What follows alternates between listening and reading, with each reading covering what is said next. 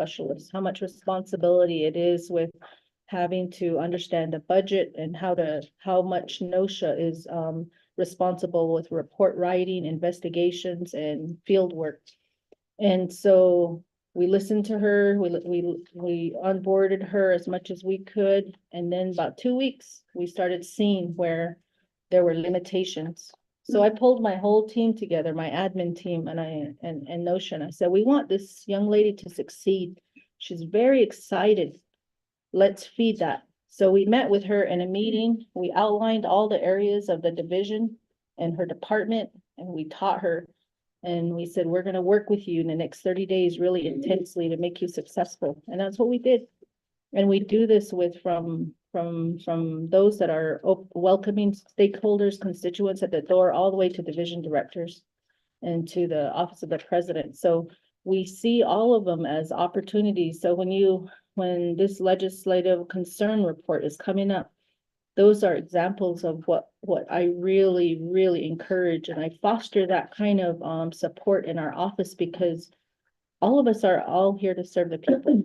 It doesn't matter if we're man, woman, if we're a teacher, a veteran, or a construction worker, we're all here to help. So no matter who the employee is, as so long as we can see what their starting point is, then we can help. We can figure out where they're at. But sometimes I really I recognize when that goalpost changes. We all understand football.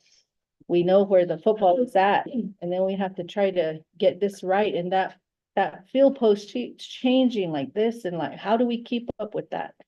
Some of the factors that relate into that are ARPA funds, our leadership, division leaders, program supervisors.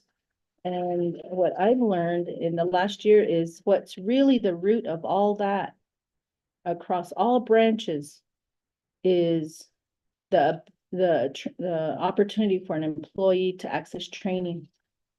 We have very limited training resources on Navajo Nation. I want to say last summer we came here to Twin Arrows. We worked with I want to say like 200 employees from the chapters across the nation. A lot coming from Central, Fort Defiance, and Western agencies, and some from Eastern and Northern. But the one thing that came back is they shared, we don't have training. We haven't had training for two and a half years, and probably because of the pandemic, but we have to find ways to onboard employees, to train them, to be there with them, to support them.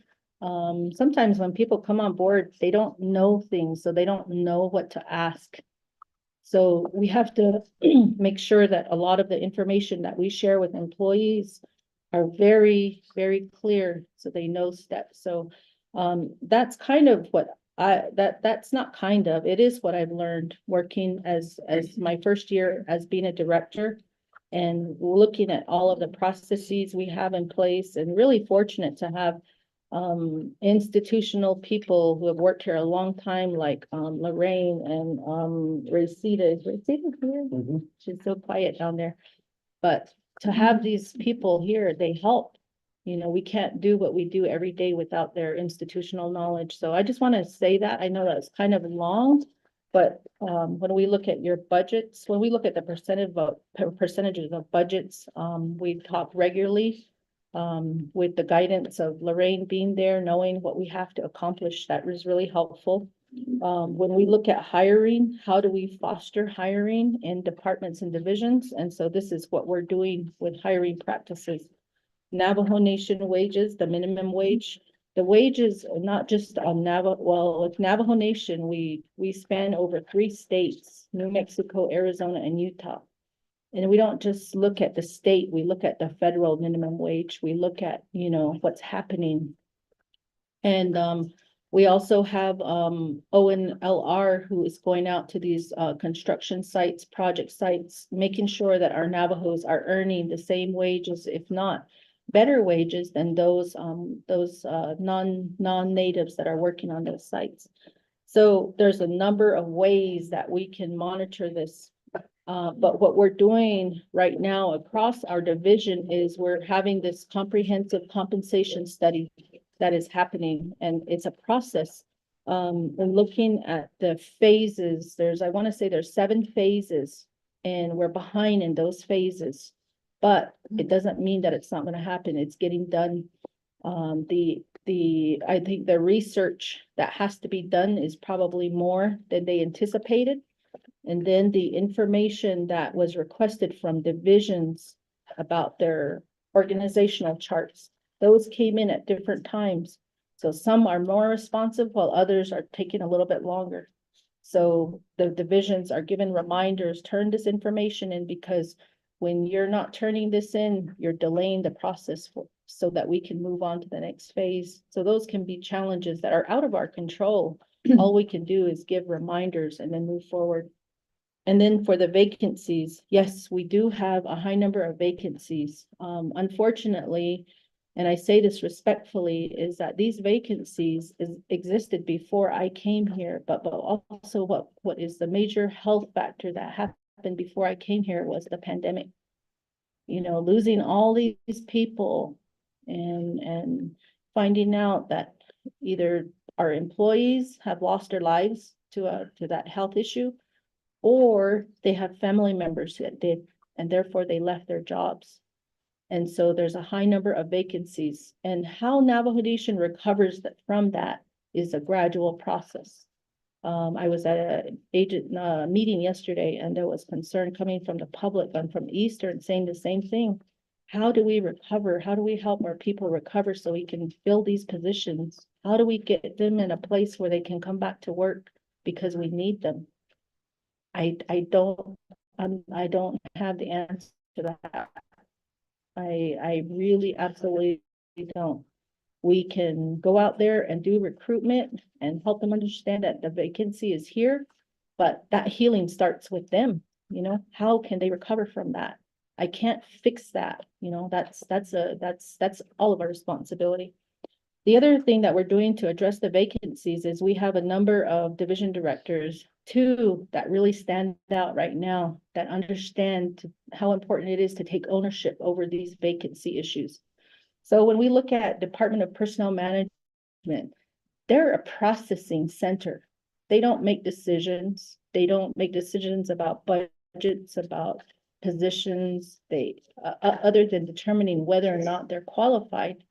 But even that, I'm removing that from them, because I say, you can say they're qualified, but if you have, you guys have heard me say this before, if we have 10 applications here and 3 of them are qualified, send the other 7 too. The first ones are qualified. They meet the qualification, but the 7 are coachable. Let that director that's over there determine who they need to fill that position. Because all these 10 applicants are different. While they might be okay on paper, do they have a good attendance rate? Are they reliable? That stuff has to be proven over time. And so we can't determine that, you know, let them determine it. So and the other day I had a Shama, Delegate Nesbitt asked me, you know, can there be individuals who come up as deemed overqualified? No, they can't. And I want to respectfully respond. And she asked me that question. I followed up, I checked, and I said, whoever gave you this report that we told them they're overqualified, show me the letter. Prove it to me, because my staff said that never happens. And so I still don't have the letter today. So anybody who tells you that, or me that I was told I was overqualified, show me the letter that says that. Show me proof, because I need to retrain my staff to not do that, because we have a coachable, I'm sharing with people, we have a coachable group that we can include. So when we look at these vacancies, those are some of the best practices. They're not policy. They're not written in black and white, but I know they work is if we send a second packet to say, this is a coachable. And our job and our responsibility is to not just fill the job. We don't want to just throw anybody in there. We want somebody who's invested in the job, because then they're more effective with what they're doing. you know, and let the division director determine that. Who is the prime candidate for that? They may not have a degree. They may not have a master's, a bachelor's, master's, or doctorate degree. But we know that people need common sense. We know they need common sense. When they walk through the door, they shouldn't be intoxicated. They shouldn't be yelling at people. They shouldn't be humiliating each other. You know, they should be showing up to work on time, ready to go. And they shouldn't just come and go as they please. They know they have a responsibility. So that's common sense. That's not, it doesn't take a degree to have that. And so when we look at vacancies, we're also looking at how those coachable individuals can fill qualified positions. And my understanding from my department, from DPM, is that we don't deem people overqualified. So, you know, are they ready to do the work is what I can search my email here and put coachable. And I was telling Shanella this the other day, you know, I said, put in my emails coachable. I can go all the way back to when I first started here. And I'm telling my staff, where's the coachable group? Send that stack over there. So I have proof in my email that that's what I'm doing. I'm a social worker by training and at heart. So I don't turn people away. I find ways to find resources that they need. The last point I want to make about the vacancies is that Tom Platero over at NDOT and Arbin Mitchell, they know the system. They know how it works. They studied it. They figured it out, and they're very successful. Yesterday, Shiyaj Arbin Mitchell, he goes, look at this. He goes, I brought all the, I looked at all of the hiring structure, what we're doing. We're at DCD. He goes, now I only have 28 vacancies now. I worked on it. I said, thank you. I said, that really, really helps that you know what's going on there. And then with Tom Platero with NDOT, when he got on board over there, he identified, he did an assessment and he reviewed all of the deficiencies in that division. A list of deficiencies, and he worked on them in 3 months. His success rate is great, but that he owns the success rate of that because he did the homework. He knows the steps, he knows the process. And so when I go back to divisions, both Director Platero and I, we tell people, you have to do the work. Don't expect somebody else to do it. You have to study it so you know how to process and update these forms. The process that I learned coming on board is written out. It's clear. It's told to me if I have a question how to do it. And then your colleague, former council delegate, who's only been here since a year, he figured it out. He says it's hard work to sit down and discipline yourself to figure it out. But once you figure it out, you know how to do it. So when I ask him, Shanella, can you go do this for me? He goes, yeah, I'll get it done. And he'll go over there and he'll fix it. And then we get these people processed. So Shanella, Chair James asked me the question at the last meeting, how do you guys do it? We sit down and we learn. That's how we do it. But if you keep telling somebody else to do it, or you don't do the homework, it's near impossible to accomplish.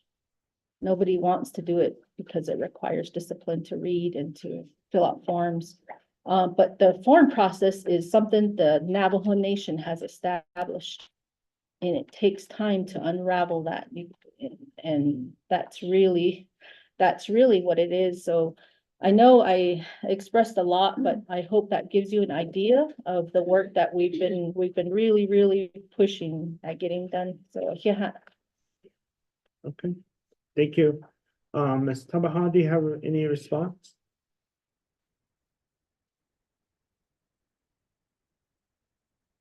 It's speechless. All right, so with that, I think there was also a question coming from Honorable Tolt. It was in regards to the minimum wage. What is the status on that? And then also your current budget. Where are you standing with that? Are you going to utilize funding the last minute? Because you know that departments don't have carryover budget. So that was a question that came from him that wasn't answered. So I'll relay that back to you again, Janelle. Okay. Thank you. Lorraine, are you there? I need the percentage on our budget report. Can you provide that? While she's looking for that, I'll respond to the minimum wage in general. In order to review and establish a minimum wage, we have to go through the compensation study. So, as I mentioned before, in the last two meetings with the committee, is that the last time a comprehensive compensation wage study was done was in 2000. And I believe at that time it was fully implemented. Am I correct, Rosita? Correct. Okay, and it was fully implemented, and then another one was done in 2019. However, because of the time it takes to do the study for it to unfold, by the time from what I understand, by the time Navajo Nation was gonna work on it, then the pandemic set in. So it was never implemented. So here we are, 6 administrations later that have nothing to do with me. We're finally getting it done. We went through Russell Begay, 2 terms of Joe Shirley Jr., Kelsey Begay, 2 terms of Joe Shirley, the late Ben Shelley, Russell Begay, Jonathan Nez, and we're getting it done. It'll be done in the 24, so we're working on the phases, and how we hold our vendor accountable is we constantly call them. We ask them for follow-up. Where are you at? What are you doing? How's it going? Well, we're waiting for this data. We're waiting for that data from this department, that department. So when that study is complete, then we'll be able to go back and look at what is a minimum wage for Navajo Nation. We can kind of guesstimate. Even President proposed a minimum wage, but we have to go through this whole process in order to officially determine what that would be. And that's through the council's, support, through president's support, and the data that you need to use to make that decision. So that's where we're at. Lorraine, did you get that number? She has to be unmuted. Oh, She is unmuted, so. She can press *6, is it? Sure. She could try. Honorable Toll? Thank you. Members, I don't understand. What does it take? I haven't seen it. You gotta show to us that you are working, just talk about it. What would happen, let's say me, I draft a legislation, come out with my own, according to the state, what will happen if it goes through the penalty? So the other one also, you said that you're trying to prove you're overqualified. You know where those are coming from, man? It's not your direct, it's coming from the applicant. Whoever reviews, evaluates those applications for staff, it's the one that's telling the applicant that you overqualified. I wish they could do that in writing. So you have those documentation.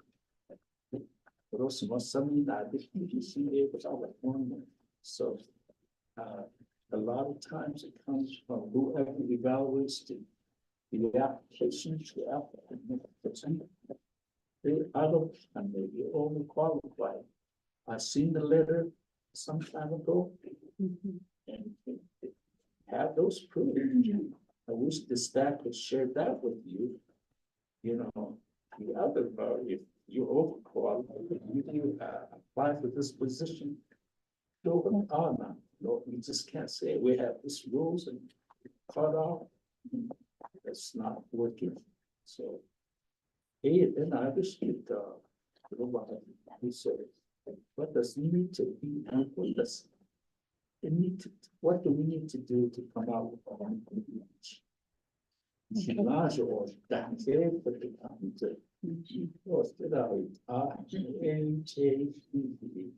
can we come out today?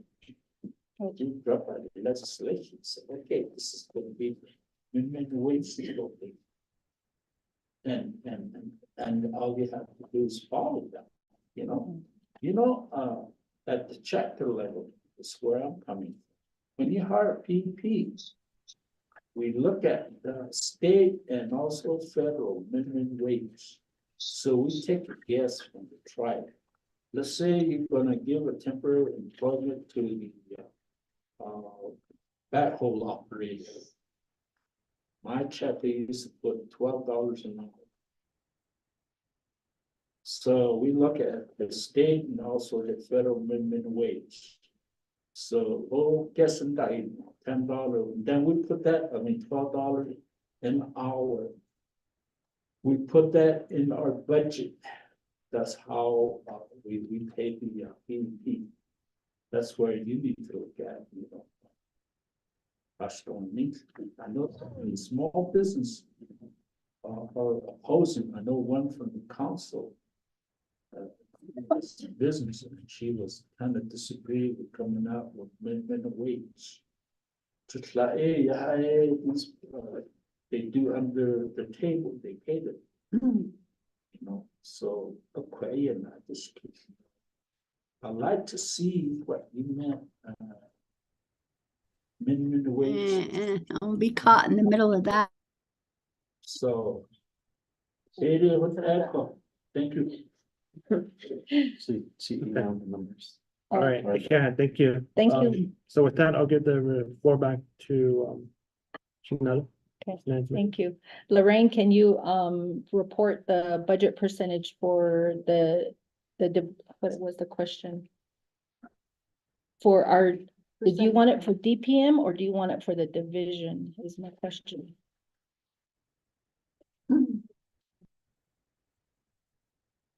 She really has to push *6 to unmute herself, or she can unmute herself on her side. I emailed her to either press *6 or log off and then log back. Okay, she was on there, so she probably is working on it. So our spending rate as of today is 38.02%. And she did say that earlier in the report on the legislative concern today. Our first quarter was 20.37.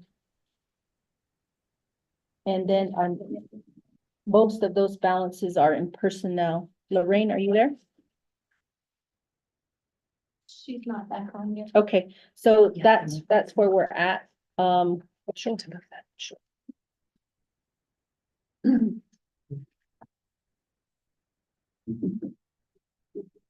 So that's where we're at right now on our budget. And then the second question regarding the Navajo minimum wage, you Delegate Tolf, you're absolutely correct. This body and the 25th council is the policymaker. You can determine that. You have that authority. I do not. I have a plan of operations to follow. I don't have the authority to set the minimum wage. But the body of the council does. What the body is going to ask me when president makes a determination, somebody's going to ask him, how did you make that decision? It's not enough, or we want more. We don't have that authority, but council does, not us. So as a body in a division, I have to use data to support something. Otherwise, somebody's going to say, she doesn't know what she's talking about. Who is she? That's what's going to be said. So we have to use data to support a decision that our division makes, because somebody from leadership, if it's the president or the council, they're going to ask me, Debbie, how did you make that decision? And I'm like, well, because I can compare it to other states, or I can guess, I can do an average, but my division has a responsibility to use data to make decisions. And but the policymakers can go forward and they can establish that. That's up to them. It's their RADW, so we're collecting that information. And right now we're working with REDW to get that information. So Rosita, Rosita has the assignment of working with the vendor. So Rosita, can you take a couple of minutes and explain real briefly the process?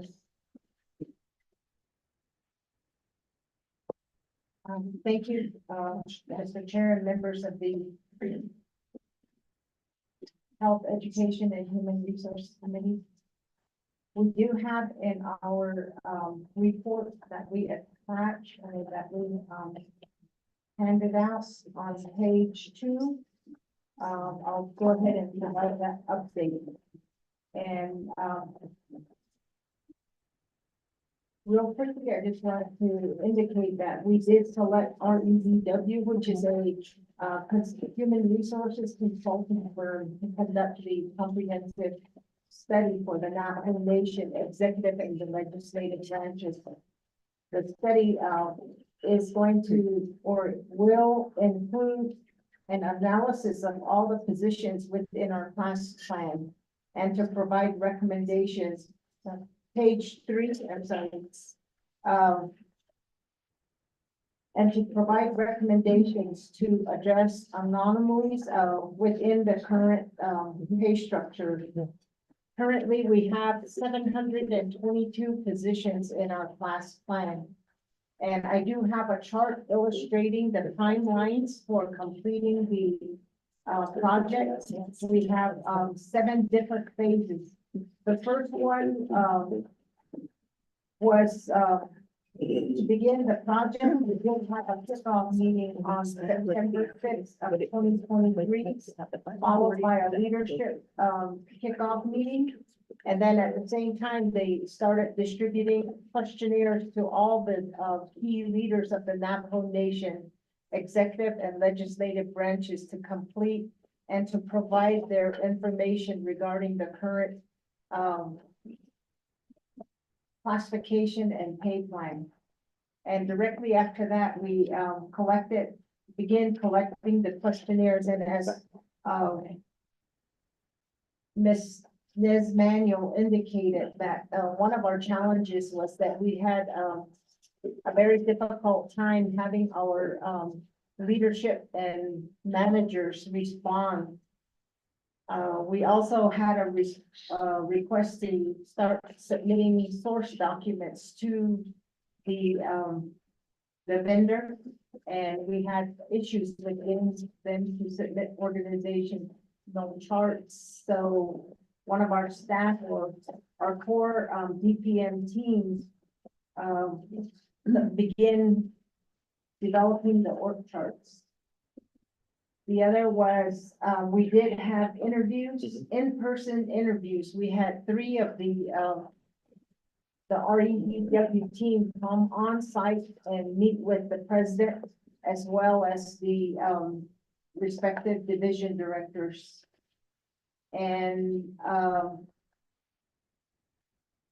in the second phase, that was a review of the employee benefits, which is the medical, dental, vision care, and short-term disability, as well as the life and accidental death and dismemberment insurance. And also the retirement benefits that are currently offered to the Navajo Nation. And that information is to be in comparison to those that are offered in the competitive market. The third phase is focused on analyzing position descriptions, reporting relationships, qualification requirements, and also any regulatory requirements that are going to be used to apply to 10 compensable factors. Usually when you're evaluating positions and developing new positions, some of our positions have several factors, like the current one we're using for the managerial and the professional positions. We've got 8 factors that we compare them against.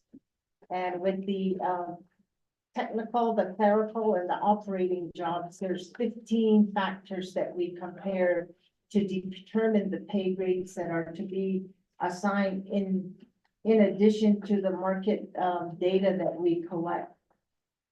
And by doing that, they will provide a guide to assist us in identifying the education required for benchmark positions. And also, to perform the Fair Labor Standards Act analysis. Right now, FLSA does not apply to Indian tribes, however, way back, we begin using that as a guide in case that law ever became applicable to the Navajo Nation, and we continue to perform those analysis. So this phase is ongoing right now, and as I indicated earlier, one of the challenges was getting responses from our programs, but we were able to send that about a week or two ago. So they're now analyzing that. In phase 4, which is the job evaluation and the compensation study, they'll be working on that portion of it. And as I indicated in this report, we are about a month behind schedule. We should have been completed with phase 4 by the 15th of this month. However, because of the challenges in getting all the documents, we are now hoping to begin maybe next week on the phase 4. We do have bi-weekly meetings with the with REDW, and our next meeting is on Friday. So I'm hoping that they can give us a response on, or an update on when phase 3 will be completed and when we're going to start when they'll start working on phase 4. One of the most important information that we'll need is information that they'll have for us in phase 5, which is the employee impact analysis, as well as we're hoping to have the proposed costs for implementation. And I know that we're all anxious to get that because because we're beginning the FY25 budget development process. So we'd like to get that information as soon as we can, so we can share it with this committee as well as with the Budget and Finance Committee, and then onto the 3 branch chiefs in preparation for the FY budget process. So that's a quick update on where we're at with the compensation study. Thank you. To respond in addition to the other question that was posed, thank you, Resita. To the other question, about being overqualified, going back to that, again, I would love the letters. I would love to see those, I'm not saying anybody's lying. I just need to see the letter. That's all I have to see, because on those letters, I can trace it back to our employee and find out what had happened. And just to clear up the confusion, that's all I need to do. That's just getting to the source and then doing the retraining and providing that guidance for our staff. And then the follow-up question was about PEP policy workers. PEP, to me, that's a policy. So again, the other day I was talking to my staff about that and asking them about it, because that was a question that came from the Eastern meeting yesterday from our 31 chapters, is what is the status on that? And collectively, Shiaj, Arbin, and I talked about that, and he's taking action steps to address what the PEP status is on workers, and to move forward. So he's planning as of yesterday, he's planning a chapter work session to address the PEP policy. And that's not something I can do. That's something that Arbin will take action on, and then we'll get an update from him as well. Let's see. I'm really concerned when I hear that there are people being paid under the table, according to your statement. I don't know what that's about. I'm really concerned about that. I don't know what that is, to be paid under the table. That's not something that I would support because there's a lot of responsibility that comes from, okay, there's a lot of responsibility. Yeah. It's not lawfully or legal to pay people under the table because there's a lot of repercussions for that against Navajo Nation from the IRS. And if that's happening, that's something that the body of the council would need to address. And then just going back to the compensation study that Resita was speaking about is we are in phase 3. And this project, all of this started back on September 5th with the with the launch for the president and all of the departments that were identified to come. They were all there. I believe at that time, council was invited to attend, and I don't recall who may have attended at that time. And then all of the phases and the gathering of information. So again, we are in phase 3 for that. The other day, I guess when Shana asked me the question about overqualified, we did the research, we looked for it, we couldn't find it, then I followed up and let her know that we couldn't locate it, and if she could help us identify where that happened, that we would do more research. But it came up again a couple of times. And so finally there was a memo that came out from the director's office with Charlotte's office that it's important that division directors understand that overqualified letters being generated that people are overqualified is there's no truth to it, but we would love to see it if it does happen. But the language is something that's really important. You know, I think our grandparents always taught us, be mindful of the words that you use. And I think that's the same philosophy that we follow in our department, is that we're careful what we share with people. And we want to be supportive. That is our complete intention. So, but I think that did I respond to all the questions? Okay, thank you.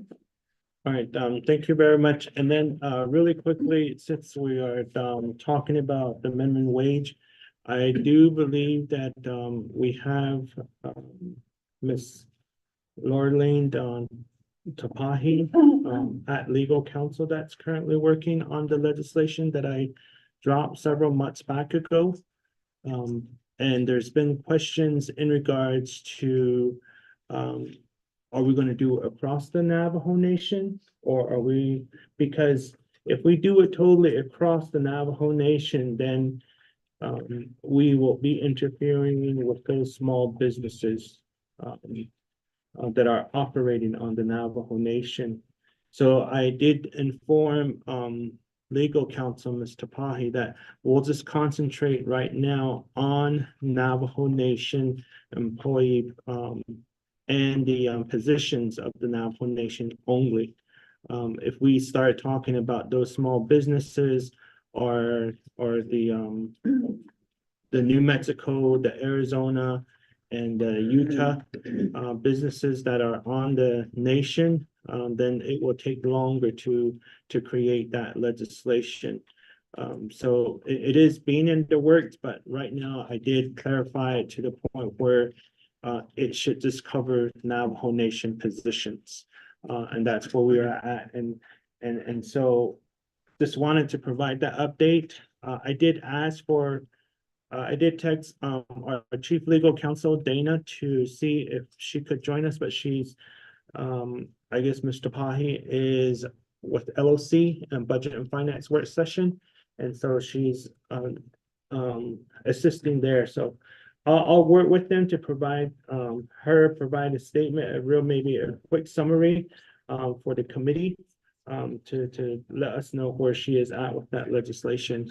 And most likely, once it's completed, I'll just move forward with dropping that legislation, and then we'll work with that way. And that's the new minimum wage that will be set in place. And then if it's approved and it goes through council, all of that, then I guess we, as Department of Personnel Management and Division of Human Resources, like you stated, It is up to us. If it becomes law, then you just start working with it at that time.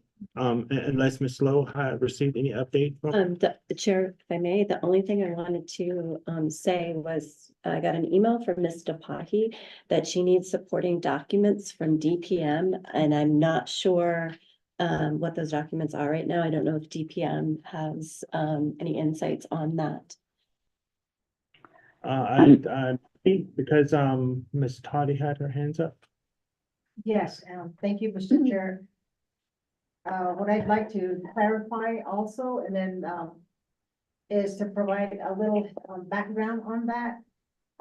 With the previous council, I think within the latter part of their term, they reached out to us regarding the minimum wage rate, and the proposed increase in the minimum wage was to occur in 2 phases.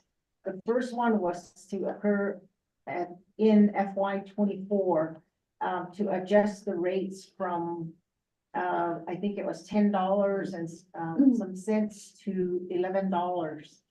And then the second phase was to increase it to $13, which was to take effect in FY 25. However, before they were able to address that, their term ended. So that just went back to a standstill. And then I recall Dana Bobroff sending me an email to say that they were working on proposed legislation, and I believe that may be yours, but I haven't heard any more. But we did have some discussion with the REDW consultants regarding the minimum wage rates, and because we're dealing with 4 different states, 2 of them are at $12 an hour, the state of New Mexico as well as the state of Colorado. We don't have very many employees in the state of Colorado. Utah is at $7.25, and Arizona is at $14.35. So the consultant also worked with an entity which is NTU. And during that time, they also were talking about their minimum wage rates, and the proposal for theirs was at $13.85. So that's where theirs is set at now. I'm not sure if it's been implemented. And that's the only one I know of. Otherwise, I think most of them are just going with whatever they have on their salary schedule, but ours is currently, the lowest rate we're paying now is $10.80. So yes, we would be interested, and if you can keep us updated with your legislation, that would really help. Okay, I just received a text from Chief Legal Counsel that she's going to reassign that legislation to our attorney here, Ms. Lowe.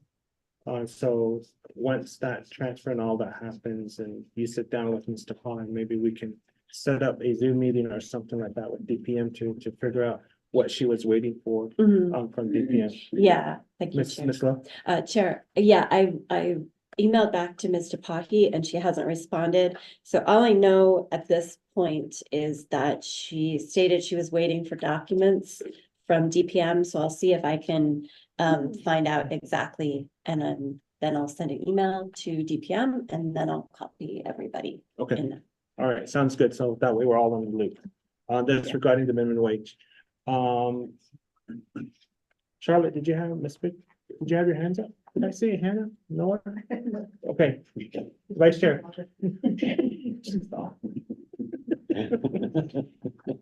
Thank you, Chair James, and thank you for Human Resource staff here.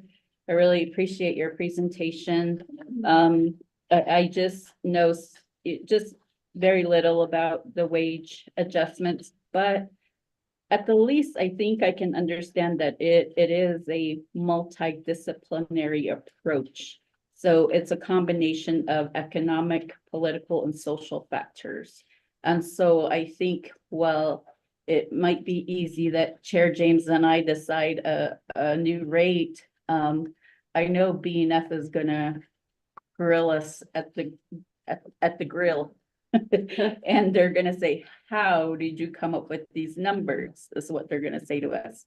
And so I understand the process that goes into determining that, because I know one of the biggest things that I've learned being with the Navajo Nation for over a year is that our fringe benefits is really high.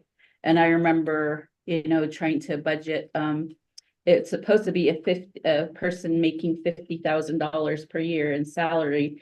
But by the time we added the fringe and everything, it was now 80,000. And so, so when you start to increase people's salary, you're starting to also increase their fringe benefits also goes up. So you have to look at that whole thing in totality. It's not just, we're only adding $4 or whatever. It's more than that. It's almost, you're adding $9. And I, those are good things, but I know as a nation, we had talked about, do people really want their fringe benefits? Would they want to see that more in terms of actual dollar amount when getting paid? So do they, because we don't really get to see the fringe benefits unless maybe you're really using it for all the purposes. But I don't know, we don't really know that, and that's something that a lot of our Navajo people in the public don't understand, is that our fringe benefits are really high, but it's not something that you can, it doesn't come in your check in a dollar value. It doesn't give you extra dollars when you go cash your check. So those are things that we certainly, should have discussions about. And I know that's where BNF committee will be like, where are you getting this money for this extra? I know that's going to be a question. But so, people complain and say, well, fast food restaurants are paying this much money, it's high dollar. Well, yes, while they do that, that's really all they're paying. They don't offer fringe benefits. So that's the other piece that nobody questions those things. People just say, well, I'm just going to go work at McDonald's and I make $15 an hour. And yes, that might work for some people because they need all $15, to come into their pocket.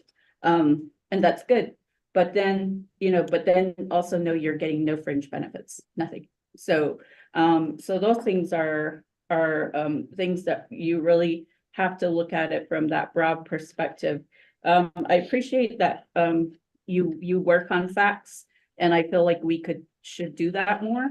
We need to work on facts, based on facts, and we need to have that evidence also included in those facts. And I try my best to encourage our people to do that. If you are calling an office and you're having difficulty, maybe they're being difficult, you got to document those things. I called at 10 a.m. Get the name of the person, get their position, and then also, what was the gist of your conversation? What was the response? If they have a negative response or say you're not qualified or whatever, tell them to give it to you in writing, say, give it to me in writing. And that way, when you're coming back and maybe you're fighting the decision and you say, hey, look, here's my documentation. Here's what I've done. Here's the record I kept. And it is hard to do. Even I have a hard time doing that sometimes, but I appreciate working on having the documentation, backing up, and then the facts. When it comes to small business, yes, certainly I've expressed concern about the minimum wage. And one, it's just because when you increase, when you have to pay workers more, you have to pass that dollar amount onto your customers. And basically that means if I'm selling things, the prices of those products will go up. It absolutely will. And you see that when Arizona did that wage adjustment several years back. In the town of Flagstaff, there were several small businesses that closed shop. And I remember one just opened, it was called Cultured, and it was an ice cream shop. And it was really, fun place. They mainly sold ice cream. But when minimum wage went up, they had to pay their people more. And which means their ice cream, their cone of ice cream or whatever has to go up. So all of a sudden you went from paying $2 to $3 for a cone of ice cream to now $6 to $8. And who really is going to pay for that, ice cream at that rate? If they're just gonna say, well, I can live without it, but certainly there are other things you can't live without. But ice cream, probably you're gonna skip on that and you'll be like, no. Never mind.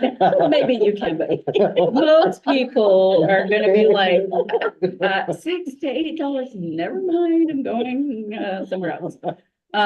So, there were several things against them. They were a very new business, probably trying to establish themselves, and already they were hit with a minimum wage that was very high, and then they hadn't quite established themselves. So now, and then they're forced to increase the cost of their products. So, really, unfortunate situations. So you think about this in terms of your stores out in our communities. One, all of your small stores, whether they're C stores or even your grocery store, they already don't have purchasing power, which means already the prices of their products are high.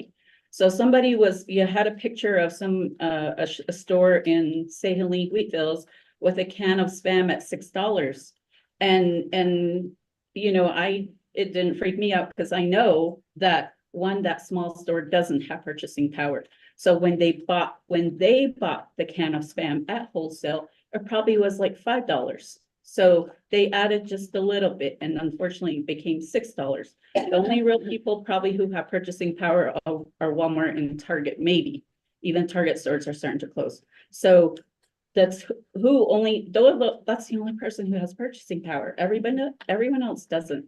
And so our prices are high already. And then you bring in, you increase the rate of employees and their pay. And then of course that gets added to the product once more. So things will go up. I don't really know how to address that myself.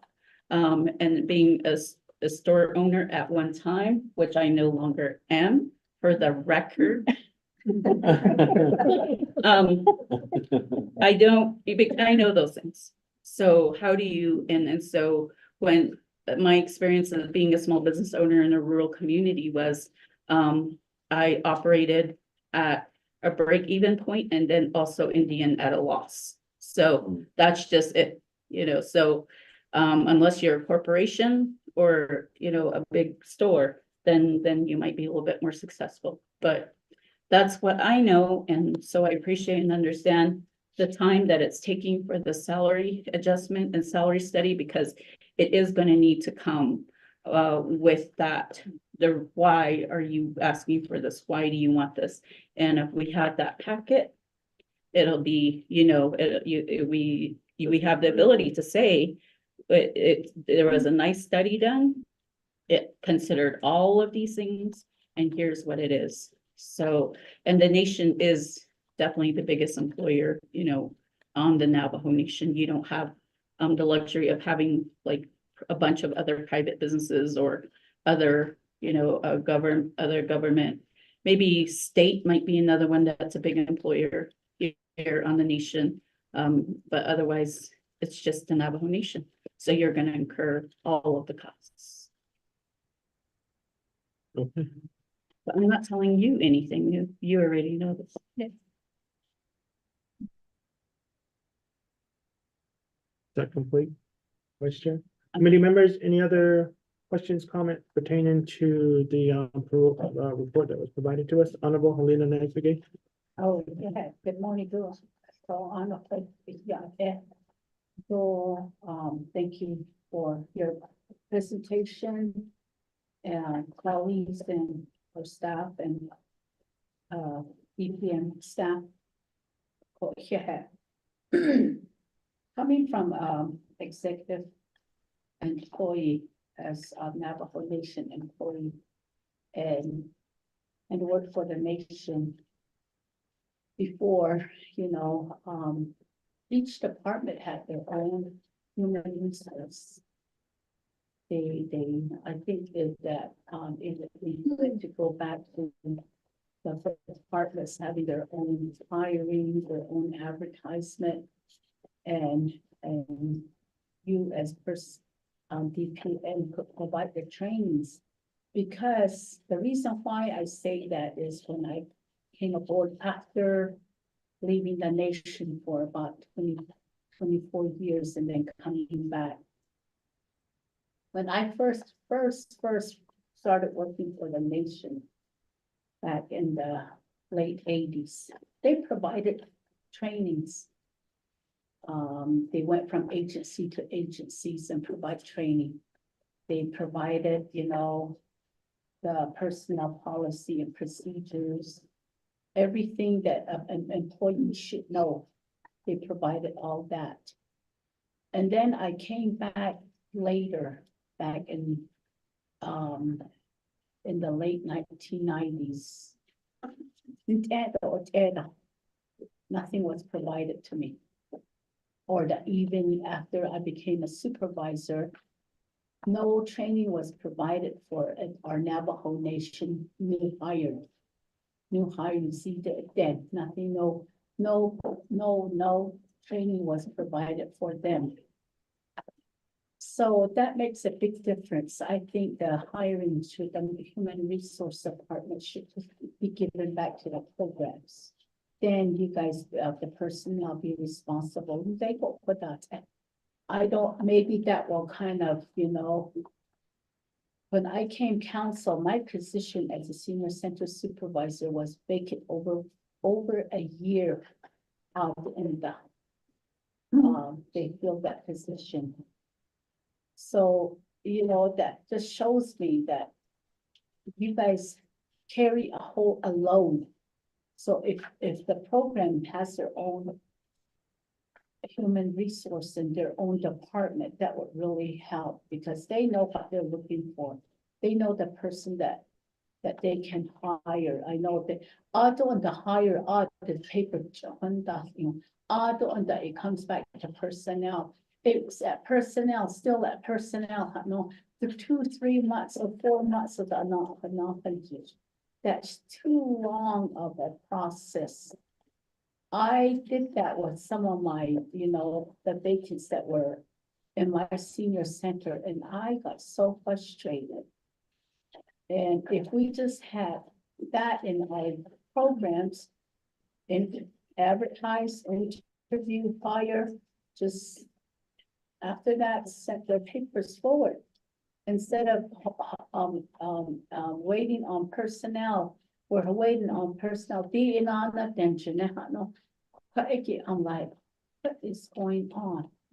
You know, it's, and then coming and working with the state, it's so different too again. So, you know, to eliminate all that, I think that programs should have their own human resource, and then you guys take care of the what needs to be done when the new employee comes on board. That's the way I look at it. Minimum wage, each department, you know, like Deltex, I'm really working on, I'm gonna continue to work on their reimbursement from the state. Hey, there's money there that the state is willing to give us, but we don't go after it. So, you know, there's reimbursements there, and instead of the cooks and all that, below their minimum wage, you know, we could ask for more money. It's just additional paperwork, but we can. I'm sure just like that, even with behavioral health, you can go after the state for more money. It all depends on the directors in those departments.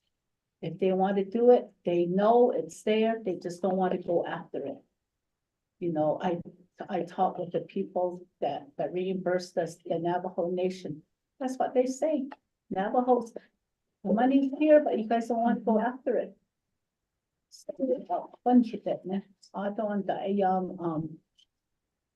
We need to work on. And then, it's got minimum wage, no, I had my staff say that, there's more money over there, but I tell them, yes, there's more money over there, but RGDA is like this, you're not gonna have your fringe benefit, you're not gonna get your 401k, but RGA don't add up. If it's your 401k, they might just only take out like, what, $12 and all that, and that's not much, I don't, but JA Navajo Nation, JA, whatever of additional, that's how I work with them. And then, a lot of our, supervisors though, the staff in Jabatahachen. That's how we lose a lot of good workers out in the field. I just experienced that over within a week.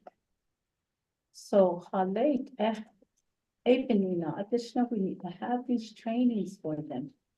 This is the way you need to be a supervisor. This is what a cook's position is. This is what an office specialist position, this is what you were talking. We need to really tell them what kind of positions they're in and what you expect of them. And so, this is what they're going to work up to. Put ego, ATT, home, the non-nish. Put all it be non-install there. The effort of the Habina, so put all it put on non-install this on it. You need to, make improvements to go up another level.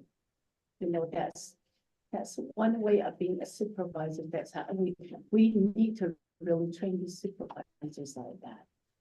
So they can be successful. Or so, that's some of the ways that we can improve our personnel. Encourage them, motivate them. On they are just teaching them what's that. If they are just you're the net of these all of that. Don't you take away? There is a name, none was there's some when any none was the not the next other days profit. That's just how it is. So if we can, as you open on the those in our training that they feel so.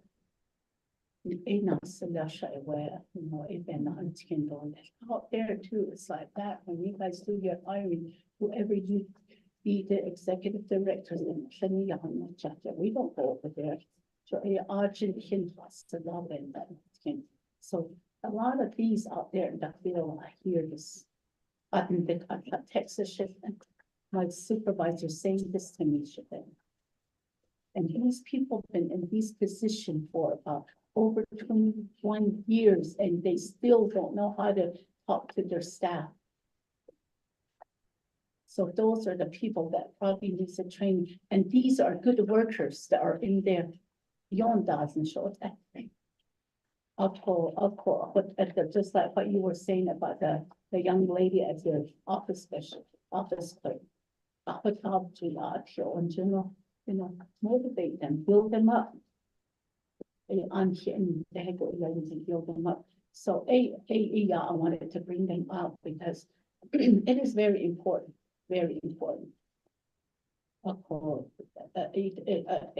that time, the alcohol, they're gonna say, I'm gonna stay here because, I feel comfortable here. It doesn't matter how much money I make, I wanna stay here. My cook used to say that. My cook used to say that. They have I want to go now. It's not like how it used to be. I'm ready just to get out now. And from outside the be there for your elders, 80 bonds and kids. Must we 8 bonds and kids? Be there for them. But your supervisor, they don't stay there too long. But your elders will be there forever with the house, but I can't that. So, things like that I just wanted to bring out to you guys. And though a lot of good comments were made by my constituents here. This overqualified though. I know my daughters. I asked them, do you guys still have your letters? And she said, Mom, you think that we'll hold on to a letter that says that? We threw ours away, we threw it in the fire storm.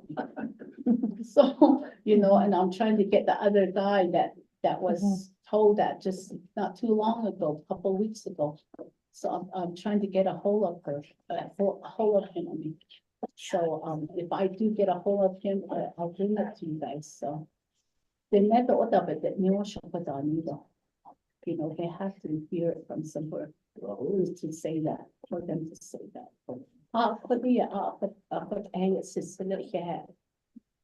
Thank you. Again, with that, report on questions, Honorable Courtesy Nito, is that? Yeah.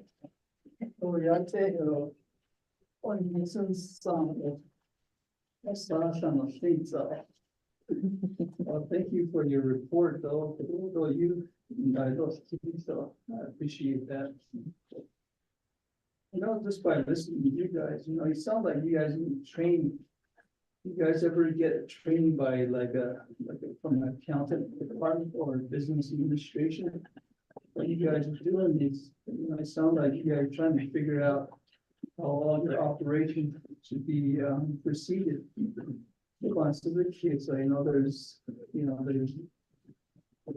whenever you hire employees, there's an orientation that takes place as well. For Avon, that includes a lot of nethicals and that, and that there's a responsibility and duty that's in place, that like ethics, that any that they oversee a lot of these concerns that's been brought up. Not only that, but both Delegate Brown, and he's trying to figure out how all this operation is being proceeded within the administration. By entity, and then with the overqualification, the applicants. Turning them away, that shouldn't be like that, and, I'm just thinking about this, Russell. She's overqualified, for the position, and that's how I see it, and I don't know how you guys didn't turn her for that, because these overqualified individuals, it's a need. Because we need these individuals to really enhance the business administration that you guys are operating. I just have a question on that, any kind of thing that you guys do with your employees and then the staff that you guys have. I want to ask a question on that. You had Honorable Unito. And then really quickly, I just wanted to mention on the ARPA, the ARPA information. Thank you for providing that report, but at this point, I really don't want to go into detail with ARPA. For me, that's just me, but it's like you were given the money, you were given the time, and you either spend it or not spend it or just returned it. It's just at that point for me. I'm just starting over with ARPA. Just like, okay, if you can spend it, great. If you can't, great. If you don't return it, great. So, but again, thank you for taking the initiative to try and do your best to spending on the ARPA funding. But other than that, I just want to really say I appreciate the written report that you have provided back to the committee. What the different areas of the legislative concerns that were addressed. I know this is an ongoing process, and we can't just fix everything today and just for it to happen overnight. But again, I appreciate the written comments back to the committees that has been provided on where you guys stand, and so I just really wanted to say that in regards to our legislative concerns that we brought up back in January. Thank you very much. So with that, I'll give some time back over to you to respond. And from there, since we have a motion second, if there's no other questions at that time or comments, we'll move on to the next report. We still have 2 more reports to go, and remember that we are here until 2 p.m. this afternoon. And so 2 p.m. Arizona time, and then res time is 3 p.m. And so just to let you guys know that, just so we can have staff traveling back, if they are going to go back today, to travel back from this afternoon from 3 to 5, and then our staff as well, so they have enough time to get home. So we're meeting up until 3 p.m. Now for nation time and Arizona time at 3 p.m. So so with that, I'll give the floor back over to Ms. Debbie Nance Manuel to provide response that comments were made from the committee members. Thank you, Shanella. I want to respect the time as well, because we do have staff traveling, even I traveling, and I'm away from my office, and I'm not happy with that. I got a lot to do. So in regards to Shema Helen's comments, they're all focused on training. I have T's written on all my comments. Where is this at? Where's the source of what's being said? All of it is training. You're absolutely correct. That's what I was saying back in last summer when we had a meeting here at Twin Arrows. We gathered that from all of the people. Training is needed. We have a program, staff training and development. And I respect my employees there. I absolutely respect my employees. We even have a team member that came from there, Ramondo, very talented, skilled, and a strong set of communication skills. And they are a small team. I think we have a supervisor and we have 3 staff. Well, they had 3 staff. Now they have 2 staff. And so they need to expand. So what I'm gonna ask, because when I look at the next comment from Delegate Yanito, you guys sound like you need training. You don't understand operations. You're practicing nepotism. You need ethics training. Delegate Brown is trying to learn. Director Russell is overqualified. We all need training, all of us. And so I want your committee to support expanding our training program. We cannot train 4,778 employees with 2 people. We just ran this data. We have 4,778 employees. And we have 417,671 enrolled tribal members. A majority of those live off the nation, but there's a good part that live here on the nation. But they're not all government employees. Our government employees is 4,778. 2 people and a supervisor cannot do that job. So I'm asking you as lawmakers, we need to expand our program. We need people to develop curriculum to provide customer training skills. We need people to provide onboarding. We need people to do ongoing training, if that's monthly or biannually. They are a revenue generating program, and then they get scolded by the divisions and by the people because they're charging for training. They charge for training because they're revenue generating training. You're asking us to to find ways or grants to do this. And it's near impossible when you don't have the capacity to do it. Everybody wants to be paid for the job. If you go out and find a grant writer, they want to be paid. It requires critical thinking, research, and data to do grants. And our programs don't have that capacity. They don't have the human people to do it. And I know more than half of you on this group have applied for a grant at some time. You've applied for a grant, you know what it takes. We don't even have a grants division on our Navajo Nation. That's the first thing I looked for when I came home. Who does the grants? Who does the reports? Who does this? But then there is not a grant writing team. They're not a division, there's not a program. And then when we apply for those grants, who is responding with reports to these funders? If donors give money, they want to know how their money is spent. Was it spent correctly? What were the outcomes? Should we give them more money? But then there's no grant writing division or department on the Navajo Nation. So how are we supposed to pursue grants? I don't know. I really don't know. So when we look at our training needs, that is in desperate need of support.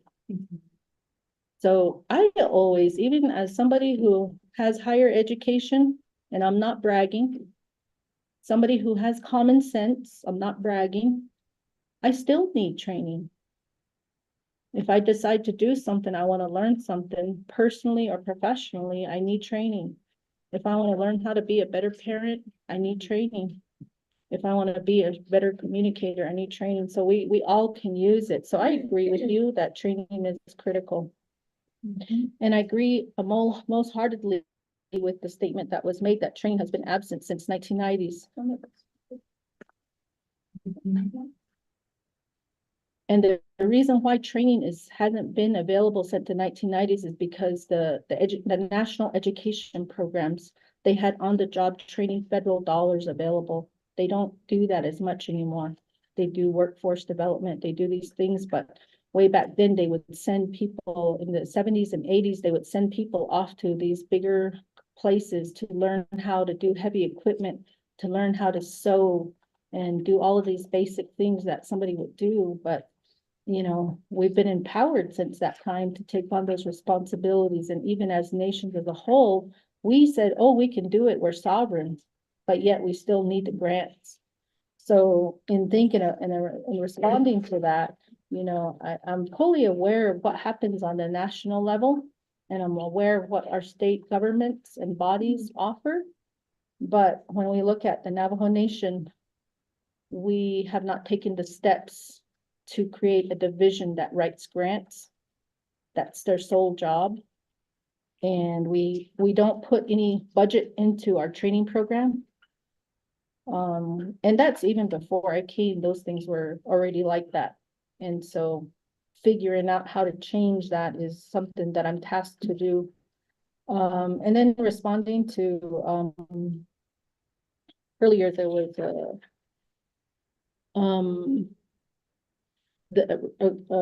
the question about minimum wage. I'm really glad to hear that there's an opportunity to go forward to set up the legislation for it. That will help create attraction to the nation if we increase a minimum wage, keeping in mind what Delegate Simonson said, is that it also will increase the cost of our products. So if we narrow that down to the government positions, that creates attraction. But yes, where does the money come from? You know, so that's the controller's office. They have to find that. We also have the personal lapse fund that everybody wants, but yet those are for positions. Everybody wants to use it everywhere, but those are for the positions in DPM. The personal lapse money is needed to expand our training departments. It's needed to do training across the nation.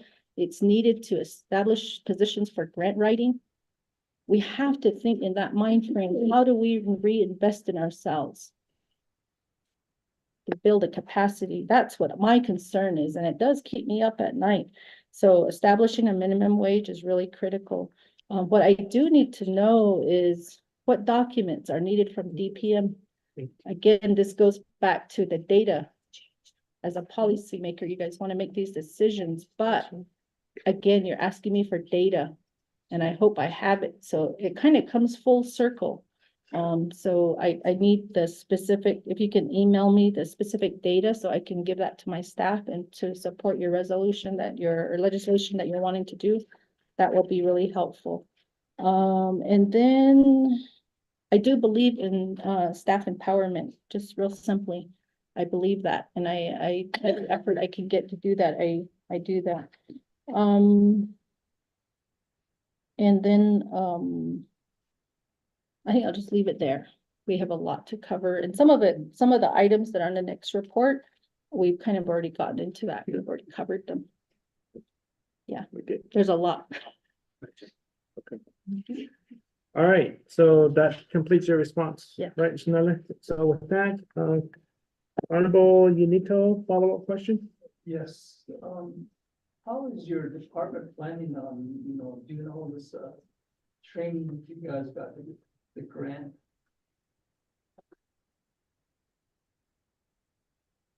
Does that complete your question? Yes. Follow-up? Okay. Ms. Debbie Dennis-Manuel? Yeah, so, I'm not saying that I'm doing a grant. What I'm saying is that there's not a program or a division that's specifically assigned to facilitate the grant process. I'm not saying that. I'm saying that it's needed. It's really critical. We do have grant training that we're doing because that's what was asked of our team. And so the staff development and training program, they're doing an overview and then they're doing steps to how do you apply for a grant. But it's going to be at the responsibility of the participants to do all of that. That's not our responsibility. We're just trying to use what little staff we have to plant seeds. Chair, Honorable Unito? I asked, if you have a grant, how would you, do your training? You got a plan, how you're gonna do the training? That was my question. Division Director? We have to hire staff. So if the budget committee hears our plea to expand, to create a team to hire people, those individuals would have the responsibility and task to create, I guess, the process to mend that effort. That's what I'm talking about. I hope that answers the question. Thank you very much. Ms. Honorable Unito, when we received our orientation, and then also during the budget season, we did hear from Staff Development and Training Department. I forget her name. Char, yeah. Char Jane, So Char Kruger. in regards to the challenges that she had, she provided it to the committee. And so she provided an overview, an orientation, and where they stand with staff development. At the time, what she had provided is that there were 5 personnel staff at that time. And we all received this as committee members because I have it on my laptop. And this was on June 5th, 2023. And there was 1 training manager and then 3 training instructors, office specialists, and then there was no vacancies. And in there, in her program challenges, she indicated that, they don't even have a suitable building to provide training. And that was the big focus of her at that time to the committee. It's like, we need some sort of a facility in place. And she, at the time, looking at my notes, at the time she had looked at previous locations, but again, there was no facilities. So that's where I think as lawmakers, we need to take some of these initiatives into our hands as delegates when we hear from programs and the needs. But that was one of her biggest concerns, is that we don't even have a facility to host trainings for our staff. So I just wanted to mention that, but she did provide that information to the committee at that time. And then she also has a breakdown of the funding requests, the unmet needs that she had in place at that time. And so there's quite a bit of funding that she's been asking for as well. But again, it all falls back on us as lawmakers and delegates, legislators of the Navajo Nation. So Ada, yeah, just wanted to mention that also. So with that, committee members, are there any other additional questions, comments? Ms. Benali? Thank you, Mr. Chair, and members of the Health Education Human Services Committee. Just for your information, under Shar Kruger's staff development, she is offering, there is a young lady, I think her name is Andre City from AML or Minerals. She's doing grant writing workshops online, you know, through their staff development. She's really good when she has her master's degree, and I think she's FRF staff. Yeah. And so, you know, she's somebody I would look at. I mean, she's doing, and she's showing like each department. Yeah. You need to determine like what you can and can't do. It can't be determined for you because you might not be able to carry out what the grant contract, you know, requires. So, you know, she gives that kind of guidance, and it's really, I'm impressed with her. And so I thought I'd give you that information, but that information about grant writing, how to research it, how to apply for it, what the steps are, what the requirements of the grants are, how it aligns with what Navajo requires. She goes through all of that. Thank you. Thank you. So with that, Honorable Vice Chair Jermaine Simonson. Thank you for that again, and just talking about customer service. Even, I appreciate you saying we need a grants department, because right now there are a couple nonprofits on the Navajo Nation, but for the bigger federal grants, we have to go through a department or division of the Navajo Nation. And that grant has to be reviewed, go through 164 review process. So it's certainly not set up to really where, so I appreciate that this year Department of Energy came in the beginning of the year, and they were extending themselves from the federal government and coming onto the nation to say, we have money. There's all kinds of money everywhere. Let us help you get to those funds. And then the other piece I felt like was really critical, and something that they were able to kind of plant a seed, was telling the nation that there's 3 ways a government works. There's the government piece, there's the private, the private, and then there's nonprofits. That's how you get government to work.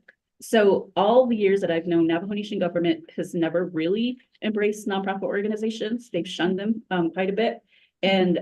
But I feel like now there's just a tiny bit of movement to like, oh yeah, there's nonprofits. And so I just think we still have a long ways to go before the nation can begin to really embrace nonprofit organizations and find give them the pathway.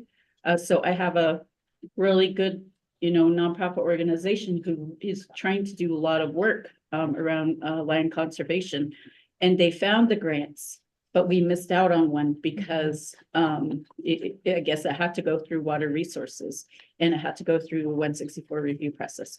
So BIA came back and said, hey, we'd love to fund you, but it needs to go through the nation. And that would have been another 6 to 9 months. So it's unfortunate that we're set up that way. And somehow I know Delegate Crowdy and I have talked about how do we make that pathway to where, some of our nonprofits, because they do have the grant writers but also the other thing, and the thing that I want to say about grant writing is I appreciate all the trainings. It's great. But with the highly competitive grants, it's extremely difficult. You got to have an impeccable writing ability. It's not just for your average everyday writer. It really is not, because that whole grant document becomes a legal document. and it has to be full of facts and evidence. And not everybody can do that. So while on one hand, I appreciate there's all these grants trainings, two, not everyone can do it.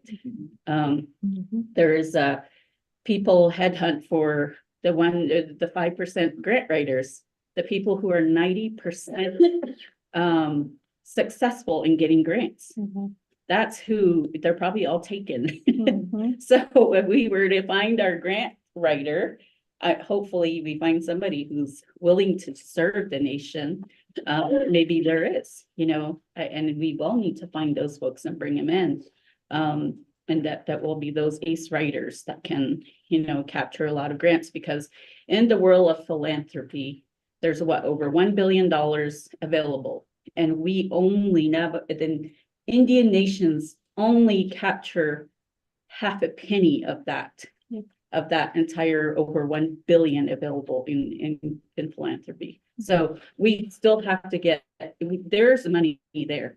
And so we need to really get a team together to work on getting to those grants. And it's, some people have people who sit there all day and search databases for grants all day. And they say, okay, here's the RFP and this is the one we can, we can apply for. It's suitable. It's something we need, and they go through and filter all of that. And that's their only job, is to do that all day. So, and the other piece of that is accountability, having a really good financial system as a nonprofit to make sure you're accountable to all the funds you receive, and you're making those reports to federal and whoever else. So I know those are really important, and I think that's something worth working on. And I appreciate you saying that. But around, in terms of our employees, as you mentioned, I think it goes back to coming out of COVID times, where a lot of our people are still suffering mentally, emotionally.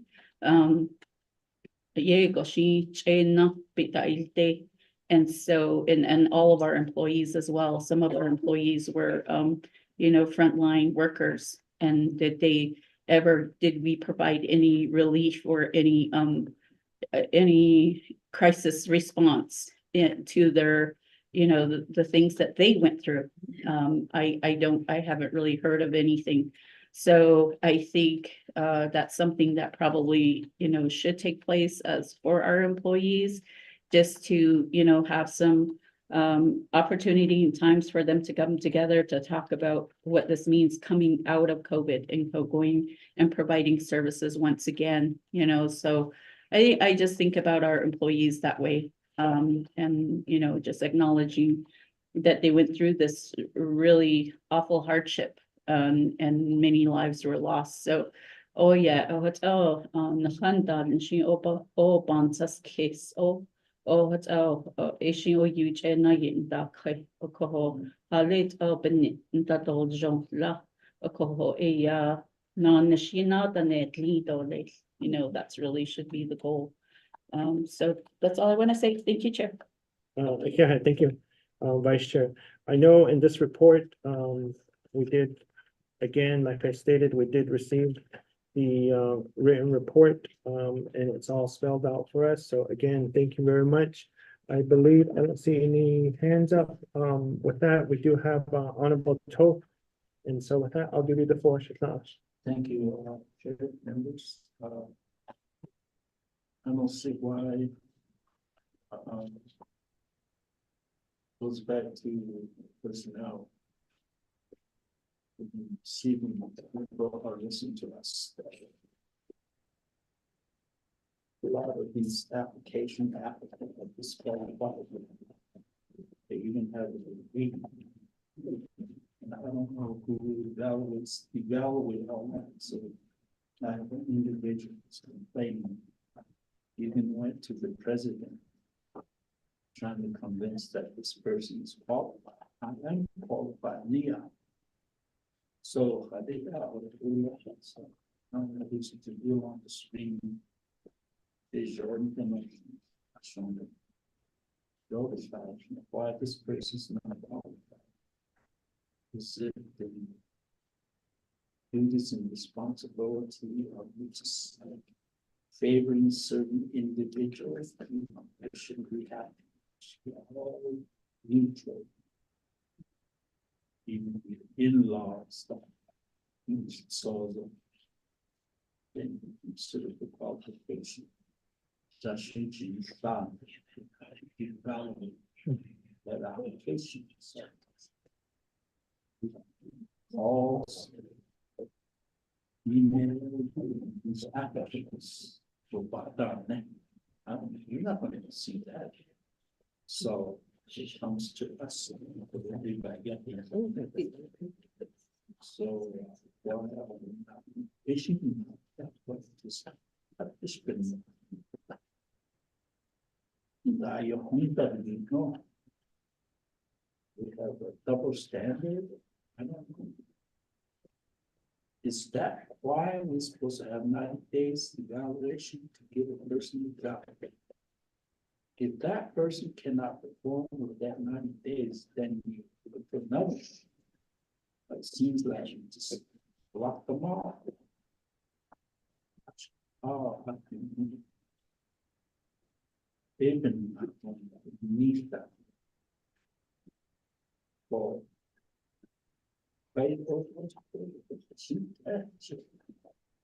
natural fund. I hired, I'm in some chapter, this chapter person before I came with him.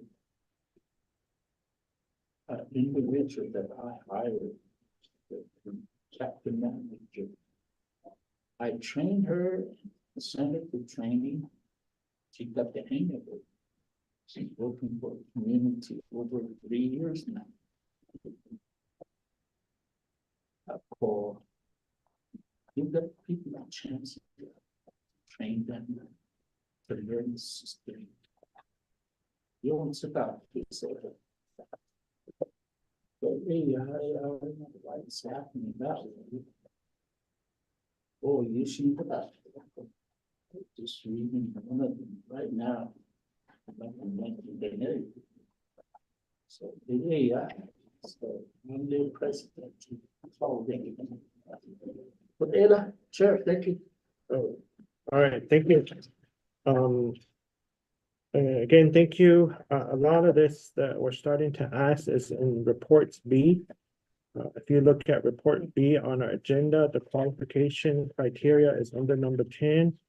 And then the overqualified is under reports B as well. So maybe we can come back to you, Shikna-Ash. At that time, they can respond back to you. But we do have 14 items under reports B that we keep going into as well. So, but if we can, we do have a motion in a second for this report, which is pertaining to the 2 items, which is the fiscal year 2024 and the first quarter ending response to our legislative concerns. We did receive it in writing, so it's provided to us.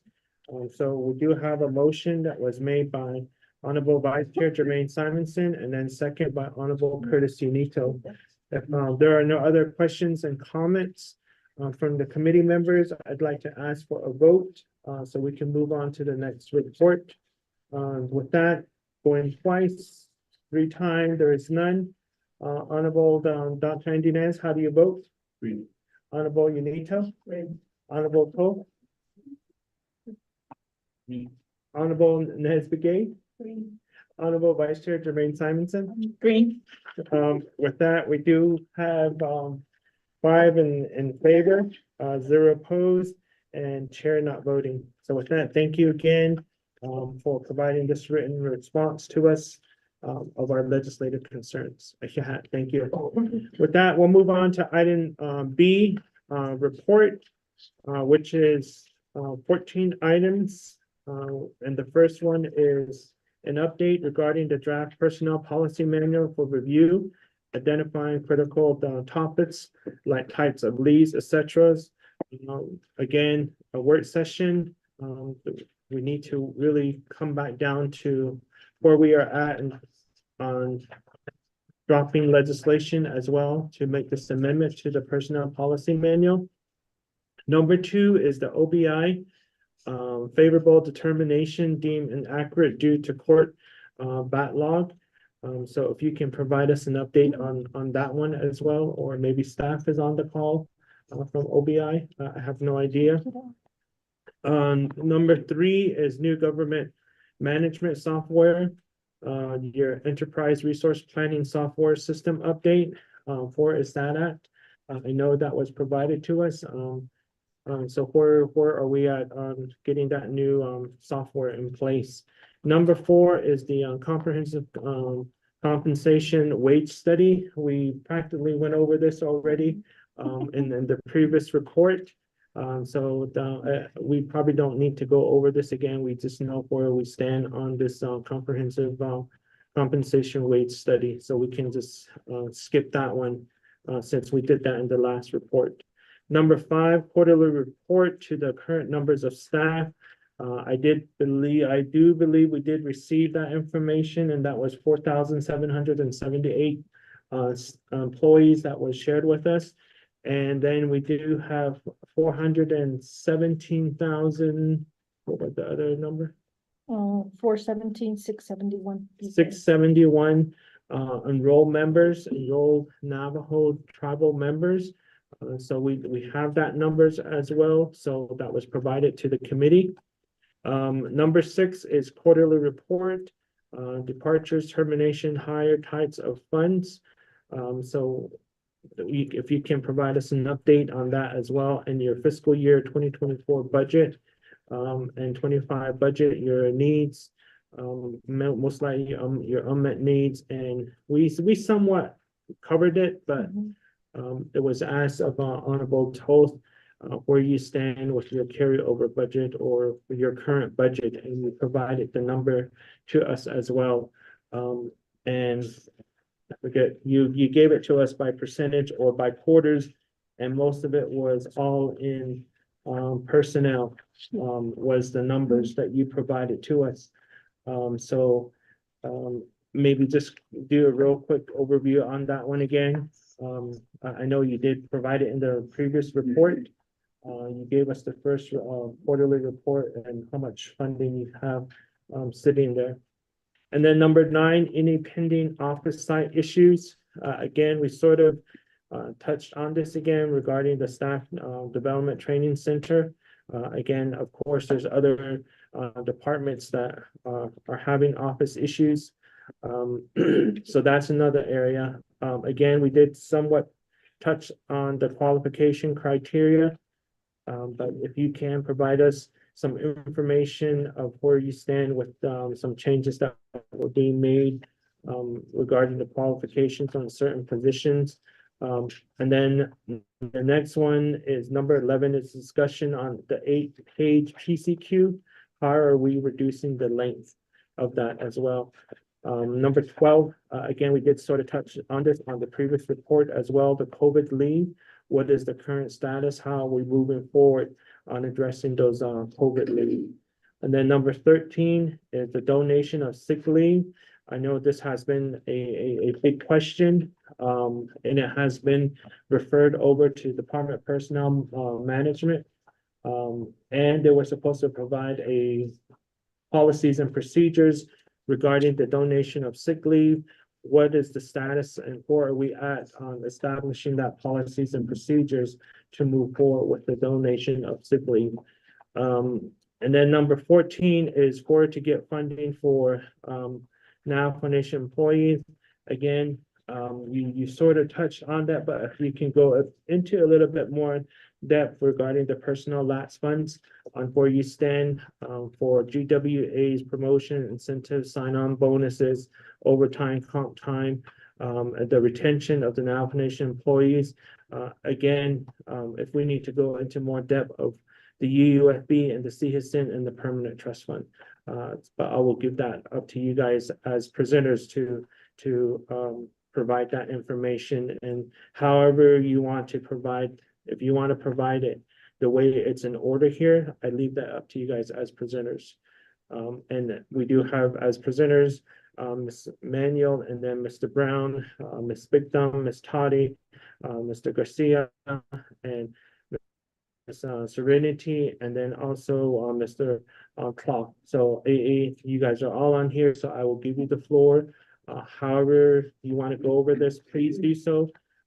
Please follow the 14 items. Try not to go off track and go all the way around the world and talk about all the other stuff, but please try your best. Let's try our best to stay on 1 through 14 that is listed here. So let's try not to have a lot of emotional outbursts, but stay on 1 through 14. So 1 through 14. So with that, again, this is your meeting as Division of Human Resource and Department of Personnel Management. So I'm not giving you no time or anything. Usually it's 20 minutes, but since this is your meeting, and we requested and we sat down and we figured the dates out. And so this is your meeting. So I'm not going to give you 20 minutes to provide your report. This is, and so this is where it's at. And so I leave it up to you how long you want to present to the committee. And then of course, committee members will have questions after I call for it in a second. But again, this is your guys' meeting. Again, thank you for purchasing the conference room for us, and then also providing breakfast this morning. So thank you very much. I leave it all up to you guys now. So presenters, it's yours. Okay, thank you. Thank you so much, everybody, the committee, the staff, and those that are listening on the line. I can't do this work without everybody, so I'm really grateful for the support that our division gets. So our team is here. We did very specifically, we invited our staff to make sure that we're not so that we make sure we don't remove all of our staff from our office, because our goal is to make sure our staff are in their office doing their work they do. And I'm pretty firm with that rule with everybody, not just the committee, but even Office of the President. You know, they'll call us out repeatedly for meetings, and I've instructed my staff not to leave their post unless they have me with them, so we don't have to do that. So this time is, we do intend to use this time very efficiently. So we're requesting a work session date to cover the draft personnel policy. We can ensure at that time that we have me, my administration, our director, and then our DOJ staff to be here.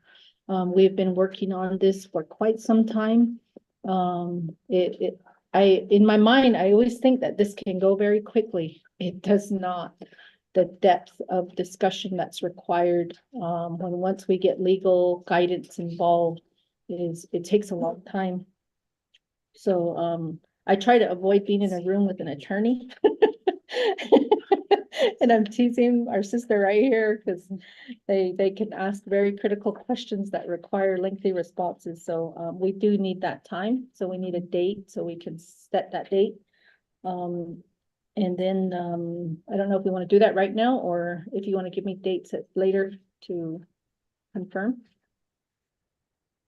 How long do you think it will take? It won't take us long because we've already done the work. It'll be the questions that come from the committee. Is there a way that you can provide the draft email to us? Yeah. Maybe you can provide the draft portion of Ahead it of time? today. Today? Okay. And then we can start reviewing it, and Are there while you're going over the stuff, maybe we can review it and maybe come back Okay. and maybe ask questions, and then from there we can identify a date to Okay. really Sure, hear it. nail sure. it down. I know for me, there's 2 items that I've asked DOJ to chime in on. So once we create some of that language, it probably shouldn't take long. The people we have are very experienced at that. So then by the end, maybe by tomorrow, we can get you a draft and then we can talk about a date. Okay. Okay. All right. So, and then we can have it in Window. Oh, yeah. I don't know if you want to find a conference room, Well, maybe. we can work on it. We can get it done. My staff is looking at me very nervous, like, okay, here we go. Maybe one of our HEHSC meetings, right after our HEHSC meetings, we Okay. can set some time. Okay. Because I know my committee members are pretty much booked up. And so usually we try to in as early as possible. Yeah. And one of those we can just continue on and Yeah, we'll just wait for your email okay. and then go from there. All right, second, number 2, OBI. We had every Monday or almost nearly every Monday, we have a staff meeting. And, one of the aha moments that I experienced in talking with OBI during our recent collaboration with, public safety and the information management services that we know as IMS. OBI and IMS have both critical responsibilities to applicants is to process background checks. And I was sitting there one day and we Division of Human Resources takes a lot of heat because there's this idea that we're we're holding up the process for background clearances, which actually is not true. When Office of Background Investigations is in Division of Human Resources, and then we have IMS that's in Division of Public Safety. And the process for OBI happens pretty efficiently, very efficient actually. And I get reports on those regularly from our staff. And is Nikita on? She should be on that. Okay, and so she does a really good job, Nikita Kirk over there. And then we work with public safety, and for the most of the year, we've been working with Orlando Bowman in this collaboration.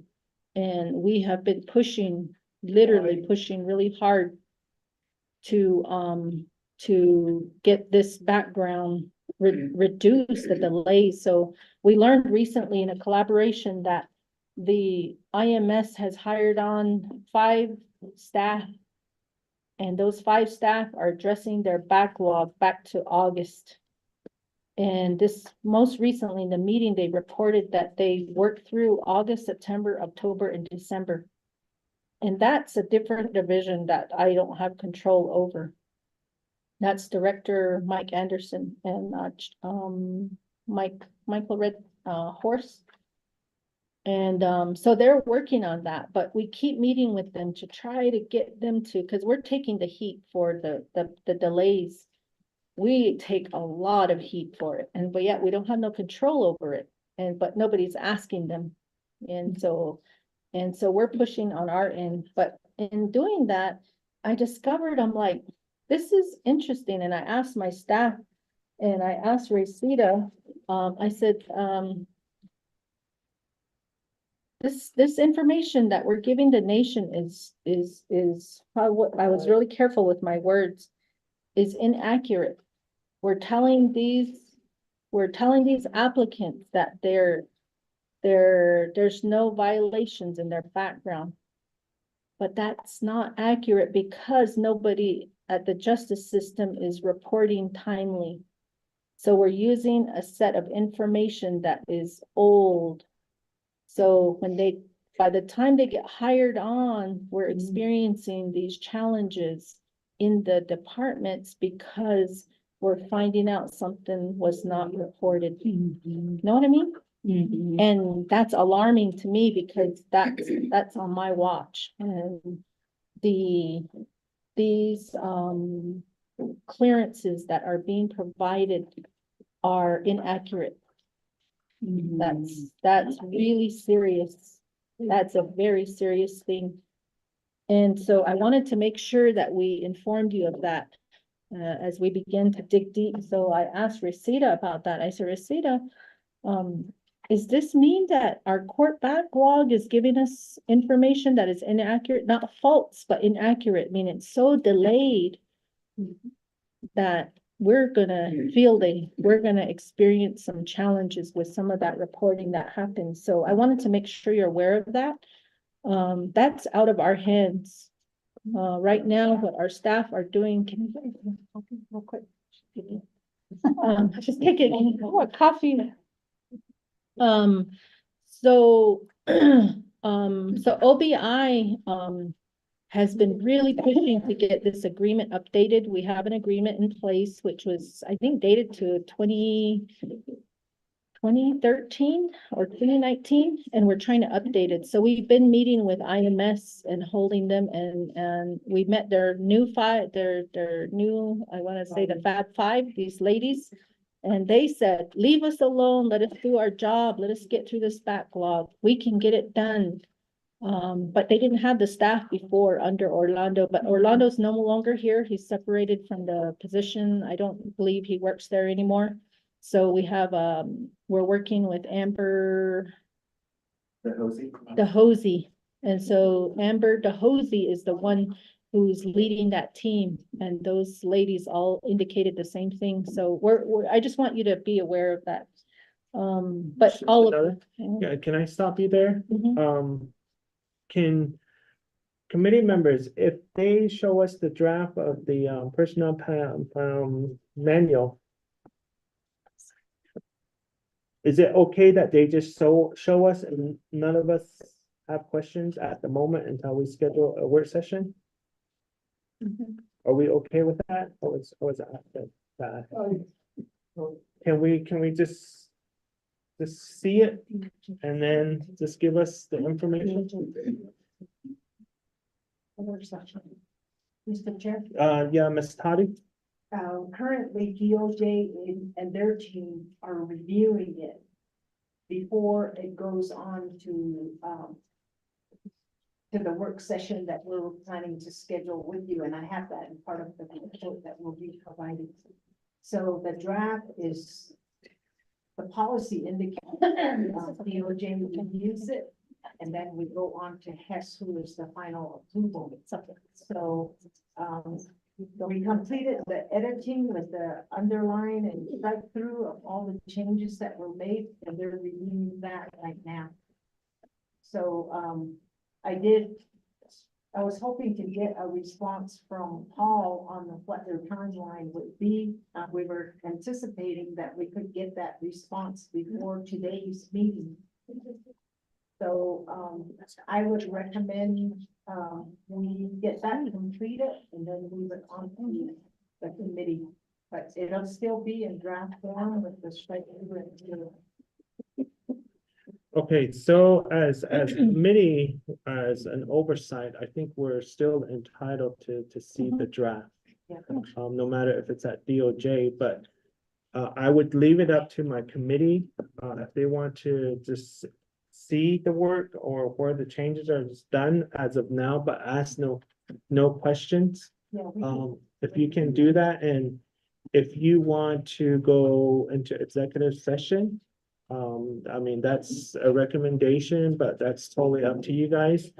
If it's concerning because DOJ hasn't responded back, but I don't think that will be an issue, right, Ms. Lowe? Yeah, it won't be an issue, so it's okay that you just show us, Yeah. Put it on the screen and just scroll down and just like give us a real quick overview of where you guys are at and what changes have been made or what recommendations have been made to DOJ. Chair? Yeah. I agree wholeheartedly. There's no secrets here. We don't need an executive Okay. session. It was Mhm. red line, it was all these marks, and so, it's a public document. Yeah. So if you want to use the screen, I'm assuming you guys paid for the equipment, the white screen or Okay. or something. Yeah. Maybe we can come back to it, figure that out, Sure. and then we can just move on, and then when you guys are ready, we'll come back to it. And, Okay, DOJ has been there, so they're just reviewing after we remove all the red marks, what it looks like, so that'll be good. all right, you may continue. Thank you. Okay, so, just wanted to inform you about OBI and IMS and the collaboration that we're working on, so you're aware of it. I'm sorry, Honorable Toll? second today's call. See what problems is. There would be, it was a good idea. OBI or IMS? Huh? OBI or IMS? OBI. OBI. We are OBI. IMS. Oh, IMS is That's public property, safety. IMS. Sage applicants. Oh, YMS. That would be Director Anderson, Mr. Red Horse. Who else is over there? Emmanuel Sinigini. And Emma Yazzie is leading under public safety. It would be good for you to see their system too. That would be part of the request, because it took us a long time to figure out, like, how does this work? They use, six or seven databases. I mean, it took a lot of work to figure this out. The 6 or 7 databases, and part of that was, the former employee didn't want to share information with us. So it took a lot to get to that point, and then, they eventually figured that out, so that's how the changes took place. And then, the agreement recently, we can forward that agreement that was finalized yesterday. There's an agreement that was finalized yesterday, so, the change that was made, with the change in personnel really helped the team, but now they gotta all catch up, so, yeah. Can I go on? Mhm. Okay, so the new government management software, item number 3, we had a chance to, give information. Is Tracy on the line, or who wants to provide this update? She Okay. can do the quick update. Oh, okay, I think Tracy's on the line. Okay, Tracy, are you on the call? Can you give a brief update about the government, the ERP software program? It's also page 3 in our report. Good afternoon. Yes, I'm here on the call. Okay. Thank you. We Go did, sorry, we did provide a written response as far as the status of the enterprise resource planning system. So in coordination with the Office of the Controller, the Department of Personnel Management has been working on going through the process for requests for qualifications, and also identifying areas that need to be addressed in that development. So during the initial discovery phase for this, we did incorporate ideas and planning from Office of Management Budget, OMB, Insurance Services Department, Office of Vital Records and Identification, as well as in attendance was the Office of the President and a representative from DOJ, as well as the Judicial HR team. Though Judicial is separate from our HR process, they still utilize the same system, so we had to incorporate them within our discovery phase. The RSQ was initially posted on August 10th, 2023. And we did have a deadline of responses for September 27th, 2023. As a whole, we did receive 9 submissions for the RSQ, but we did have a priority 2 vendor, and we are in the process of going through review demonstrations and getting additional information from them prior to making a selection. Our next steps for the ERP is identifying funds, contract cost negotiations, and then 164 review. So we're getting close to purchasing a system, identifying the vendor, purchasing. So what we have been able to get from the vendor, if we do select, is about a year's time implementation from procurement.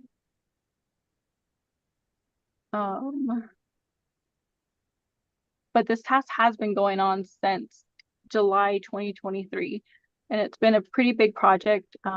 Getting a lot of the buy-in and input from the other offices has been really great. Being able to get their input and coordination through this project has been essential, and we really appreciate that. At this point, that's our status for the enterprise resource planning system. Thank you so much, Tracy. So the background that I understand coming on into the administration is that let me get the acronym correct here. And help me, Tracy, if I get it wrong, is the HMIS. HRIS. Okay, the HRIS, all these acronyms we have to remember. that was purchased back in early 2000. And the process that, is in place currently, is just, it's obsolete. Everything we use in HR and in OOC, with Director McCabe, is everything there is obsolete. I was doing a report here the other day and we were listing every program that we have. I think there's 4 or 5 programs that are used. Those are so obsolete. And so the purchase of this program is going to really bring us light years ahead, when it comes to actually processing and doing our operations. It'll help, not just in our divisions, but it'll help with the PAF process, with purchases, with a lot. It's just limitless, all the coverage it can do. It'll allow employees dashboards so they can upload information, and if we get it right, based on the vendors that we have to choose from, we'll be able to expand that into vital records where people can upload their own documents if we choose, to do so. It'll help in a lot of different programs. So the process is still unfolding. We do have the vendors that we are looking at. We're asking questions. We're following up on references. So for example, if we look at one vendor, we ask them who have they sold a product to?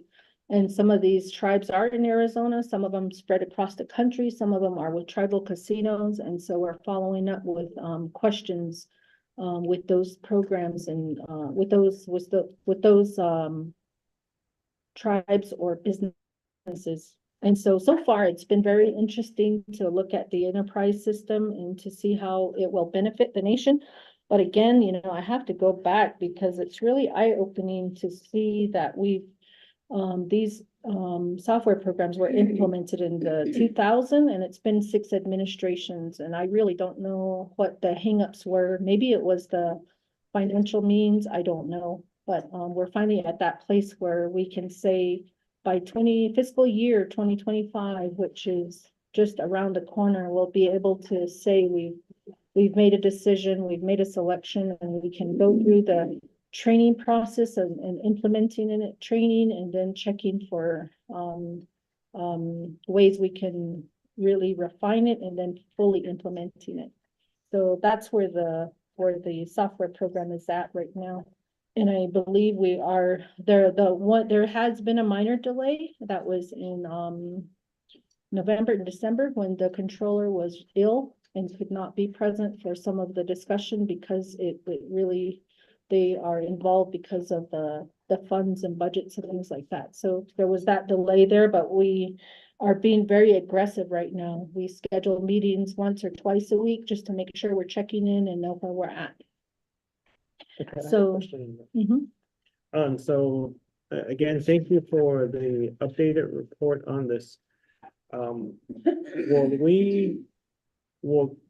I guess you guys are still asking about it, but will it be a shared document to where the departments can use it? Let me just put it this way. Okay, like for us now, we were informed, okay, your Wells One, like our P cards, a new database or whatever, it's all new. Okay, so we're able to download an app and we're able to take pictures of our receipt with our app. That was all part of this whole agreement to purchasing and updating the whole new Wells One or whatever. But we still have to submit the original receipt. So what's the purpose of investing into this new Wells One if we're going to still continue the same process of submitting receipts? And I hope this software here doesn't fall in that same perspective to where, oh yeah, you're telling us it's a new software, but we still have all of these 8-page PCQs. we still have applicants filling out hard copy applications. And we still can't have the programs have access to the system. And it to me, if that's going to still be there, then why invest in a new software? There's no reason to invest in a new software if we're going to still continue to practice what we are practicing today and how we are doing the job today. And so that's, I'm trying to figure that out. Is that where we're headed with this? Or is that just to say, oh, we're just done with this HRIS and we just want to tell our leaders that we have a new system, just to calm everybody down. But in reality, we'll still have applicants filling out hard copies, applications for the positions. And I hope it eliminates to where an applicant has to bring 8 different applications with 8 different position numbers. I hope that eliminates that. Because if it doesn't eliminate that and we're investing in all of this software and the problem's still there, then there's no reason to invest in the new software. You know where I'm going? You understand what I'm trying to say here? But that's the part that I want to really question it. Because if we're just going to continue the way we're operating, then forget purchasing a new software. There's no reason to purchase a new software. And I mean, I really don't know how like Subways or General Dollar or Dollar Tree, how they have a computer there and then applicants fill it out. And then it sits in their system. And then if another applicant comes in, they can go to Dollar Tree in another state and their application is there. And it's like across the board throughout the whole United States. But here we're just one small little Navajo nation and we can't even operate that way. And it's like, what is wrong with us? I mean, yeah, Subway is all the way across the 50 states and they're able to put in their application and it goes, or Walmart, it goes like literally across the whole United States. But for Navajo Nation, I don't understand why we can't do that. And we still have to submit multiple application with different position numbers, requisition numbers. And I hope this is that software that will eliminate all of that process issues. And having applicants drive all the way from Western Agency to submit applications so they can have BPM stamp the application. And then they have a little fuss over if DPN can make a copy of the application or an issue of trying to find a copy machine or two who can make a copy for their records. And I hope it eliminates all of that, but that's, I hope it does. Okay. That's my question. Yeah, thank you. My hope is the same exact thing. I don't know where, well, I know because, you know, we have Masanas and Chase who don't throw things away, right? If it's a document, they really save it. But what Masanas and Chase haven't experienced yet is that we have this invisible cloud above us. And this cloud can scan your document and it sits up there. And it's there. It's there. Like anything you put on the internet, it's there. It's going to be there. Sometimes you see things that are really valuable and sometimes you wish you never seen it, but it's permanently there. That's the way technology is.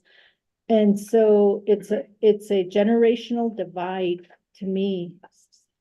Or the older generation want to see this hard copy, but the younger people know I have a cloud here. I can see it. I can pull it up anytime. It's a generational divide. It's life experiences. It's different. And so Navajo Nation kind of operates that way. They want to keep the copy.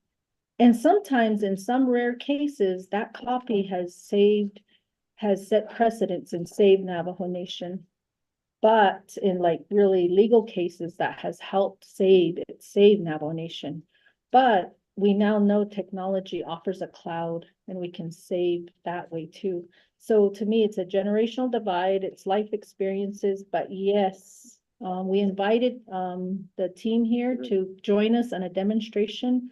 And there is the opportunities to reduce that. I can't speak for Wells Fargo. Yeah, But they that was have, just an yeah, example. that's a different thing.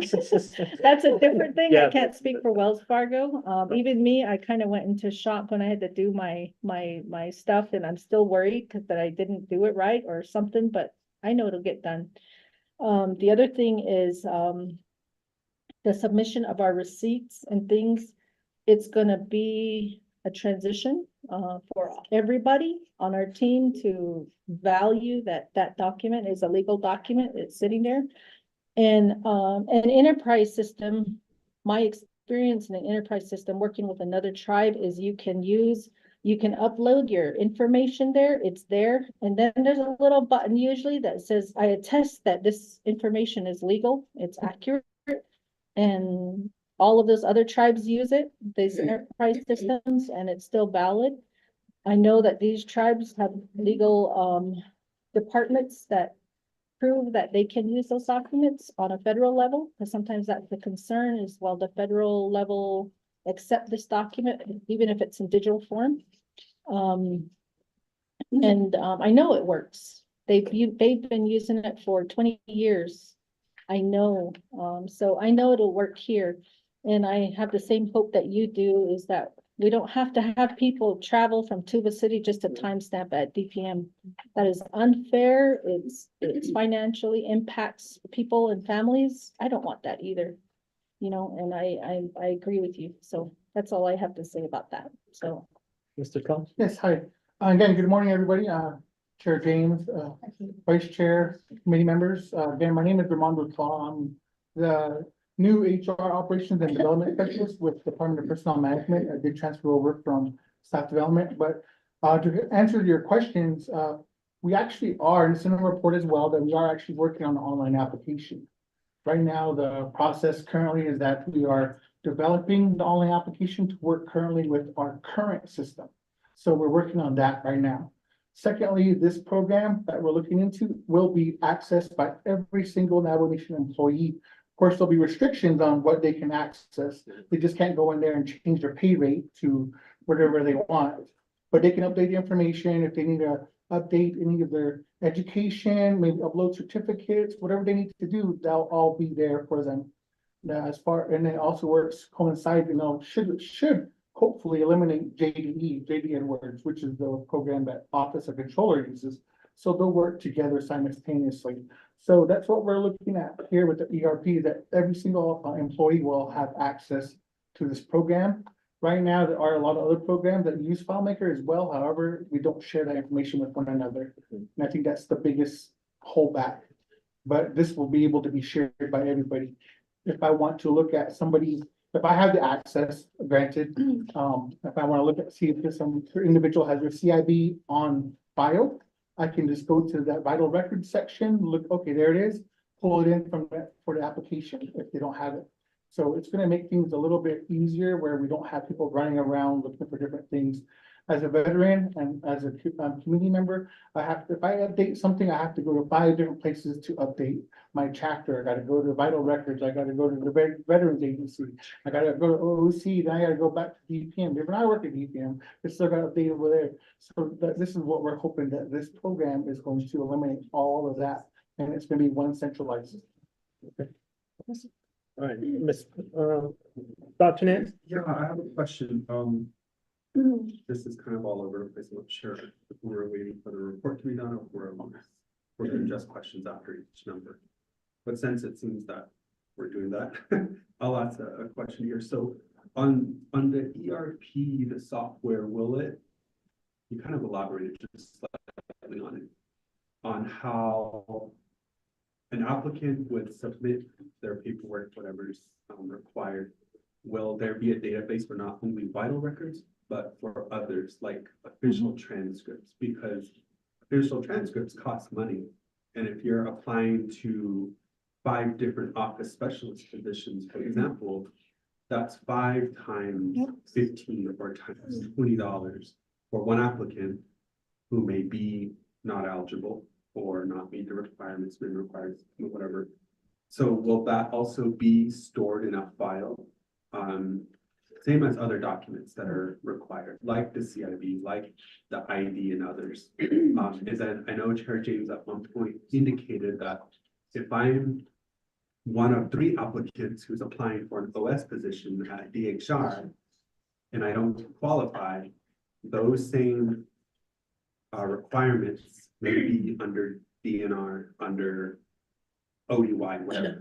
Then does that also, does the compatibility of this ERP be able to store that so that HR says, hey, DNR or ONA, HR, you do not meet the qualifications, however, these 2 positions currently exist if you want to pursue that route.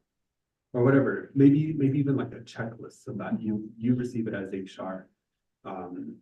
ODY receives it and others. That way you're not repeating the process. And that's my only question. Thank you, Chair. Okay. Ms. Spinell? Mr. Chair, members of the Health Education and Human Services Committee, I'm thinking, you know, what I hear the PPM staff indicate, and I'm wondering if what might, because the vacancies is a surplus and the people who are qualified is the shortage. So I'm wondering if a person could apply like for an office specialist position, and then DPM sends that applicant to all of the departments that have a office specialist vacancy and let them contact that person, knowing that that person qualifies, because I think all of the office specialist positions are the boilerplate job description and qualifications. So and then it would, you know, the department that has a vacancy would contact the applicant and ask them, send them a letter or an email asking if they're interested in scheduling an interview.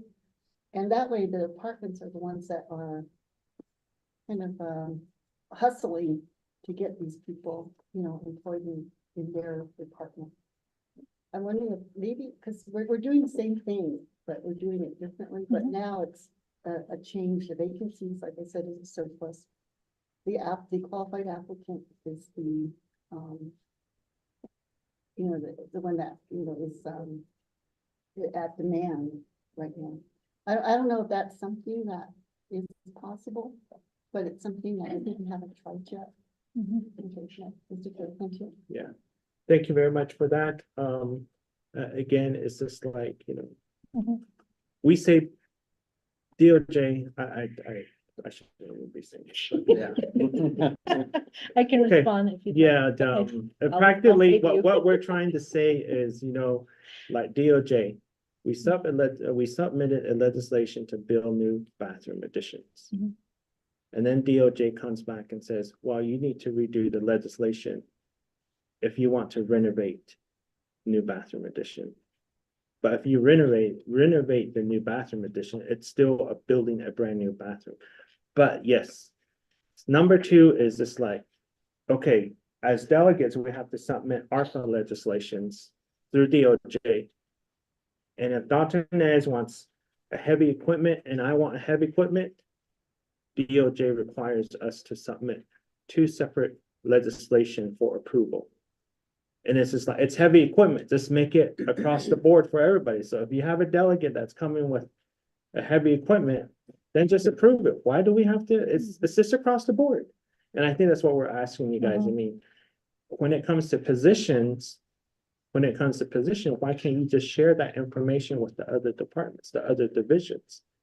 Reality, all office specialists or office assistant practically is just a general position. The duties and the responsibilities are all about the same. The only difference is maybe the department numbers, the division name, the department name, and down the line. And maybe there's a little pay. I have no idea, but that's again, that's that's the decision of the department or division of how much they want to pay this person, but reality, the duties and responsibilities are still the same. But I don't know. I don't know why DPM wants to be difficult, just like DOJ from telling us, oh, you need a new legislation because you want to build a renovate the new bathroom addition. Well, it falls under building new restrooms. But, and then we all have to drop legislation if we all want a heavy equipment. So, but they've already approved one for another delegate. Just make it across the board. But yeah. Okay, so can I respond? Yes. Okay, so we are on the topic of software. And then to respond to Dr. Andy Nez, Shanelle, there is from the demonstration I did view, there are parking spaces for that, for submitting a document only one time, and it would sit in that parking space so that any application that person wants to use, they can, it's already there. That'll reduce any of the copying requirements. It'll reduce costs on the applicant to request transcripts. And then any accessibility can be done online. That is the goal. I really believe in efficiency, and that is probably going to be the most efficient way we can do it. It's also a model, a software program that has been used for some of the largest tribal casinos in California and across the country. Other tribes are using it, and it's working for them. It's proving to be successful. Yes, this will allow the applicant to navigate it so that they can look at other opportunities. But right now, the person who's responsible for that is our team over here at the end of the table. He will go out and notify people. So that right there is a task that you know is part of his responsibility. So right now, a software system can do that for once the purchase is made, a software system can do that. But right now it's manpower. It's our recruiter that will be able to do that. Response to our staff, the question about an office pool, making that available. Right now, again, our recruiter in the table, Farron, keeps a pool of people where we can call on if it's office specialists, because these are pretty common positions in every office, and so there's always a pool that's available. And so if we have a division that asks us, do you have a pool? Can we have a list? He'll quickly provide a list, and we'll send that over there for their consideration. And then for Shanelle, Chair James, I do believe that information can be shared with all departments. That's a no-brainer. Is that our software program should do that, is to let people know that there are applicants available. And it'll probably standardize how we do PCQs because of the skill sets that's going to be required. Because right now, the way PCQs are written are individually by departments. So when you go in and you do an electronic, there might be ways where we can streamline that. So when they need somebody at a department, they'll ask for standard skill sets and then areas that are really necessary. So I believe that a software program can improve that efficiency so that you can share across divisions about which positions are available when new applicants come on board. And staff, correct me if I'm wrong, but that's what I seen in the demonstration. And then if you would like to see the demonstration or the video recording, Tracy has that available, and we'll share it with you as a committee if that's what you're requesting. I do not see my staff as being difficult. I know there are barriers in communication, serious issues in communication. My staff, and unfortunately, I discovered the former director had given instructions to my staff to limit the kind of information I received. And I'm going to be very upfront with that. I was very disappointed that my staff made a statement like that. And so since the changeover, I have made it very clear to my staff that why is information being limited to me? Why are you not giving me the full picture? When that happened, I was really, really alarmed that a Navajo Nation employee, somebody in a leadership position, was limiting the amount of information I was getting. Maybe it's about trust, I don't know, but right now I work with our director, Charlotte Big Thumb, and I want her to succeed. She's been here a long time, and yeah, she's been here, but when you switch hats and you have different responsibilities, there's a learning curve with it. And so I let my staff know all the information that you guys have. If it's good, if it's bad, if it's ugly, I need to know about it because I'm responsible for all of it. And I won't tolerate not being given the information that I need to succeed. So I've had a number of conversations with my staff about that. I've been very clear. So a lot of the challenges that you might have seen in prior administrations or even after I came on board, it was because of those individuals. But I'm working really hard every day to improve the relationship I have with our managers, our staff, and reminding them that I'm responsible. When you guys all choose to limit information, you're holding up my success and getting the job done. So we've had a number of conversations about that. So just to let you guys know that I've addressed some of the communication barriers that we've had coming on board. I answered those questions about the new government system. Can we move on to number 4? I think we've covered number 4 pretty extensively. I think, yeah. Go ahead. Okay, I don't see it. number 5. Number 5 is the quarterly report to the current staff. We gave you the number of our official number of staff, and that was 4,778 tribal employees. Those employees are funded by general funds, some divisions like Department of Social Services, Department of Health. They are externally funded, but they're included in this number. The one thing that we have in Vital Records is also internally in our division, they're externally funded.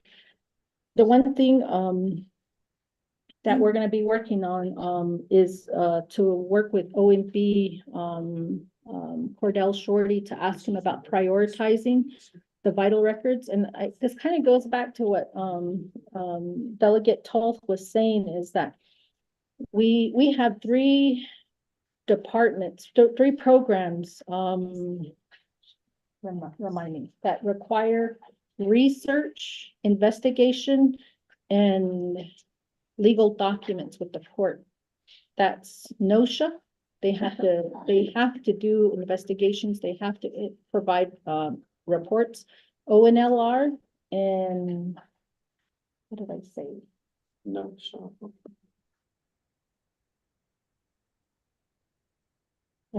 It's going to come to me, but these programs, they require additional training funds. They haven't been given any training funds. Well, they were calling it training, and I said, this is not training. This is a requirement of the responsibilities of your job. This is recertification dollars, so they are required to get recertified either annually or every 2 years. And we did the calculation for ONLR. They have 7 employees, which is about 3,000 per person when they get their recertification. And then, was that OBI?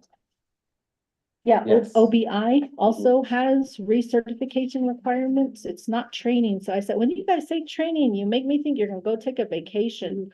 That's not it. They're required by plan of operations and by law to be recertified in the work they do. They're not going on vacation. And then the other one is NOSHA, OBI, ONLR, and NOSHA. They all require recertification to do jobs because they have reports, official court reports they have to be involved in. So going back to them, when we look at our staff and who we are in our division, that's what we have. And then that kind of speaks to the budget as well. So that's the report of the current number of staff. And then internally in the division, we have, I want to say 216, is it 216 or 276? For DHR.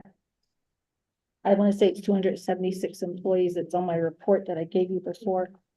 But that's the general funds, external funds, and other that are available. Going to number 6, the quarterly reports for departures, terminations, and type of funds. Charlotte, do you have that report? I think we put it on our executive order report. No. Emailed it? Okay. And that'll be a quarterly report that we have. That's a pretty extensive report, that'll require you to look at the report. Because we have, individuals who terminate, and this is a report that I asked for quarter. Those that terminate, those that transfer into other positions, and then those that are, here we go.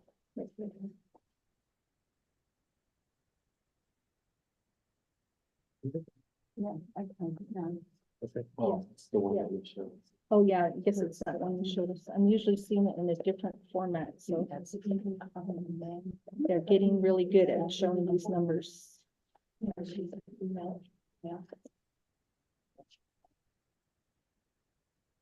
So we have one, if you guys, I'm not sure if you can see it, but it's for new hires.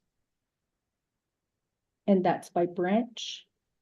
So in the executive branch, it shows up by month actually, starting with this new fiscal year.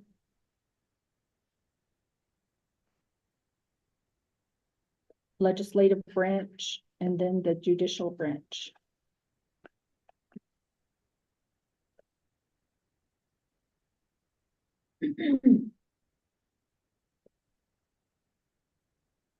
And then it also gives you a report on the total number of hires and terminations by branch and by division.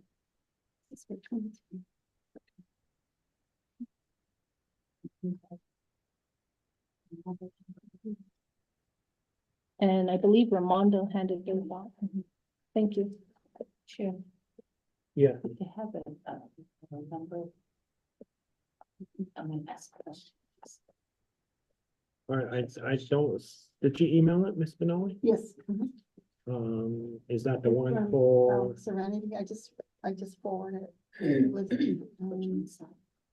she sent it to me today at 10:41, and I just now sent it.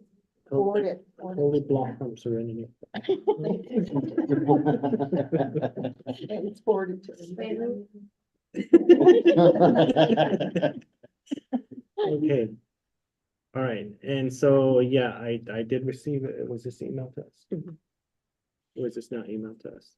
It's a lot of information to Yeah. digest. But yeah, you can have. Would you know how many women and male employees you have for? We can find out. We can find out. That, We can find out. yeah, we can find out. We can't get it to you right now, but we can find out. Okay. Thank you. Mr. Chairman. Yeah. On Ms. the, Benali? on the report that, Mr. Claw gave us on FY 23, in the first quarter, there's a negative 56. There were more terminations than hires. What quarter was that? Of 23. Okay. And then in quarter 2, it's 0, it broke even. And quarter 3, it was a negative 16 employees. 16 more employees were terminated than were hired. And in quarter 4, there were negative 31. There were more terminations than hires. And the grand total for FY 23 was a negative 103. So there were 103 terminations, more than there were hires. However, in 2024, in the first quarter, there was a plus 50. So we retained 50 employees that were hired over those that were terminated. And then in quarter 2, there was a plus 86. And so we were able to retain 86 new employees over the terminations. And so far, the subtotal for the FY 24 is 136 employees that were retained. Mr. Chair. Thank you. I sort of forget that. All right, any others? If not, I guess we can move on to the next one, next item. That report that was this email is very interesting. Yeah. Very helpful. All right, I guess we move on to the next item. Sure. So item number 7 are budget updates, and our budget update for our division, my administration, which is going to be the rest, different than the rest of my division, is my office is at 41.32% spent as of March 26th, and then so that I think George Toth was asking that question. He's not in the room, but that's what it is.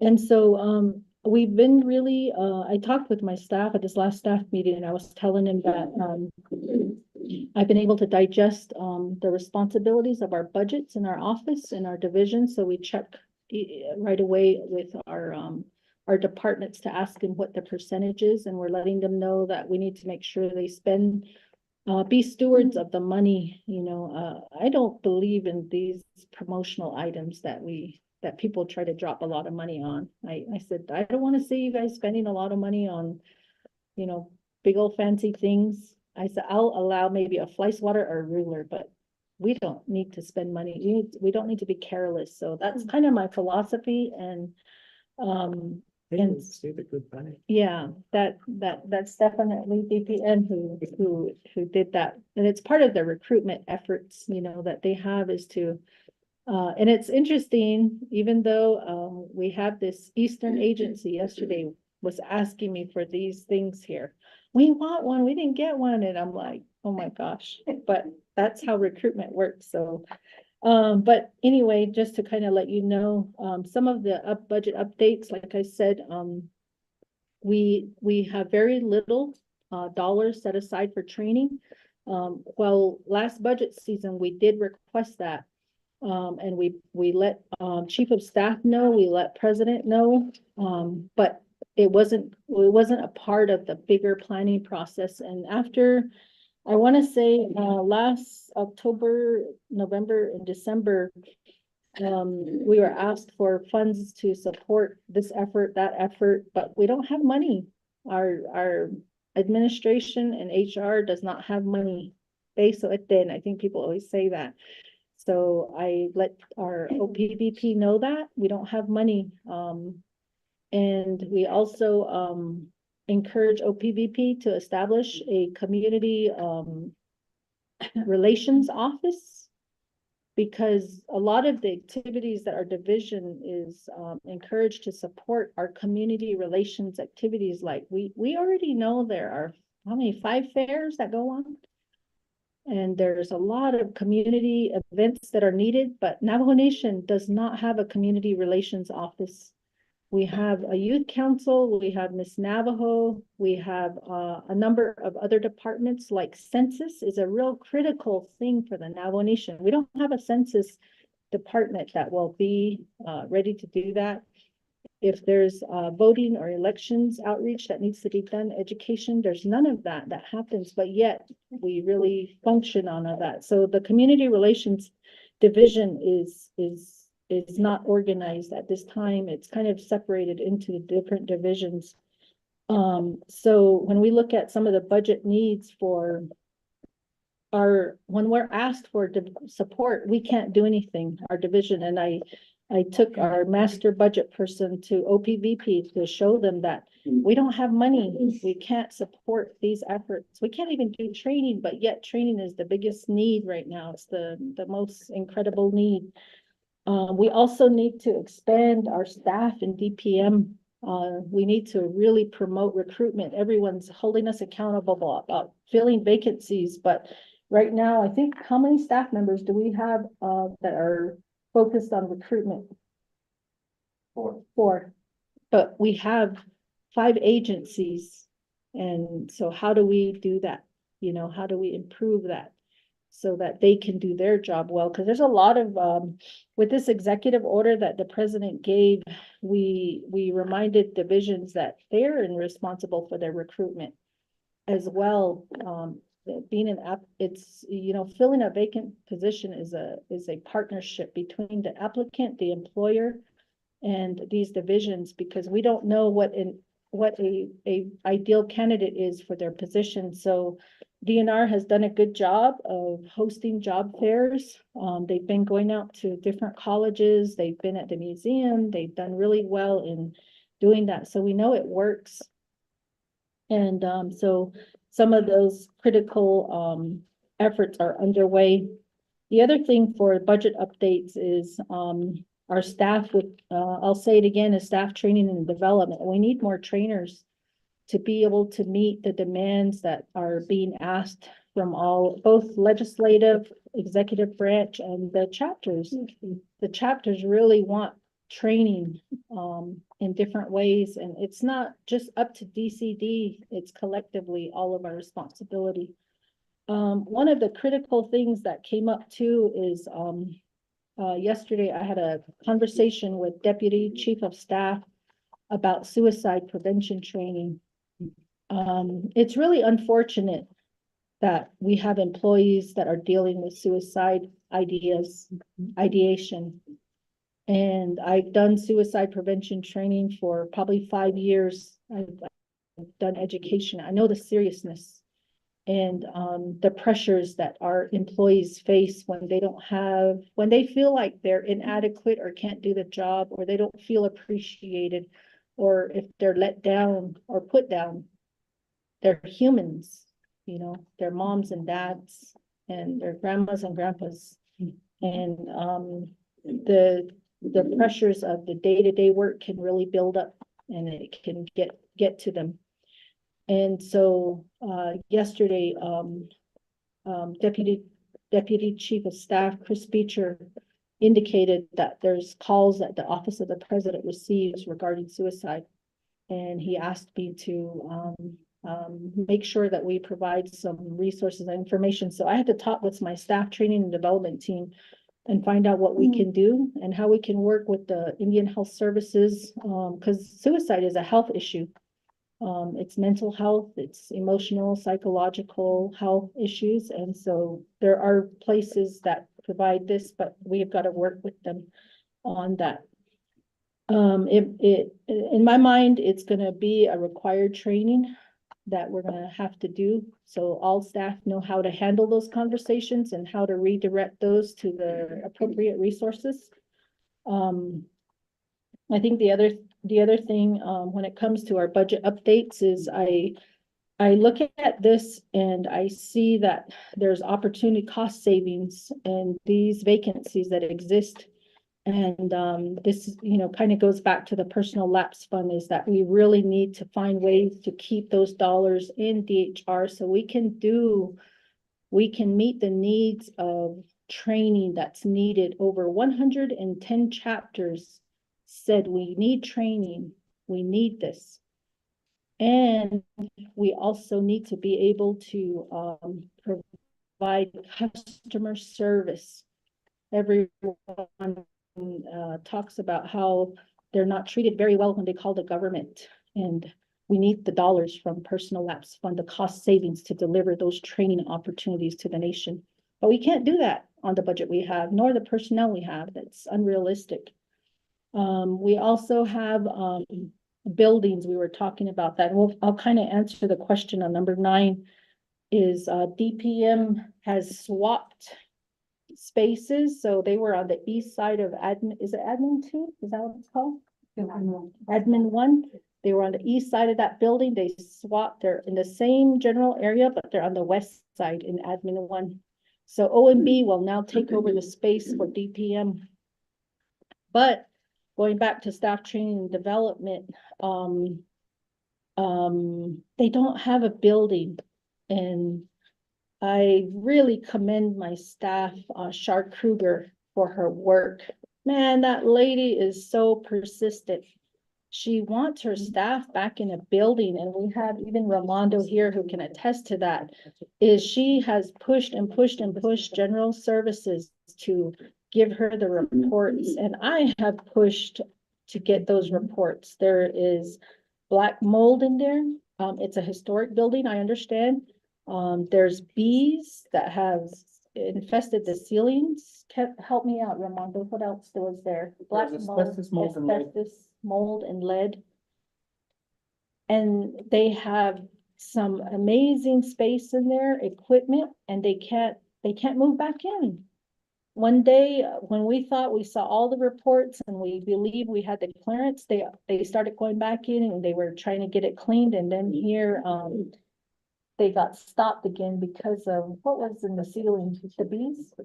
No, it was the mold again. It was, it stunk really bad. So that's the challenge that, the staff training development has had. The other thing is in, Honorable Toll? Is she talking about this, number 7, item 7, fiscal 24 budget update? Where's she at? I'm on number 7 and number 9. 7 and 9. Number 7 and 9. And 8. And 8, yeah, Projecting Yeah. in the future. yeah, all three. As Wage. yeah. Yeah, they're 7, all 8. together, yeah. That's probably on there. Not, Okay, so, don't they, Nana, now they go around for Walmart and all that. Stick to one subject, and you go down. Just. Mhm. all right, thank you, for that, Honorable Toll, for the clarification. Yeah, so when we talk about the budget updates, those are the current issues we're dealing with, but that goes into the unmet needs, is that our staff are dealing with these issues. Child support, I mean, Vital Records had a pipe that in Crom Point that, broke. And we went back and forth with general services trying to get the pipe to be fixed, the plumbing pipe. And my staff, can you call Chief Fred? Because they're trying to call me. I told them I'm in a meeting, but can you find out what they want? So, the pipe broke and Vital Records was closed in Crom Point for almost 2 weeks. Our staff was trying to get this process, but there's some part that they needed. So our staff took it out of their pocket to go to Albuquerque to purchase this $400 item so they could get the pipe fixed and get back into their building for Vital Records in Crom Point. And then, child support had us an office there, but they couldn't share because of the federal guidelines that required the confidentiality. So going to the budget updates, the needs and in our locations, all 3 items, they all are woven together. We had Vital Records and child support deal with that. And then the other night, workforce development in Fort Defiance had a break-in. Somebody was trying to cut into the wall of the building. And police were notified, they were alerted, but this is the problem out in our community, in our satellite offices is that I'll be getting the full report today, but this is happening at workforce development, child support and Vital Records. So some of those things they're out of our control.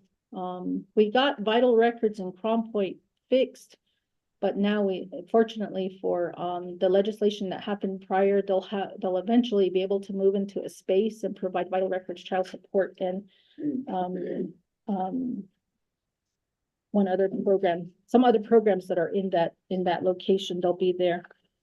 So that kind of gives you an update on our numbers, item number 7, number 8, and number 9, because they're all woven together. Staff, is there anything I might have overlooked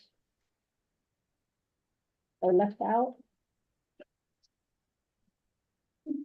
No? Okay. They wanted the REDW updates. Oh, the REDW update. Oh, we already covered that, the comprehensive study? No, not Fran. Oh, Fran, oh, okay. Okay. Are you sending them the report? Okay. Alrighty, let's see, so that's number 9, number 10. I have a question. Okay. Honorable Dr. Yeah, thank you. So on your fiscal year 24 budget updates, I too am not a fan of promotional items. I know this administration is a big fan of promotional items, unfortunately. Just because I think, you know, when we walk after a parade, they're all just out there. And it's pretty, you know, it's a different scene. So I always encourage folks, if you're thinking about promotional items, think about what now we'll use, like the flex one. Yeah. That comes in handy. So. Just fly swatters, But that's the it. question that I have is, has there been any budget changes for this current fiscal year, meaning if there's been any budget transfers that have been done, and if so, how many? Because what I'm learning is that there are some budget transfers that are happening. So this current fiscal year, one of my goals is as our programs come for tests is we approve your budget, but then throughout the year you make significant budget transfers. So what really are your goals for the department or for the program? So we're sharing and funding our courses to the right allocation. That's my first question. And then on the training with Ms. Kruger, I know that their programming is revenue based. So have they also sought out to do like outside Navajo Nation? I know sometimes it's primarily targeted with chapters or locals, but then we get training as Navajo Nation employees or officials, but I wonder, like, has that also reached other areas? Because when, like for schools, for example, there needs to be a lot of culturally relevant training. And a lot of our schools, either in the Valley or in Albuquerque, they need that training because they're unfortunately a lot of our relatives and our students and those, but are always mistreated. And I think there needs to be some coordination between what is reported to the Human Rights Commission, and then let them know those things. And I know that we have a lot of non-natural educators who are new to our area who don't understand and need that education as well. It's the same with us. If we were to travel different locations, we want to be mindful of certain things we usually don't out of respect for those cultures. So I think that goes to me for our kids and for others that are not nation. And then my next question is, how many vacant positions do you have in your division that have been vacant for 2 years or more? I don't need the position title right now, but I just need a number. And then those are my only questions right now. Thank you. I'll get Andy Nez and I'll turn it back over to you. Ms. Debbie Nesman. Sure. I am glad that you guys are on board with the promotional items. I feel the same way. Fly swatters are good. They help. And I am agreement with, after parades, you know, the accumulation of trash is really serious, especially when we don't have a solid waste management plan in place. That's a very serious thing. So I agree, and I'll continue to monitor that within our division. Training dollars, I wholeheartedly agree, and I think, I don't know if Shar is on the line, she might want to speak here if she is, but she does promote in and internally on Navajo Nation and also externally. She is very, she's a strong, business, minded individual. So she understands the importance of generating revenue. And so she will seek, opportunities both internally and externally from the Navajo Nation. I think it's new to me. It is the first time I heard it when I hear that some of our Navajo tribal members may have been mistreated, or the connection between a report that goes to Human Rights Commission. I'm not aware of that. I can inquire about it, but I'm not fully aware of what that process is, how many complaints they might get.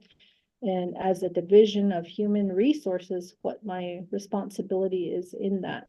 I think personally, I would advocate that to reduce that, and how do we reduce it, but, I don't know if it's something that I've never heard my staff talk about that, so, but, Shar Kruger might have some information on it. The other thing is how many vacant positions we have in VHR. I'm asking my staff, so I can provide that number later. And then how long they've been open for more than 2 years. I want to go on to. We're back to the reports, number 10, qualification criteria. Hold on, okay. Go ahead. Ms. Selena, do you need a follow-up? Yeah. Dr. Nunez? Yeah, so on the budget transfer. Oh. Yeah. Oh, yeah. That have been done. And also, earlier you did comment on suicide ideation, and I think that's real, among our communities and within our employment. And nomination, to my understanding, does not have like an expert on site for these types of matters. I think that's something that I'm sure you're already thinking about, but maybe just look into working with DSS on how travel employees can also have access to a safe space where they feel safe to share and not fear retaliation, or, you know, just somebody who respects the privacy of the matter as well. I think that would be something good to have for nomination employees. Okay. But other than just the. Okay, thank you, Dr. Nunez, and I'll go ahead and turn it back over to you. Sure, thank you. So I asked our staff that question too, is how many budget transfers have been completed, so I'll get that number to you before we end of our meeting. Moving on. Oh, hold on. Ms. Helena Nesbitt also had a question. Okay. Back to number 7, you said you guys are at 41 point, is it 32 or 37% as a March? 37, I believe is what I said. No, 41.32. 32, oh, okay, by March 26th, wouldn't you be at least 70% by now? We should be. Yeah. So. We have a master budget person, so she probably Yeah, so. has a good because, response for that. With the fiscal year and all that coming to the close, which is, you know, we should be at 70, at least 70%. Plus right there now, so. So get on the ball, start spending. I'm real stingy with my purse. Okay. Well, that's what we're gonna be looking at. Right, so that's the extent of Thank your you. question. Oh, okay, I'll turn it back over to you, Ms. Selena. Lorraine, are you on the call? Can you respond to the question? Yeah, she's texting me, but the connection is weak. Lorraine has a doctor's order to be remoting, so I think she's at home right now, so she was having trouble. But the budget transfers are minimal for general funds and more for external funds. Most that we receive are revenue generation, so that would be Nation TV and film, and then staff training and development. I think she can hear me. So we have 50% by 6 months, 75% by 9 months, and again, most of our funds are for, she said, personnel expenses, not personal. For the record.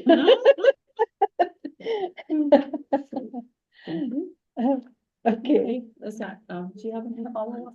Oh, that's it. Thank you. Okay. And then you can proceed with what number on your report, so we can all get back to the same. Yeah, number 10. Number 10. Ogoshi. And that would be qualification criteria. Are there people deemed overqualified? Yeah. Do you have new information to share there, or I know we've had Yeah, those we covered it, discussions yeah. prior. Do you feel like you want to go over that again, or did you guys get your questions answered? I know that Mr. Toth and Ms. Helena Nesbegay, you have concerns. But also I have Dr. Andy Nes with a question, so let's go ahead and go there. Okay, just really quick on that criteria. I don't know what that criteria looks like. My problem with that criteria is that I don't know how many people are designated to make these assessments, but oftentimes I had a meeting with DOH and they're looking to like clinical directors and things like that. And that's outside my expertise. I'm not in the health field. But then whoever's assessing, I don't know who, like, you know what I mean? There's just that discipline that's either you know it or you're just unfamiliar or you're just born based on the JVA. And I don't know what that looks like. And I don't know if that's something that is reviewed or revised on a yearly or bi-yearly. I don't know what the case may be, because again, I always go back to my own experience when I applied for a program manager position and I wasn't qualified. But then they hired an individual who only had graduate assistantships. And I mean, I'm fine. I mean, that's cool. But I know for in other instances, that may be something that's just interesting to learn. And we have a lot of our relatives, I think, who want to return home, but those types of things come up. So that, I don't know the extent that you're able to share what that qualification criteria looks like, if it's something that is reviewed or revised at least, because I'm sure you hear this all the time. Yeah, that was earlier when that discussion was coming up. I was just thinking about. Thank you for the question. Thank you, Dr. Andy Nes, and I'll go ahead and turn it back over to you. Okay, thank you. I have a staff member who is here and they work with other individuals on our team. But I just want to make a comment, you know, this is all. I really appreciate the question. I think it's a very valid one. And I don't know exactly when they're updated or reviewed, but I'll let Farron respond to this. Farron is the one, and then if there's anybody else that would, Resita, if you want to chime in, or Resita first, and then Farron can go. Thank you, Vice Chair and members of the HEHSC committee, Dr. Andy Nes. In response to the criteria for qualification assessment. The criteria is usually established when we're developing a new position title. At that time, the programs will submit a position classification questionnaire. They'll also indicate the duties and responsibilities of the position. And based on that information, as well as the minimum qualification and preferred qualification requirements that they indicate on that form, as we're drafting the class specification for all the positions, what we do is we take a look at the duties and responsibilities, and then we also look at what they're recommending as a minimum qualification. And once we complete that, we send it to the program for their review. And if it meets their criteria, then we'll go ahead and finalize it. However, during that process, we also go out and do our own research, because what we see is that the qualification requirements do not match up with the description of the work to be performed. So there are situations where a program can submit a request to review the qualification requirements of a position. So this is something we do on an ongoing basis throughout the years. So when our evaluators or analysts within our department are completing qualification assessments, they do take a look at, or they use the minimum qualifications that are indicated on the class specifications. We do have some positions that do include a equivalency clause where we can substitute years of experience for education, or vice versa. the, experience. What did I say? Experience for education or education for experience. So, the majority of our positions have equivalency clauses. However, there are some professional positions that do not require an equivalent or include an equivalency clause based on the kind of work that the, individuals will, perform if they're selected for the position. So, there are situations where we may have individuals in a pool that might qualify based on, the specific qualification requirements, meaning they might have the, degree requirement as well as the years of experience. And they would be competing against individuals that do not have their college, or the 4-year degree or, an associate's degree. And, but it'll, at the department level is where they would determine who they're going to select. Once we, assess the individual, we refer only the qualified individuals for, interview and selection. So, we do see situations where, we may have an individual who has, more than the, minimum qualifications. However, the final determination or decision on who to select is, that lies with the respective programs. So, we do have, qualification assessment training that is available, and we have quite a bit of evaluators now, so we're looking at, possibly, ending that qualification assessment training requirement. However, we are available to provide it to, the committee members if you'd like for us to provide that. I'll go ahead and have, Farron, add anything if he has anything else to add. No, I mean, good afternoon, everybody, ladies and gentlemen, vice chair and chair, as committee, and those that are currently online. And just to clarify, just to add, in addition to what Rosita did state, is yeah, we had a couple, well, pretty much 3 qualification assessment trainings from December, January, February, and March. So in that time period, we accumulated up to 78 participants that took that qualification assessment training. Given the qualification assessment to actually have the programs do their own hiring and make their own selections based upon the minimum requirements of the positions. But at this point in time, it is we're doing a follow-up meeting with those that are that have taken that qualification assessment training. And we're going to be meeting with those with the second group for February. We'll be meeting with them on Thursday. So everything has been looking forward as far as the training and giving that delegation and the responsibility of the qualification assessments to the programs. And just like what Rosita said, with the PCQ and how it's been generated is exactly what we follow. Thank you.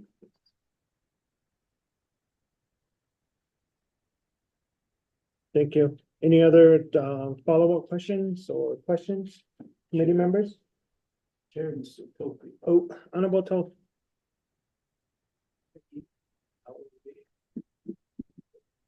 The same one evaluates the application and second opinion come in. Do you allow that? Because everybody has some way of being the specimen. Say this particular individual does the evaluation, goes over the application, and the second person give the opinion. Is that the way you guys work, or it seems like different people has a different way of doing things? So that needs to be, and we standardize where, so this individual might overlook the qualification of the meaning of it. So do you have a second person that evaluates? Possibly not, it didn't have this key, so it's kind of confusing for how you do the assessment. We should only have one system that we follow. It is not this key. It is, thank you. Thank you, Honorable Toth. Since Honorable Toth is asking that question, let me ask this, a similar thing as well. So when you do your job vacancy announcement, there's the minimum and the minimum qualification on there. So you have the applicant that would review the JVA. And as an applicant reviewing the minimum qualification, if you meet those, then that gears the applicant, you, to fill out that application. Because you tell yourself by reviewing the JVA that you qualify for the position. So I don't think we have a high number of applicants that just decides to do application and just apply for any position. And so as an applicant, they tell themselves that I qualify for this position because I have my bachelor's or whatever the education is. I have all of that. I have the work experience. And so as an applicant, they would assess themselves, and based off that is how they would submit their application. So that's one. Number two is the second one that would assess the application would be, again, the staff at EPM. And so that individual determines if they qualify or not qualify. Number three is going to be the department. Department will determine if that person, that applicant is qualified for that position. And so it goes like through three different assessments. The applicant themselves assess themselves and say, yeah, I qualify. That's why I'm going to submit my application. And then it goes through DPM's staff, and then it goes through the department. And so I'm trying to understand how you guys would majority of the time not qualify individual.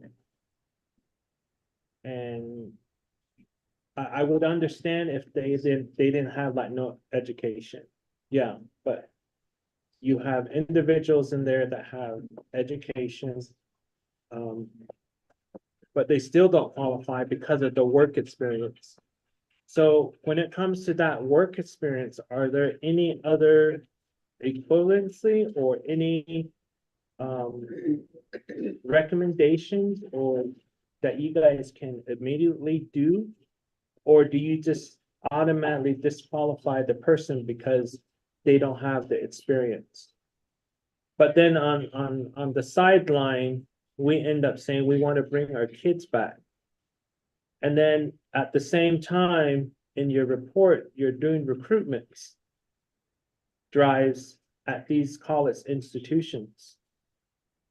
Knowing that we want to grab these individuals once they graduate. But in reality, they don't have any work experience, but yet we're still doing recruitment there. And so it makes it complicated to figure out, okay, how do we accommodate our young individuals that don't have no experience, but yet we're over there with our recruitment stuff and trying to grab them. And so is there any leverage or anything that you guys are doing there to make that immediate change? Or is it just practically they're not qualified because there's no work experience, but they have the education? And so I'm trying to figure that out. At the same time, I know it's always a concern about the pay. But again, if the position was under DPM, then yeah, you guys are more welcome to do whatever with the pay. But if it's at the department level, then let them deal with it at the department level.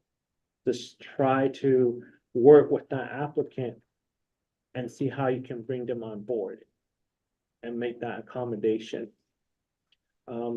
Because for me, I just assume that if we have a college graduate that's out there, they're more comfortable out there because everything's convenience there, depending on the location. Everything's just down the street. You don't have to worry about mud. You don't have to worry about all of this nonsense bureaucracies that we have within the nation. And so once we tell an individual that's out there in the urban life, living that urban life, once we tell them that they're not qualified, what do you think will motivate them to reapply for another position?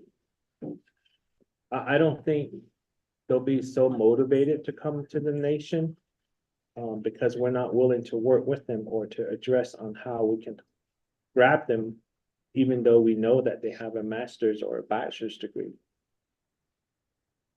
So they'll just be like, hey, one, I don't have the convenience of all the luxuries of just driving down the street and having everything. Number two, I don't qualify for any positions. So now I'm just stuck down here because I don't have no work experience. And then so what? I mean, do we think that way that, you know, how can we grab these individuals? I mean, they're making that attempt to throw away that luxury of just going down the street and having everything there to coming back to a dirt road and a place that doesn't have running water, a place that you have to commute over an hour to get your necessity items. I mean, they're just like, how do we grab those individuals back? How do we put their morales back up? And that's my concern. And how are you guys working with the departments to address those issues that they don't have work experience? What are you doing with the department immediately to attract our Navajo's children to return home and provide that service that is needed for the Navajo Nation? But Ella, just to throw that on top of Honorable Don Tolta's question. Honorable Dr. Ness? Yeah, so just to go off of that as well, before you go to the question of it, is perhaps that the program can consider as well including an individual from an already existing program or department. This goes back to my earlier example about the clinical director. So as you're looking through the application, you see listed trainings and things like that. I don't have a full understanding of the types of great trainings that are provided to clinical directors or anyone in the health field, other than like first aid and CPR and others, like those are pretty standard. Others that maybe I don't know the acronym to, or I don't know what it consists of. So perhaps that's something that can be a part of what Honorable Tolt mentioned earlier about who are part of that team to review.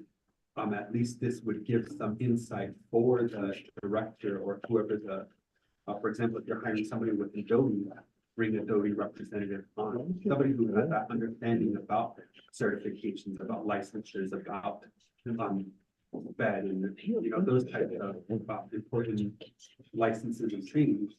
The other thing is about providing an equivalency across all Navajo positions. I for one think education is degree and things like that it's a fallacy. And I say that because even though I have a doctorate, I always think about my grandmother, who was far more advanced than I am, was able to assume these what we consider what can be considered inconveniences nowadays. It's like she was able to do a lot of things that many of us are unable to do, even myself. So that's why I always never see as a doctor really, really big and unanimous, although I'm very thankful for my own experience and I commend those who are pursuing it. But I also think that there are a lot of upright relatives out there who could meet and do some of this work. And I got the proposed amendments. Search from virtual, and I don't know again if that's something that the program is going to consider. Because again, we have many of our relatives in urban spaces who would be able to contribute back to the nation. And again, just after a quick search and what was sent to us here, I was also listed. But I look forward to looking to the entire report. Thank you. Thank you. EPM? Thank you for your questions, and in response to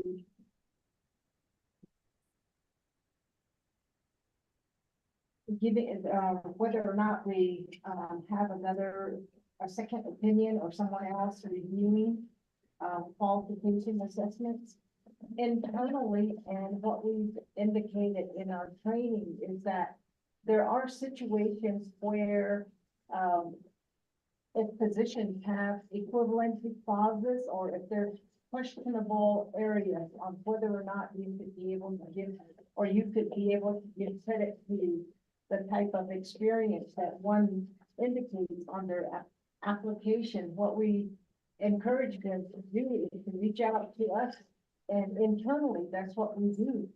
Sometimes you're not able to make a determination. So what we do is we would discuss the application amongst ourselves, and we would say, okay, this is comparable, it's equivalent, so we can give them credit for that type of experience. So we do encourage that, because we are aware of the concept of what Ms. Daniels indicates, or has been emphasizing, whether or not these individuals are coachable. And with your question, Chairman James, whether or not DPM looks at the qualifications when and where posting the job vacancy announcement. We have our staff verify that information before they post it. However, there have been some minor errors. I would say about 2 or 3 that I'm aware of now, where the qualifications were not properly verified. So in those situations, we did take a look at the qualifications, and yes, the applicants do use that document to determine, do I qualify for the position or not? As you mentioned, that's the first review that will be done by the applicant, followed by the Department of Personnel Management's evaluation. And once they're deemed qualified, they're referred to the department, which is the third evaluation or third review that's conducted by the programs when they're interviewing. One of the things that some of the programs have challenges with is the number of applications that they receive for any one given position. So in those situations, what they would do is they would screen the applications further to determine which ones meet the needs based on what they provided on their application. So at that point in time, they would determine which ones they're going to select for interview. Sometimes they might have had 50 applications that were referred. However, they might cut the interview number down to maybe about 10 or 20. So they have that flexibility to determine whether or not they're going to interview all. But we do see sometimes where they'll interview all 50 of them. And By then, we would have already assessed, them by the Department of Personnel Management. But now that we have the, divisions doing the assessments too, at that point, they can reach out to their, supervisors or the experts within their department to say that, the person does qualify for the position when they're doing their qualification assessment. In situations where we deem someone not qualified for a position, they do have the, appeal process. At that time, they'll submit their appeal to the, DPM Human Resources Director. And she'll do another assessment. There are situations where the, non-qualified result is overwritten by the HR director. And, the other is where individuals might have a degree, like I said, if there's an, equivalency clause, that degree could be used as a substitution for the years of experience that are required. Dr. Yes, you did indicate if they have a degree, but they don't have the experience. We do have positions that have multiple levels.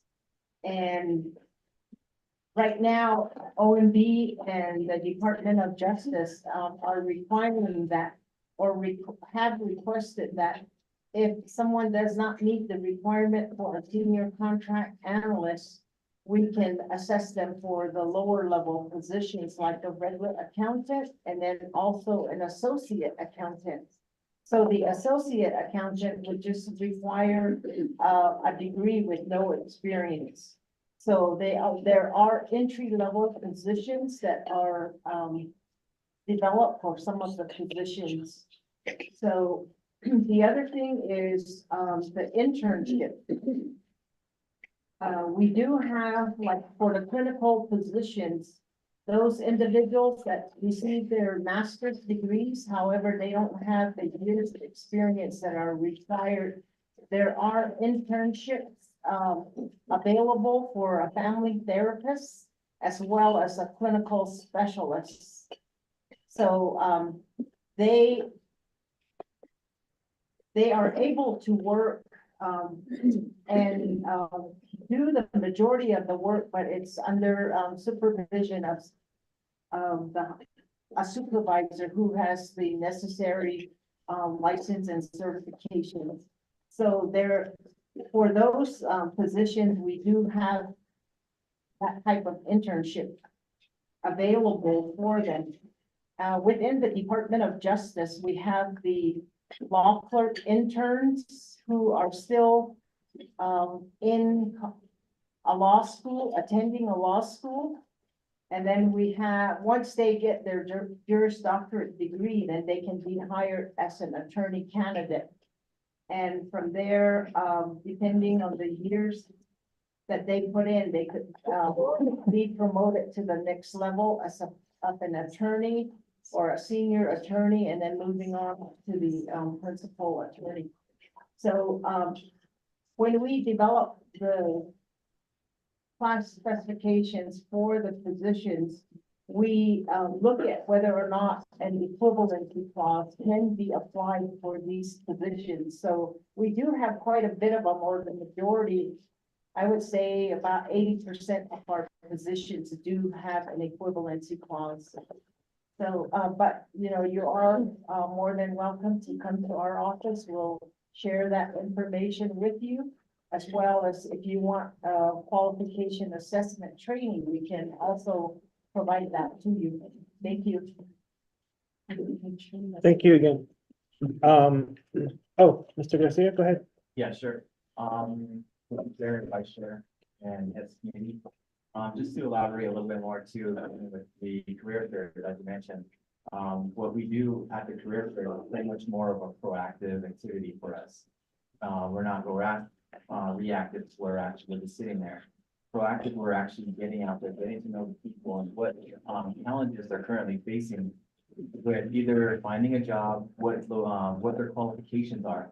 So a lot of fact finding goes into these events, and where we actually go and dig deeper with the applicant. And we coach them on how they actually, if they know how to submit an application, what needs to be incorporated in an application, because the majority of our applicants out, they don't know how to fill out an application. They don't. So our job is right now is that we've been really focusing on the community and those members, and getting them the ability to go ahead and fill out the application, and what skills and what responsibilities they've actually had in a previous position, or what they currently are learning. And even going for the interns, we really stress that like, what are you currently going to school for? What's your discipline? What's your disciplinary for your degree? What trainings have you taken right now? Or what other activities are you currently taking to help you get to either clinical or get into the health field? What are you doing at this point in time? So then it allows us to gauge what applicants can be applied for and what their goals are. Because that's what I want to focus on too, is to ensure that everybody is successful. Because sharing that information too at the program level, when we have applicants, I'll share with one activity that was happening at our department.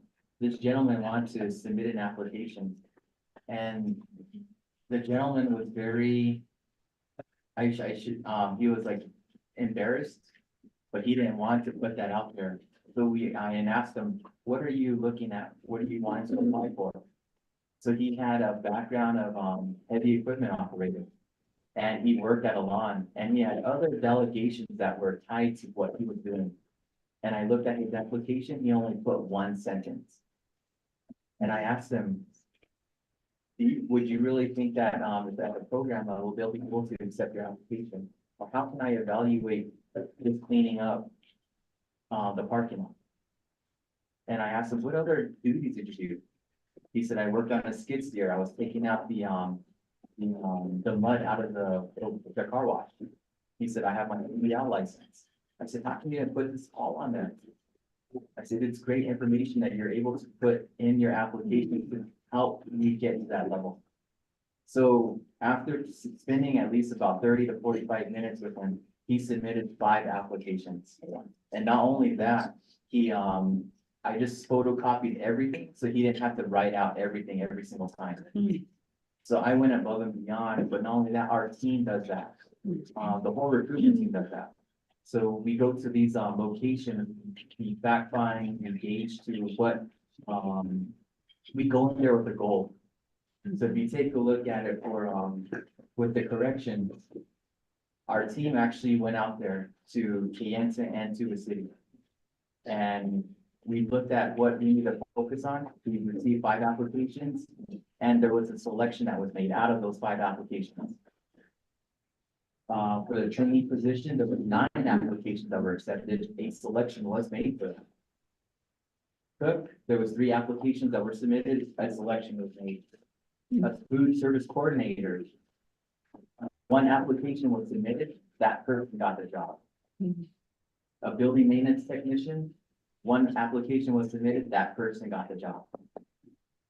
A total of 26 applications between the 2 locations were accepted.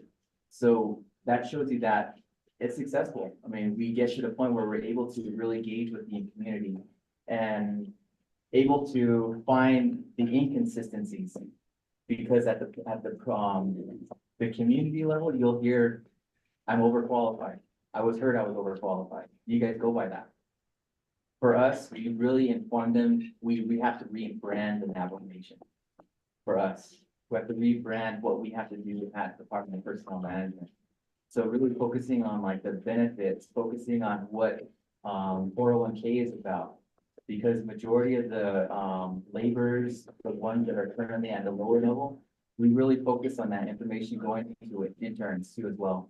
Just so then we can help sell what we want to get, have these positions filled. So we've been doing a lot of that community involvement with all of these, locations. And yes, there might be inconsistencies with the evaluation. Because right now we've given that responsibility to the divisions to do their qualification assessment reviews. But follow-ups will help these, meetings that we're gonna be having will help gauge that to ensure we have consistency at this point in time. So we're gonna do as much as we can to ensure that there's consistency and not to have anything inconsistent to where we have a person that was being qualified all of a sudden for that same position, next thing you know, they were not qualified. We want to make sure that it's straight across the board. Okay, thank you. Chair. Thank you. Honorable Toe? Chair, thank you. Recommendation of this, what I'm going to say is. All these are assessed at the meeting, evaluate this application. They have to have some kind of certificate or degree in that field. I just can't put anybody else that you are recently within that position to know all this application. Do you have that in place, or how is this individual trained? In this, I heard that if I was the applicant, you disqualified me to be in that position. I can appeal, yes. But can I appeal to the person that evaluated the application instead of going through this appeals procedure, which it takes so long, you know?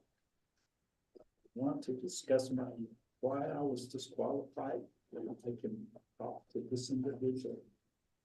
Can that be done, or do we have to go through the appeal process? It is not different. Thank you. Yeah, thank you, Honorable Toe. I don't see any others. But before I get back to you guys, let me. Where's your chair? Oh, Honorable Helena Nesbitt. I just want to make a comment, like I've always said. Excuse me. If the individual is from that chapter or from that location, and they applied for the job, and they might not really be qualified to where, they might not really be qualified maybe for an office aide or something, you know.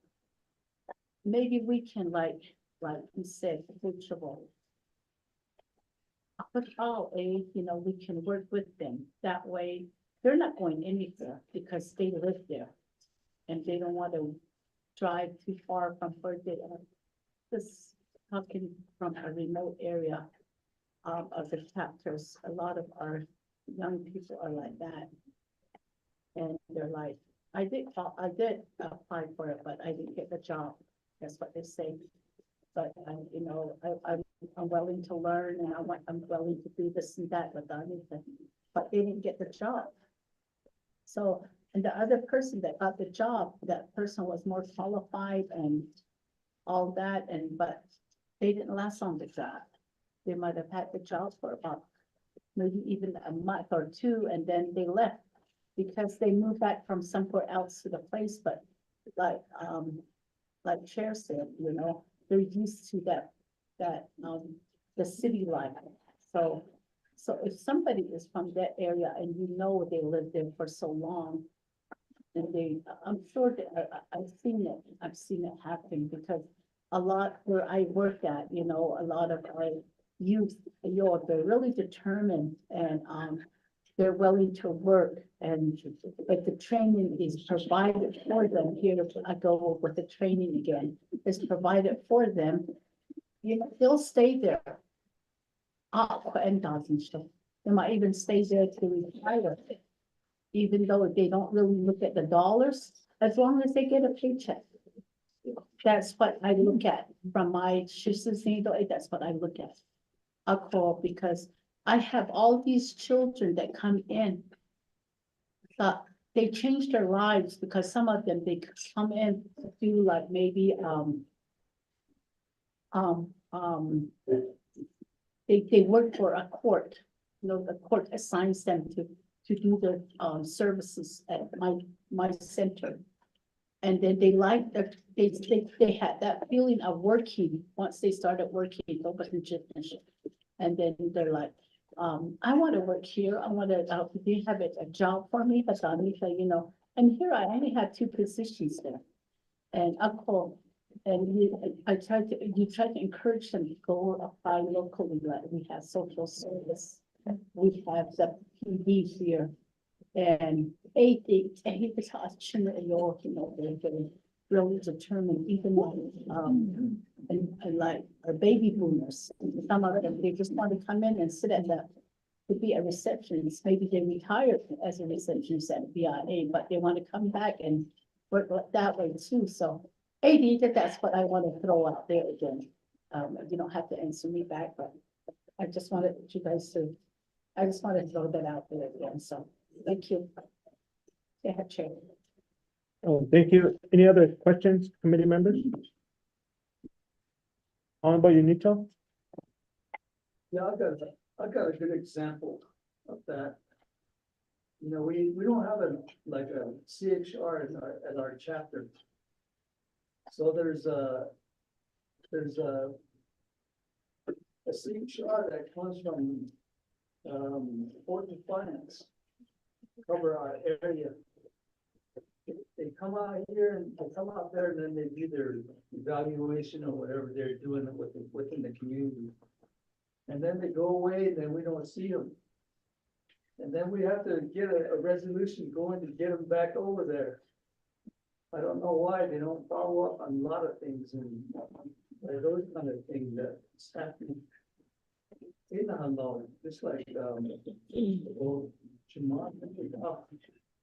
know, we need to get somebody that's already there at the community to hire that individual. They tried to apply for that position, but I don't know what happened to their application. So hard to make that. They have experience with working with local clinics and hospitals. According that we haven't even get a follow up on it, and we're still out without CHR in our areas. I just want to make a comment on that one. Yeah. Thank you. And so, like I was saying, going back, the reason why I bring up this lack of work experience is we had one of the departments come before the committee and they shared the information, the diagram, and what they informed the committee was we have this position that requires work experience and then it requires education. But what they were told was they couldn't bring on this person because that person didn't have the work experience. And so that position, let me just use the as an example, that position paid $25 an hour with the work experience plus the education. And so now the person didn't qualify because of the work experience. So the department went back and asked DPM, what do we need to do to qualify this person? Well, the response was,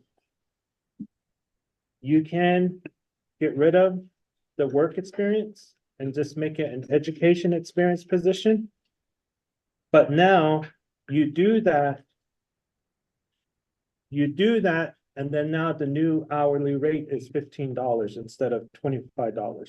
I'm just using numbers. I mean, I'm just being dramatic right now. But I don't remember the exact hourly rates that we were informed of, but that's what the department was telling us, that if they got rid of the work experience, the hourly rate changes back down to $15 with that education. And that's the only way the person will qualify. And so that's why I was asking, how do we work with the programs to where you can accommodate an applicant if they want to hire that individual, but keep that position, that pay at $25 with just the education is what I'm trying to say. And that's what we were informed of. And then further into detail, they were informed that if that's the route that you want to do, then you need to redo a new PCQ. But the program was saying, we don't want to do another PCQ just because this one PCQ almost took a year to get it advertised. And so if we want to get rid of the work experience, that's going to be another year before we find somebody. And so it had its own ripple effect. And the program was just so frustrated. Now, I understand we can probably do a little accommodations here and there because it's general funds. Now, if it was like federally funded, let me use like the Head Start. So the Head Start has their act, the Head Start Act. And so it specifies what kind of positions they should have. But for pay, it's just based off their funding source that they are awarded. So that's a whole different one. But for us, Navajo Nation, we don't have anything like that. So I'm trying to say, what can you do immediately if there was a program in that situation where they wanted to bring on this new graduate that just graduated with their bachelor's into whatever department or whatever they're applying for? How do we accommodate the program to make that immediate change? And again, I think there is a lot of individuals out there that were not deemed qualified because of their work experience, but they did have the education.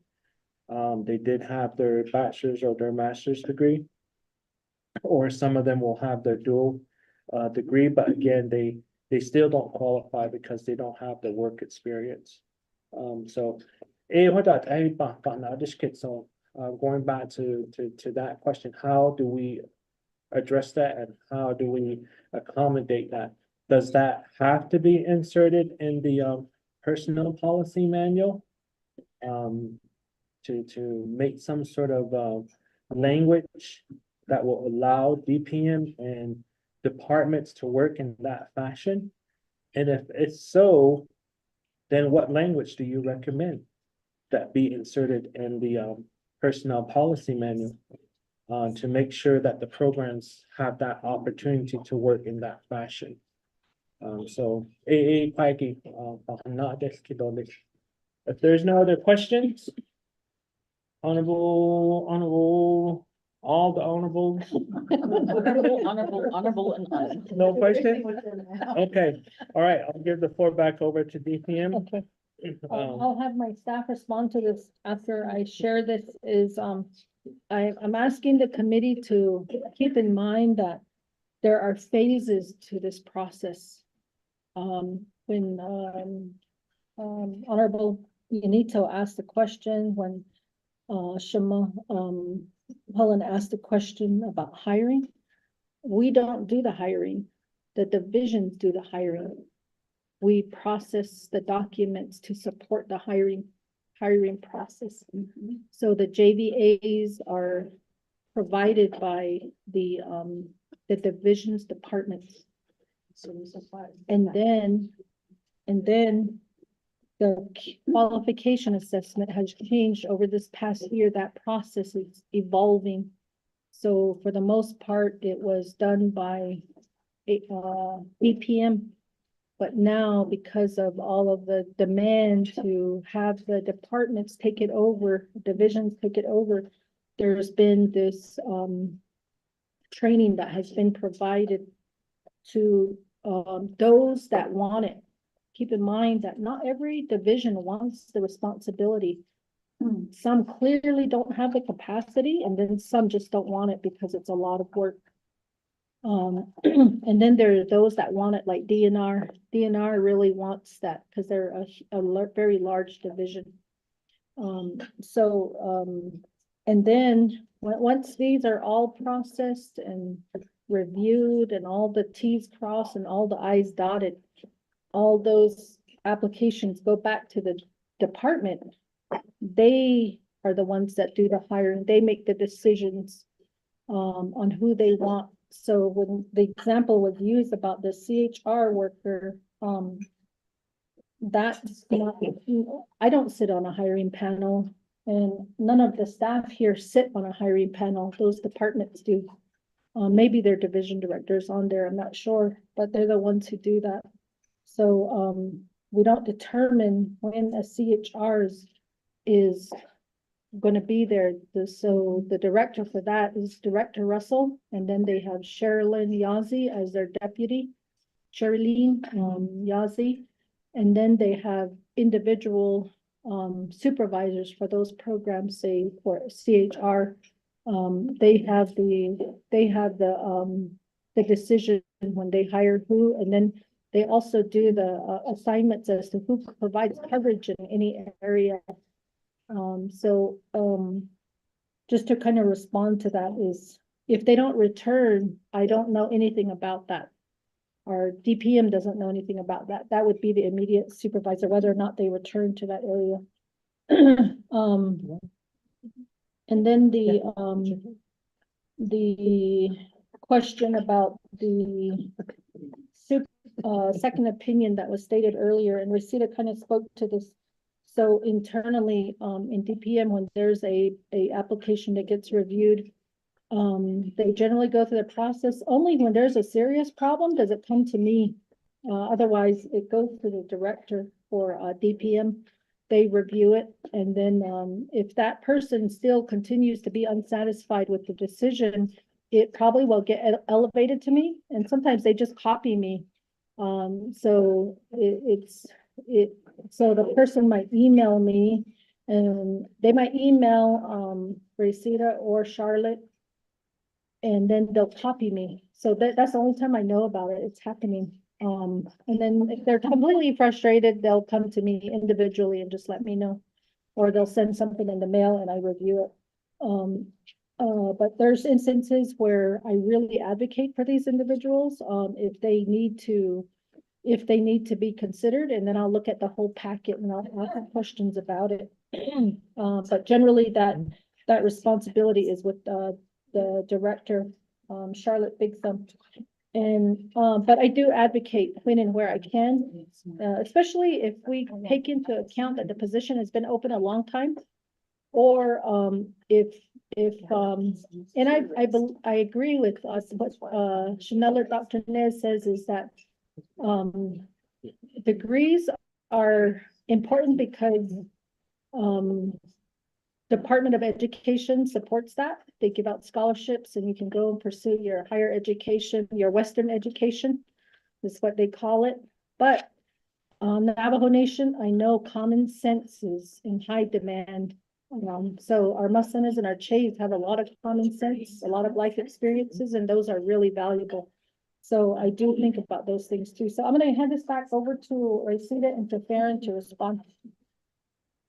And I want to make sure that I respect your time too. I think we're supposed to get done at what time? 1? One flex session. One flex session. So does that mean in 12 minutes? Mm-hmm. Okay, so 12 minutes. Okay. Okay, we got 12 minutes. Okay, thank you, Mr. Chair, members of the HEHSC committee. There are opportunities for us to review the qualifications, working with the department. Sometimes what we find is that the qualifications may be obsolete, so we have been working with a lot of the programs to adjust those qualification requirements. The other, regarding the pay rates and why it would impact the pay rates with your example going from $25 to $15, I think you saw my expression. I said, "What?" But anyway, we don't make, those drastic, pay rate changes unless it's really going to impact the kind of work that's going to be, performed. But, we do, look at market data to determine what other organizations that have similar positions are paying their employees so that we can, remain competitive. And we also have a lot of hard to fill positions. So we have been receiving requests from some of the programs saying, you know, let's look at the whole position again. And if there is a situation where we can adjust the qualification requirements, or if the person, they finally find someone that meets the requirements. In some situations, they may come back and say, we finally found someone and we want to be able to meet their requests for salary as above entry level salary. So what happens there is that we complete our process, which is the salary assessment, and determine a rate, and we'll send that back. And in some situations, they say we're still not we're still not agreeable to that. So there is a provision in the policy where there are certain situations that may command a higher rate, and the one that can adjust the rate to a higher amount would be the division director within the hiring department, as well as our division director at human resources.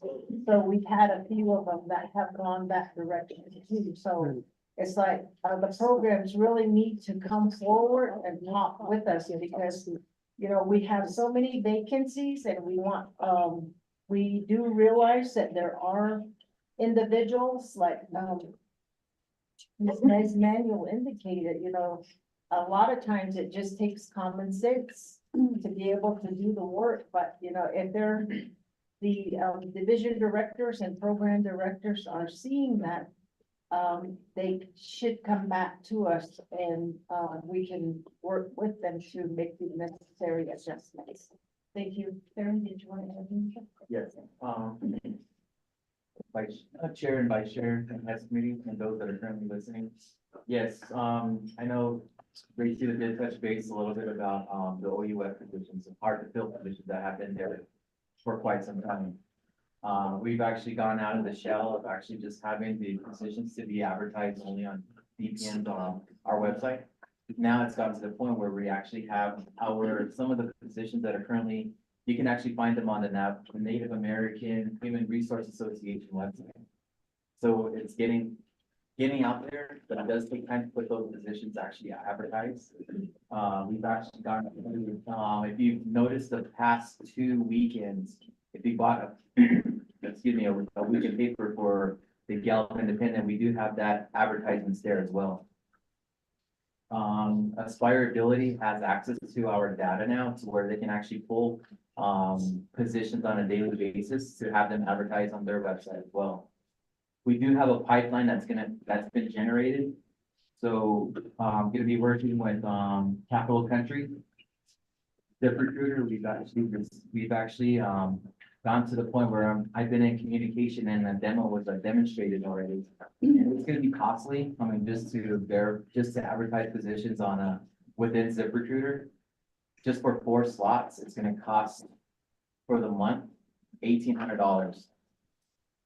And to have 10 positions to be advertised, they call it the 410s.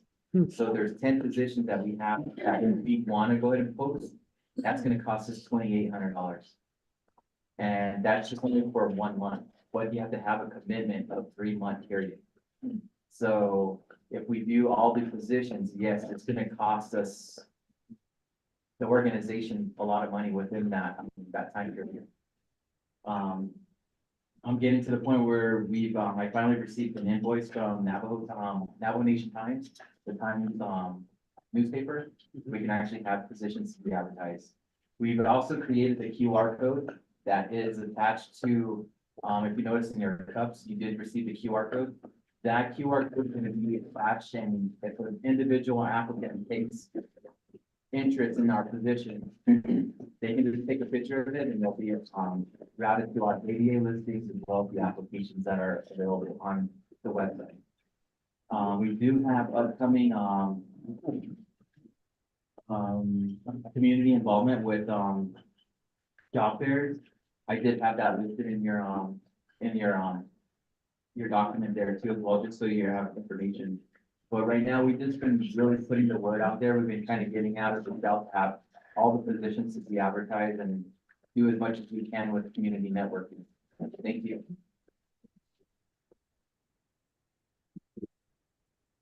All right, thank you. Does that complete your response? Yeah. Okay. All right, I guess if there's no other follow-up questions, Honorable Toll? I work for the Indian Health Services. When I applied, I only went to one office, and the result of that happened in 2 weeks. Then go through a lot of personnel to evaluate the application. Because this is a big organization, Indian Health Services. My background was already on file because I work with law enforcement. So they put actually a lot of clean, so it didn't take that many people to evaluate my application. So they depend on me, so that I did a good job, right? I got 15 years out of that, so. Why do we have to have as many people to evaluate the applicant's application? Do we trust them? So, what is your plan to direct the money? So, just sends them to make some changes or stick with the old plan that you already have in place? God, I mean, so is that direction you're going? Stay with the old procedures? How is the county, state being the high? So I don't want to be able to also incorporate this now. Why do we have to have this big process, step by step? So the other recommendation I have is the program directors from each agency should have some type of recommendation. What are some of the experience that they ran into? What are the recommendations in hiring? Because a lot of them are complaining from the agency.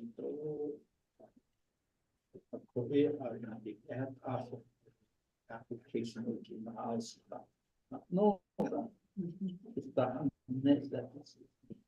wish all the program would be involved in this discussion, but I don't know if we have got those information from them. What are some of the recommendations?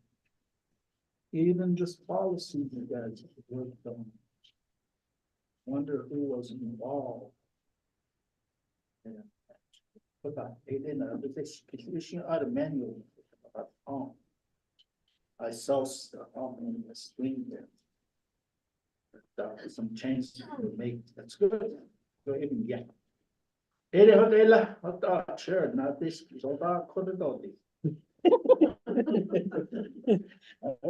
Committee members, any other questions, comments? Vice Chair? I just, considering where we're at with technology, present day technology. And like you said, I think it's going to require everyone to get on that bus if we want things to happen fast. So I think that's probably half the challenge, both from maybe a division perspective, are people willing to embrace the technology? And perhaps it'll replace some personnel. And then on the other user end, are we all ready to submit our applications online, submit everything online?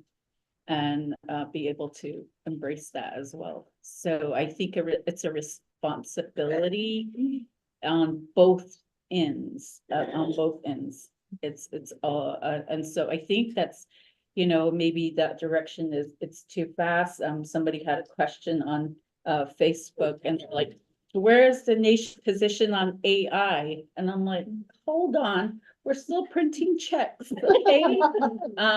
So we're not even talking about AI, you know, and that's how far behind we are. And they have peopleless McDonald's now. You have machines serving, you know, people now. So anyway, I don't know, you know, again, it'll probably be a challenge all the way through, even if you upgraded your systems tomorrow and it was ready to roll out. We would still hear complaints about, well, I didn't have enough, you know, internet service or whatever. There's going to be all kinds of issues. And so I just kind of think about that, and however way that we can, I know everyone's working hard. I think people are working hard to try to solve these problems. I recall Chair James here a few weeks ago saying, I've been here, how many years did you say you've been with the nation? 30, 20? He's like, and it hasn't 26. changed then, and it's not gonna ever change. That's what you said. I know. Anyway, It's but true. I don't know, you know, and I said, wait, True. hold on, let's True. give it an opportunity. But yeah, I'm looking forward to seeing what we can roll out, but education all the way around is just really important. And I hear the concerns about people are not ready for job applications. How do you fill out job application? How do you do resume? All those things are still very much needed everywhere across our reservation. And so just not a lot of needs. And I think we all just have to work together to try to bring everybody up to speed. And also just, you know, everything is written. So I don't know, I always think that some people, like the gentleman you were talking about that couldn't write down all the things. And how do you sell yourself? You know, how do you say that I can do all these things?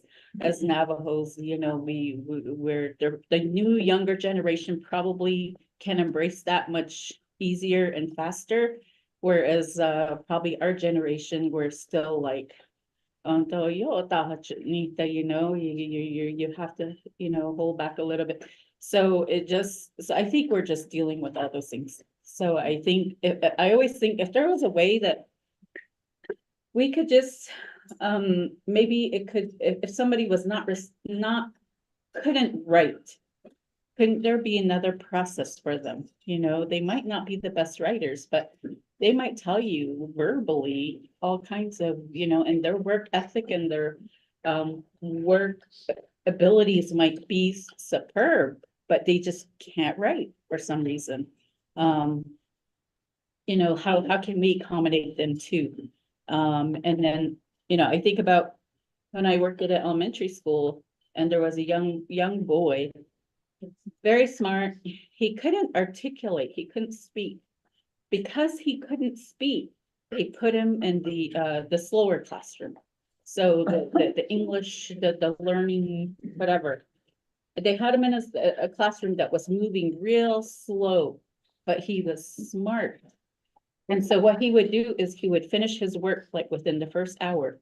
And the rest of the day, like he had nothing to do, he got bored and he got in trouble. So then it was like he was coming to me because he was forever in trouble. And then later learned, and I got to meet with his psychiatrist. we talked about it and he was like, his scores over there were excellent and the only problems he couldn't talk.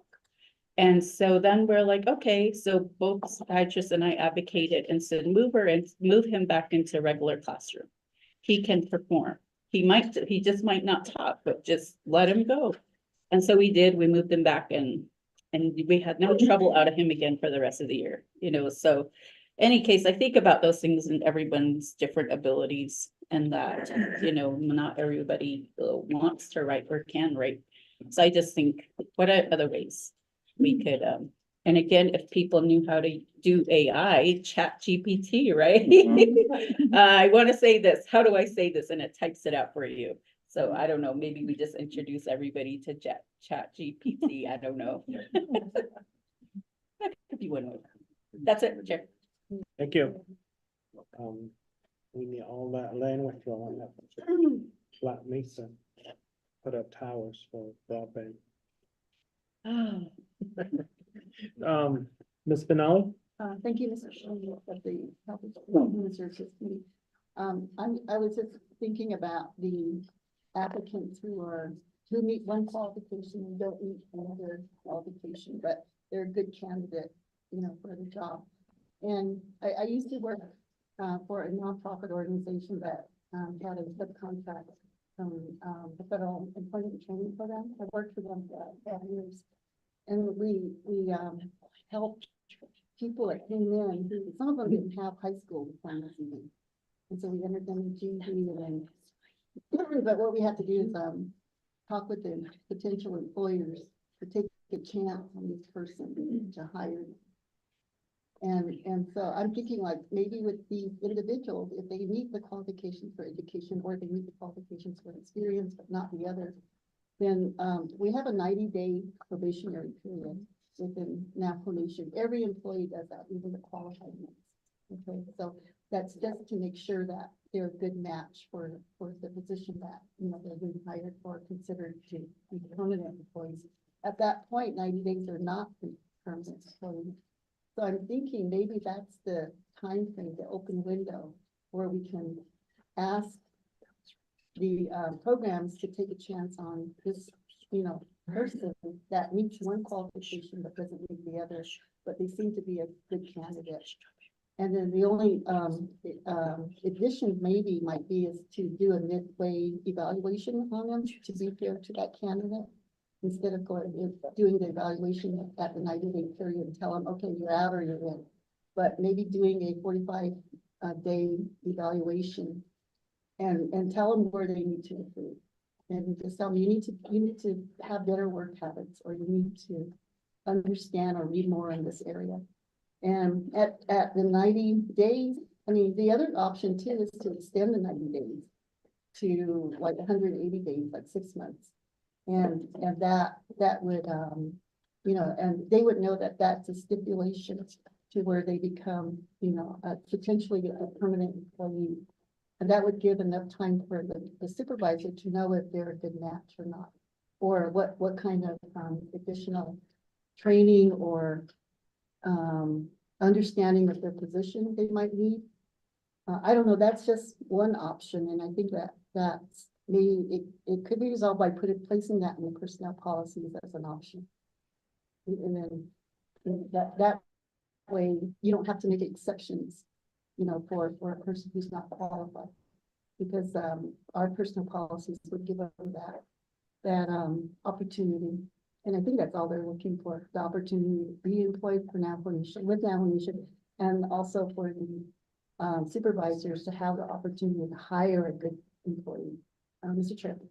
Thank you, Ms. Benali. Really quickly, I don't need a response back, but maybe for our next meeting or as soon as possible, whichever comes first, if we can provide a listing of the departments that are doing their own assessment, and then maybe do a breakdown of how many assessors, did I say that right? Correct. For each department, I think that would be very helpful for the committee to have an understanding of how many programs are doing their own assessments at the time.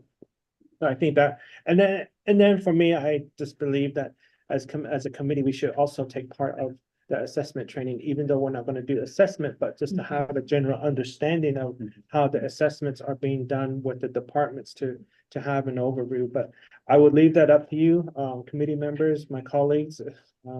And so with that, maybe you can share that information of when your next training will take place. So that will be helpful as well. And if time permits for my colleagues, the committee members, they can join. So 8 a.m. Other than that, Vice Chair, Jermaine Sanchez, I'm gonna make a recommendation that delegates go through assessments too. do assessments. Yeah, I'm fine. Go at it. I'll help you. Any others? Okay. I take that back. You already said it, it's on the record. Can't take it back. All right, so that completes report number B, number 10, and number 9. Oh, what do we still need 11, 12, 13, and 14. So maybe we can start with Patty. Yeah, it's 1:05. It's okay. Okay, are you sure? We're in the middle of the report, so we can't. Okay. just adjourn. So, let's move on to number 11, the PCQ discussion on that. Charlotte, Rosita, if you can respond to that. And let's keep it as concise as possible. Thank you, Mr. Chair and members of the HEHSC committee. In our report on page number 4, number 4. One thing I would like to provide you with is why we use PCQ form. And I indicate in my report that the fundamental purpose of the PCQ form is to describe the work assigned to a position. And it needs to be clearly stated or clearly state the principal tasks and the responsibilities actually performed by the incumbent to achieve the goals and mission of the program. A lot of times what we get is you just get one-line sentences and maybe 3 sentences on a PCQ where they're supposed to describe the duties and responsibilities. So that takes some time where we have to complete or go back to the program to request for additional information. The item 14 on our PCQ is where they prepare an accurate description of the work that assists in the determination of the proper class for the position to be classified into. And also it underlining the salary range. The PCQ is the basis for the determination of the minimum qualifications that are a critical factor in attracting qualified applicants during the recruitment process. And we did have a little discussion on this earlier. The PCQ form that we currently use was revised in July 1st and 2024. And this was in response to a recommendation that was made by the Auditor General's office to develop a checkoff list for use in the pre-screening of PCQs to ensure the PCQs are completed and only those are accepted. But we still log them in for tracking purposes, and then we would contact the programs to let them know of the information that is lacking. The form was also revised to incorporate the designation of sensitive positions whereby the programs indicate the relevant criteria based on job responsibilities. And once a position is designated as sensitive, that tells us that the position will require a background check before the position can, or the incumbent can be hired. The form is under review for possible reduction to the number of pages and will provide the information necessary to determine the proper classification. We have reviewed this document on several occasions, but of the 8 pages, 2 of them are the checkoff list that was required by or recommended by the Office of the Auditor General. And even with that checkoff list, the program still submit insufficient or incomplete information. So it still takes us some time to go back and forth. So we are also working on updating our training on how to complete the PCQs and the purpose of the PCQ form. So this is one of the trainings that we'll be providing to all of the division programs and departments. Thank you.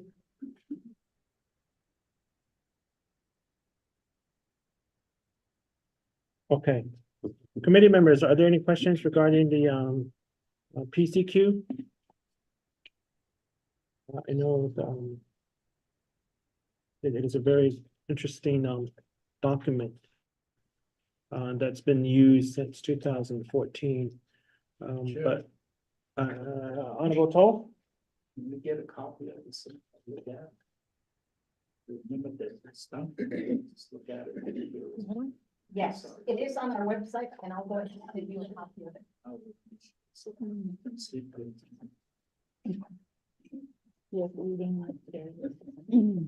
Yeah, so it's been a document that's been in place since 2014. And so that's over 10 years ago or almost 10 years ago now. So I don't know what the plans are to maybe make some changes. But that's a PCQ document. So that's something that I think we can talk later more about regarding the PCQ.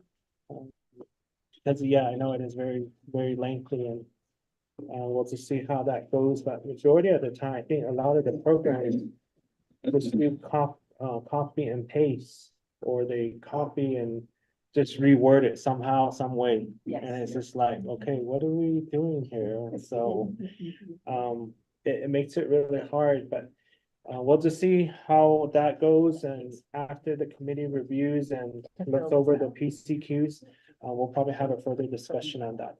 But I really do think it needs to be updated, and then it really needs to be condensed to make it more friendly. So Ada, just wanted to mention that. So if there's no other questions or comments, committee members, Honorable Dr. Nez? No? No, I just done a PCQ before. And in my experience, it was pretty quick. So sometimes I don't know what maybe other situations or scenarios, but when I did it for one of our grants we received, I thought it was okay, quick. But I don't know how it is for others that takes long. That's where the copy and paste came in.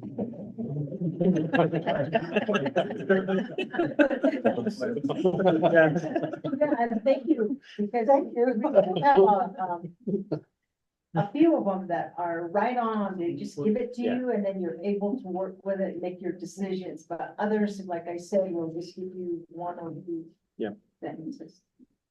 And I think the part that they get so frustrated with is the breakdown. I forget what page that is of the percentage. I think that's where it really gets them to, is that percentage portion of their duties. I'm trying to break that down, equal 100%, I think it was. But yeah, so we'll go into further detailed discussion later on, at a later date after we review the PCQ. So with that, we can move on to the next item. Chanela, yeah. COVID leave, Lucida?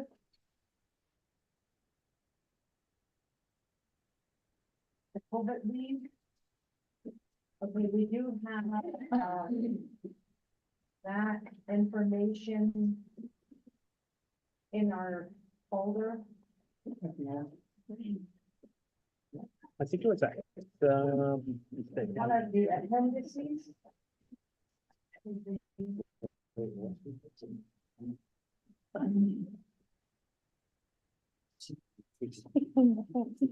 Okay, there's actually two memos that were issued by our former HR director. The first one was issued on October 3rd, 2023.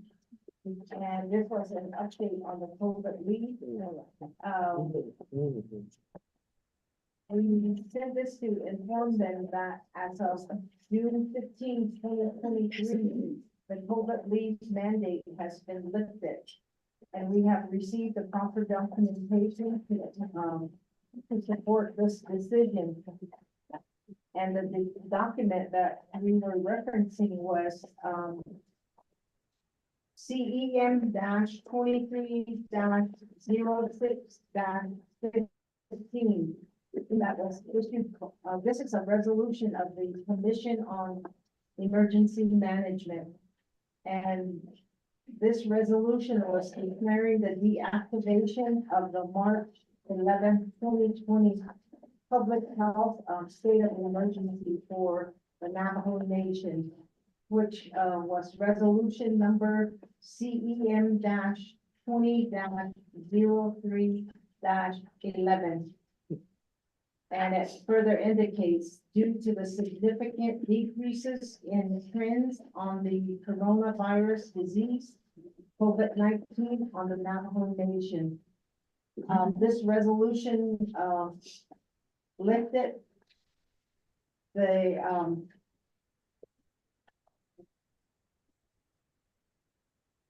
use of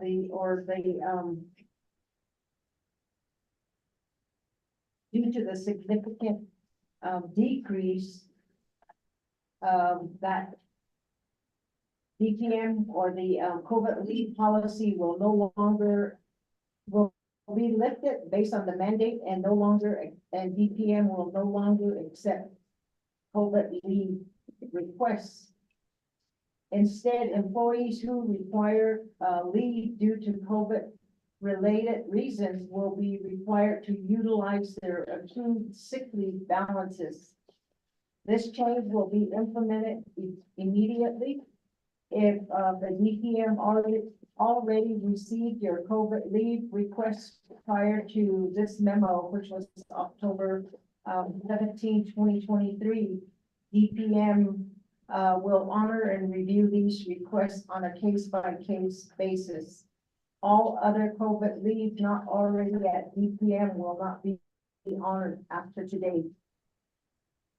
And she further stated, we understand that this change may raise questions or concerns, and we want to assure you that we are committed to maintaining a safe and healthy workplace. In the coming months, we will seek further guidance from the Health, Education, and Human Services Committee to ensure that our policies align with the latest recommendation and best practices. We appreciate your understanding and cooperation as we navigate these changes. DPM is available to address any questions or concerns you may have regarding this update. We will provide further updates and guidance as we receive them from HEHSC. Thank you for your continued commitment to the health and safety of our employees. And I'm not sure if this memo was forwarded to the committee or if any of you ever seen this memo. So there was a follow-up memo that was issued on October 23rd, and it was addressed to Chairman James. It says, we hope this memorandum finds you in good health and high spirits. We are writing to provide an overview of our organization's COVID leave policy. The DPM's goal is to present a balanced perspective that considers the various factors surrounding COVID leave. And here we outline the pros and cons. Number one pros, employee well-being. COVID leave acknowledges the challenges employees face during the pandemic, promoting their overall well-being and mental health. That's one of the pros. The other is it reduces stress and anxiety by ensuring employees do not have to choose between their health and financial stability. Number two, public health considerations. COVID leave plays a crucial role in preventing the spread of the virus within the workplace, reducing the risk Time. of transmission Ms. Toddy, to colleagues. we don't need you to read it word by word. Okay, So, so anyway, some of the pros and cons that we have listed as, one of the things that we're still experiencing to this day is that there's still a lot of, employees that have anxiety and, mental, issues have arisen out of it. The other is some of them have, are experiencing side effects when they did or when they were exposed to COVID. So we still have, those situations that are present. So, I just wanted to point those out, because it is still affecting our workforce. And so, those are really critical, and sometimes some individuals may not want to come back to work or either apply for positions for fear that if they do come back to or come to work with the Navajo Nation, that they might contract or be exposed to COVID. And having to come to work and then go back home and possibly having their family members exposed. So those are some of the things that, you know, we really wanted to point out so that you're all aware of some of the situations that that are present within the workforce. okay, Thank you. all right, thank you. Committee members, are there any questions regarding the updated COVID leave policy? Honorable Unito? Yeah, just reporting, the report just now. Are you working with, Dr. Michelle Brancer about these, mental, health issues and the suicide issues? Because she's with the, Samsung and with TTAC. And she should have all this information, and I haven't even heard anything that, you know, that department hasn't really, expressed a lot of these services to the community. I've been emailing her, but she never responded back to me. Any other questions, committee members, comments regarding COVID? Did you guys get COVID money, hazard pay? In the current legislation? Did we allocate funding for hazard pay, COVID pay? No. No, we didn't, right, okay. All right, if there is none other questions, comments, I'll give the floor back over to you, Ms. Toddy, to respond back to Honorable Unito. Thank you, Chair and members of this committee. As far as working with Dr. Brancer, when programs do or individuals do seek guidance or request for assistance, we normally refer them to DBMHS, where Dr. Brancer heads that department. And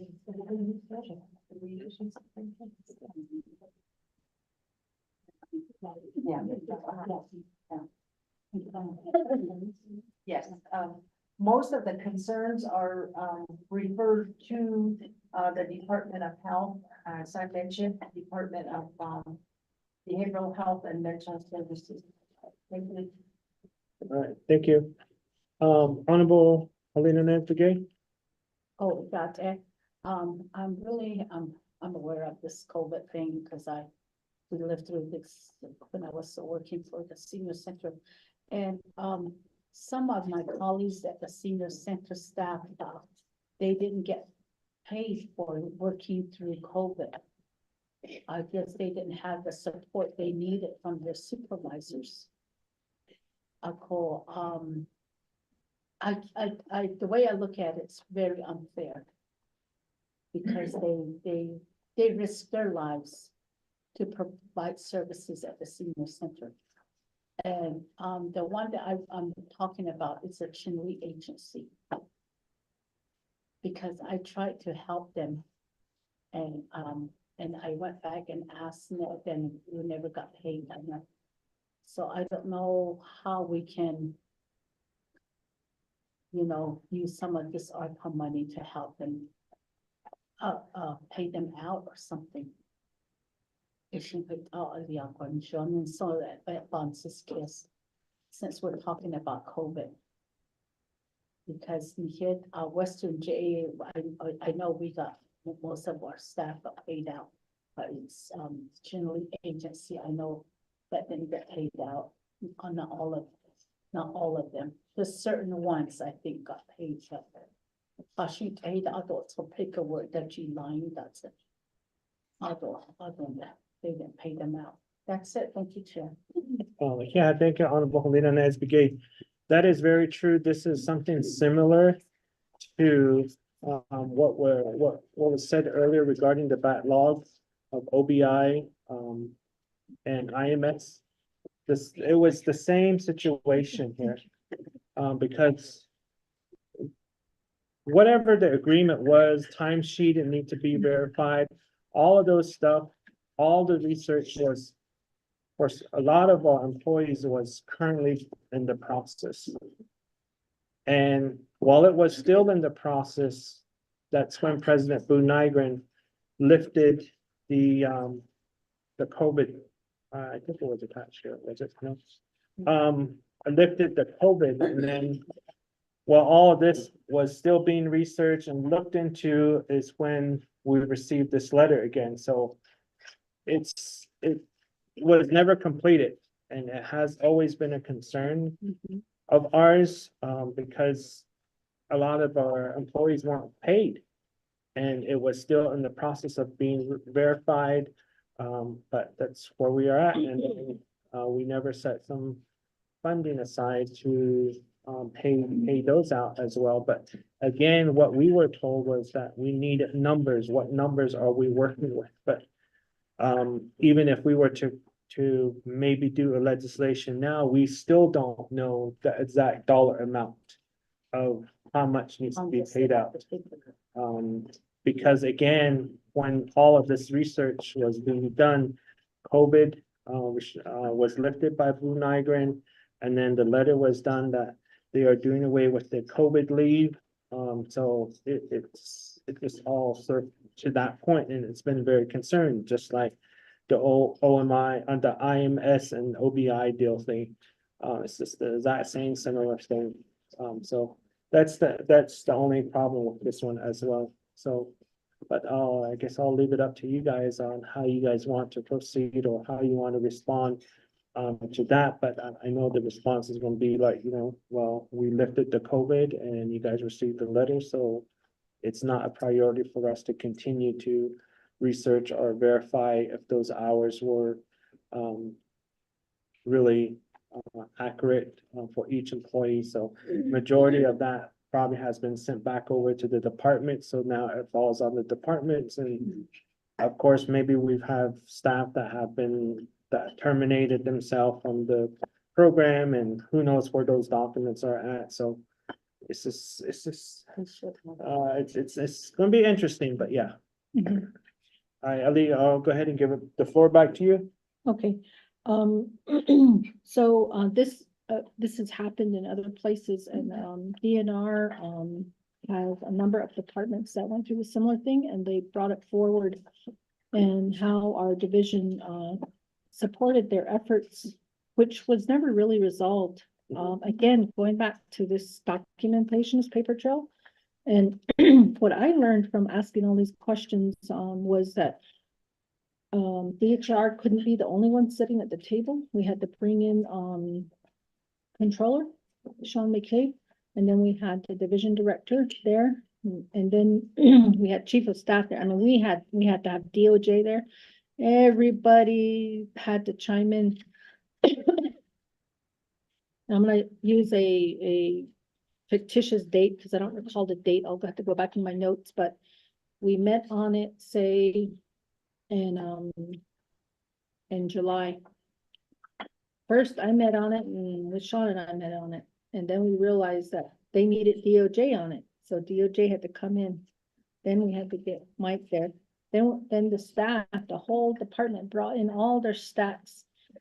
Brenda Holgate, you can ask her about this. She brought a whole stack of papers. We have piles like that. DOJ chimed in on it, what we had to have. And then we all agreed, we all signed a paper there that everybody's supposed to get paid. It didn't happen. We went back, we found out 2 or 3 months later, it wasn't done. But DNR had the money. It was their money in their budget. They had it sitting there. They needed to pay it out. And we had a number of people in the department upset with all of us. The DOJ, myself, and Mike, we all did everything we could, and it couldn't get processed.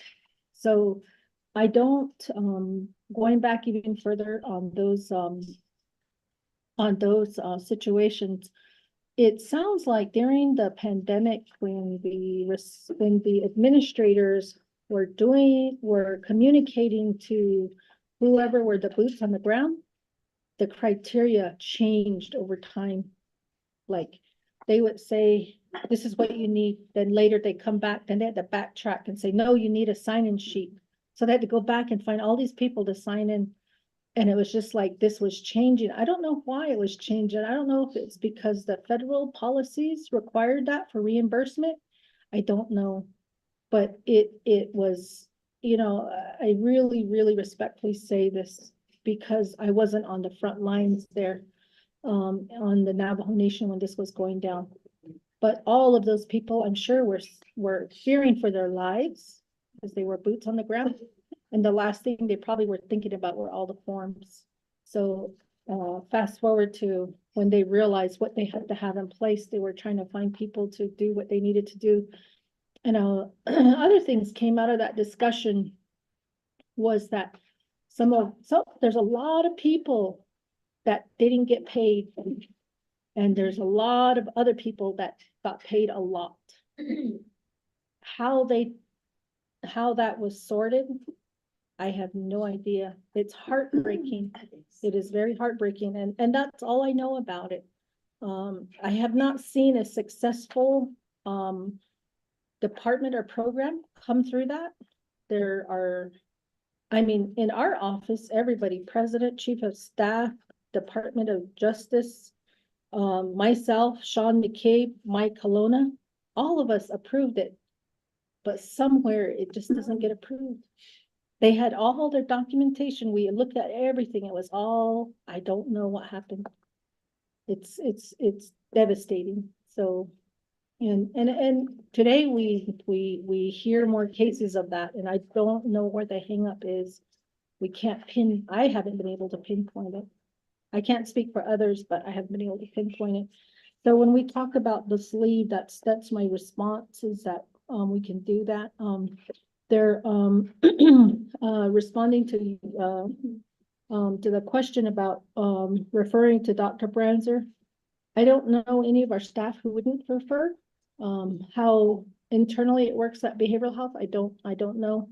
When it comes to the opportunities there, I know to collaborate, we're always doing that. We do the best we can. And this can help us transition to the donation of leave. Racita has a really good explanation about that, because that came up when I came on board, probably in the first quarter. A lot of people were asking about donation of leave, and I always questioned it. Why can't we do it? You know, it's such an easy thing to do if somebody wants to give their leave, because some have accumulated a lot of leave. But yet, Racita had a really good explanation for this, and I didn't think about it in those terms. So Racita, can you briefly describe that about the budgets within divisions? Before we go to that item, Okay. donation of sick leave. Sure. At this point regarding your COVID payment, what is your guys' recommendation from Division of Human Resource and DPM? For these, Yeah, because DPM did receive documents mhm. before the letter was issued. Mhm. So what happened to those? Or what is your recommendation? I would say work with Because Sean. the only one that you brought up is DNR, Mhm. but then there's all these other Yeah. departments that are in the same situation. And then at the same time, DPM were receiving these documents. Mhm. So what happened to those documents?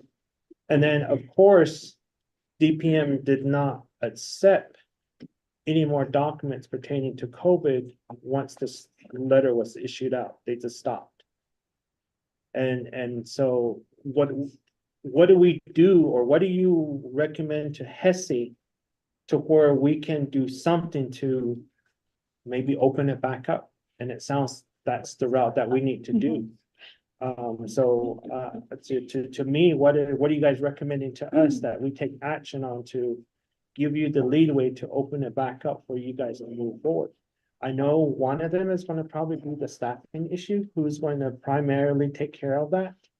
And I think that's going to be one area to identify who is it just going to be that one individual or a couple individual that will just concentrate on this COVID? Those kind of things, what do you recommend to the committee, so we can move forward? Because right now we have, fundings that are sitting there. I don't want to go into the dollar amount at this point. It's just all over here, the cloud. There's so many money clouds up in the air, but how do we address that?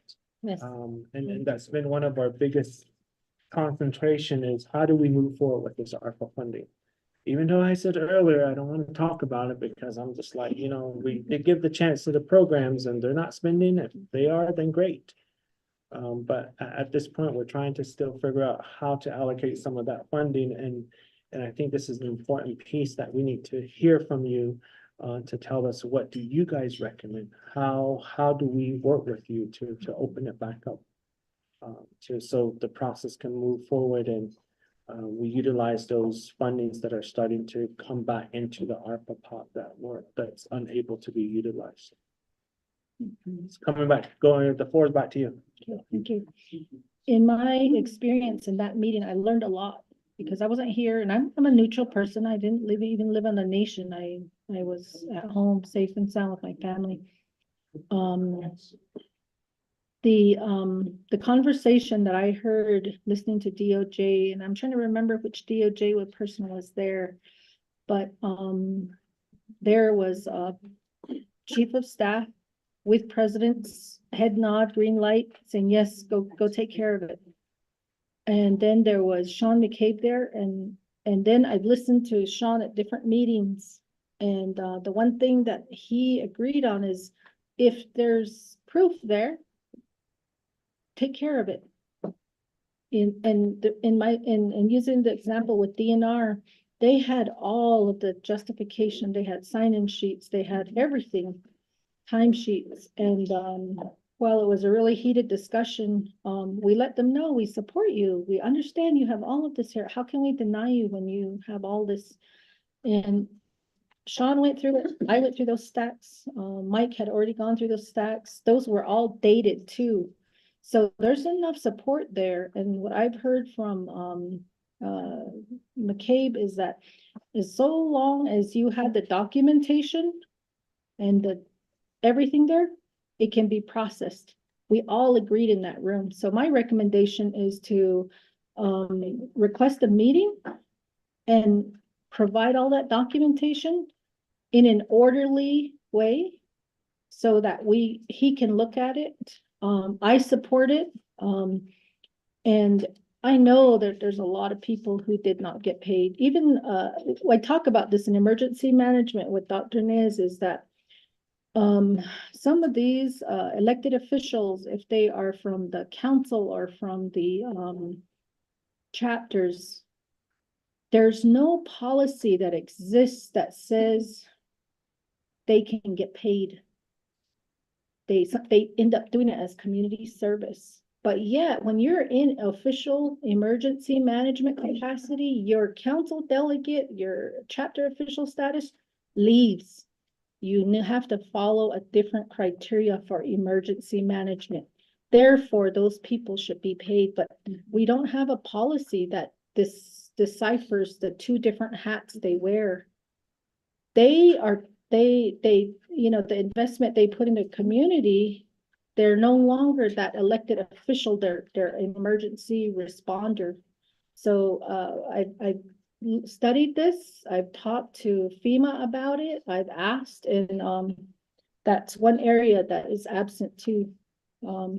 But that would be my recommendation, is to look at the policy, make sure it exists for those volunteers, that all volunteers, when they step into that role, an essential worker, that is something that supports them to be paid. Otherwise, all the gas they use going around, all the personal, whatever investment, it goes out the window if there's no policy. And then the budgets that are there, we have it, you know, there's this funding, the big ARPA cloud that's there. The funding is there. If the program has the documentation, pay them out. They risk their lives and they need to be taken care of. Not just the echelon, you know, the higher people, not just them, the boots on the ground need to be paid. That's my recommendation as a division director, because I've heard this numerous times, and while I haven't met with all of these departments, that's the right thing to do. And I agree with what was said earlier, is that these individuals still experience side effects.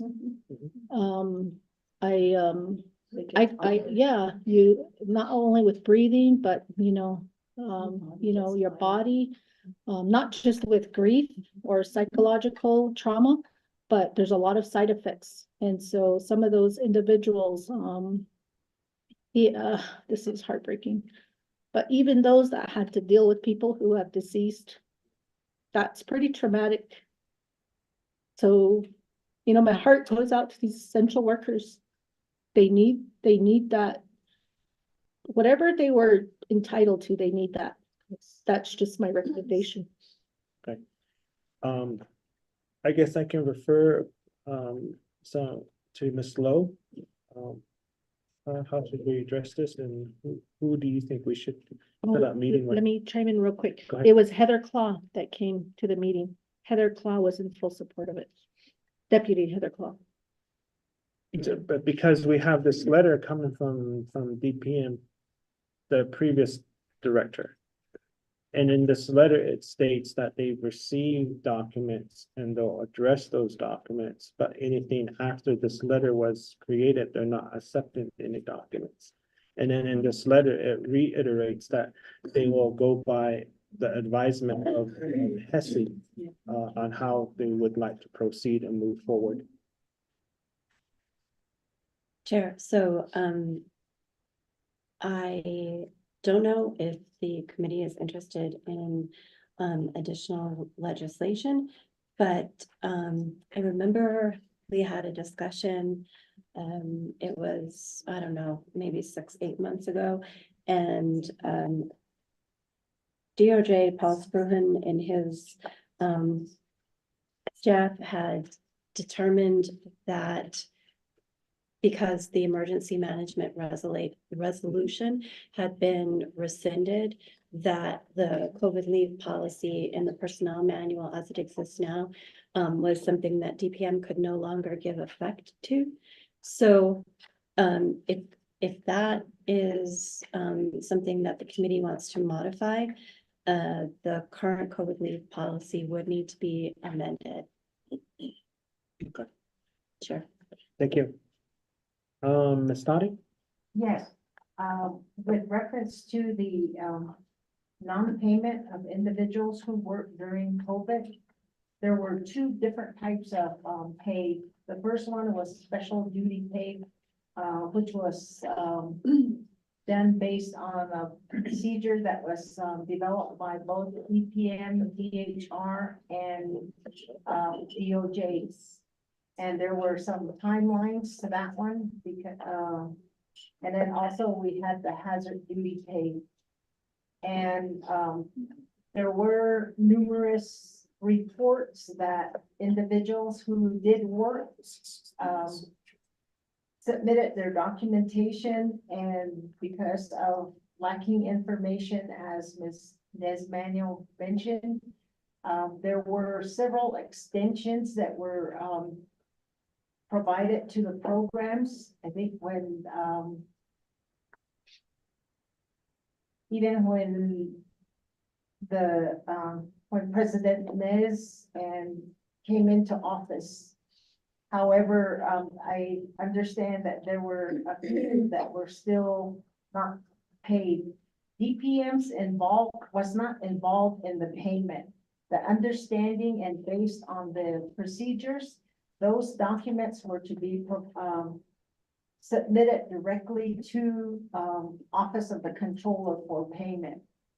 And as she also explained, there were a lot of people that did not get paid, and there were a lot that got paid, overpaid. I think a few, maybe in 2 or 3 situations where that occurred. But again, there were different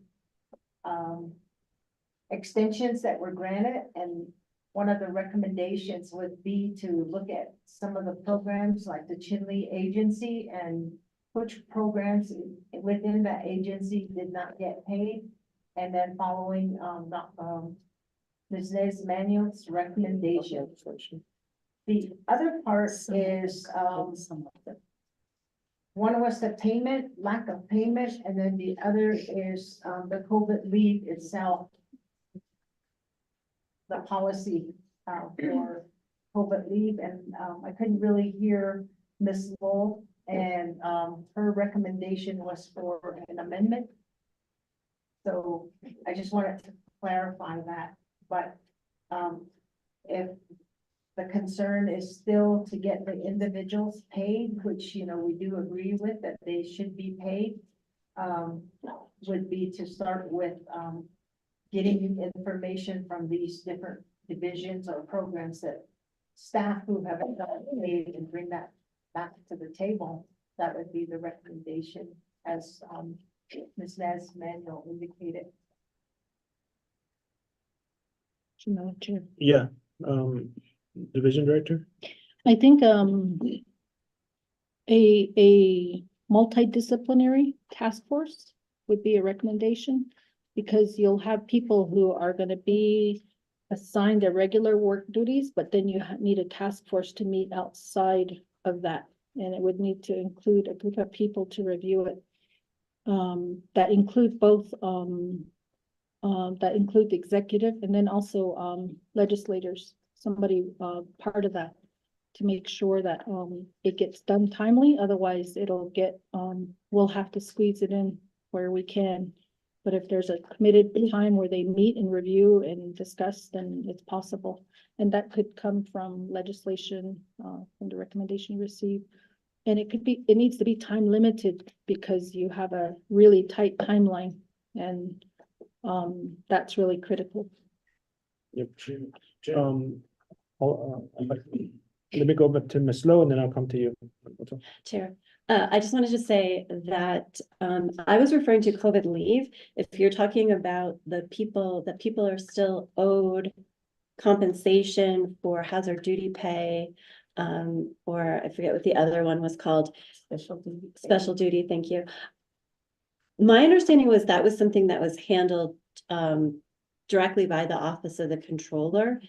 So I guess I don't understand the nexus of DPM for that. I don't know if they gave any guidance on that. And again, I don't know if the funding is still there, or if the funding for those payouts have lapsed. And so that would be something that the controller would need to give a determination on, Chair. Okay, so what does the committee need to do to make sure that we go back and start the process over again? Because right now, this letter didn't require oversight, or it didn't get approval of oversight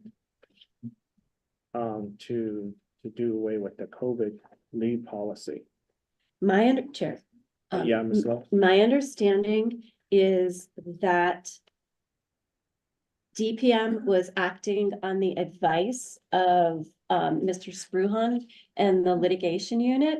And then, I don't know if you remember, but Ms. Woody started reading the letter from Mr. Spruhan into the record, and you stopped her because it was an attorney-client privilege document.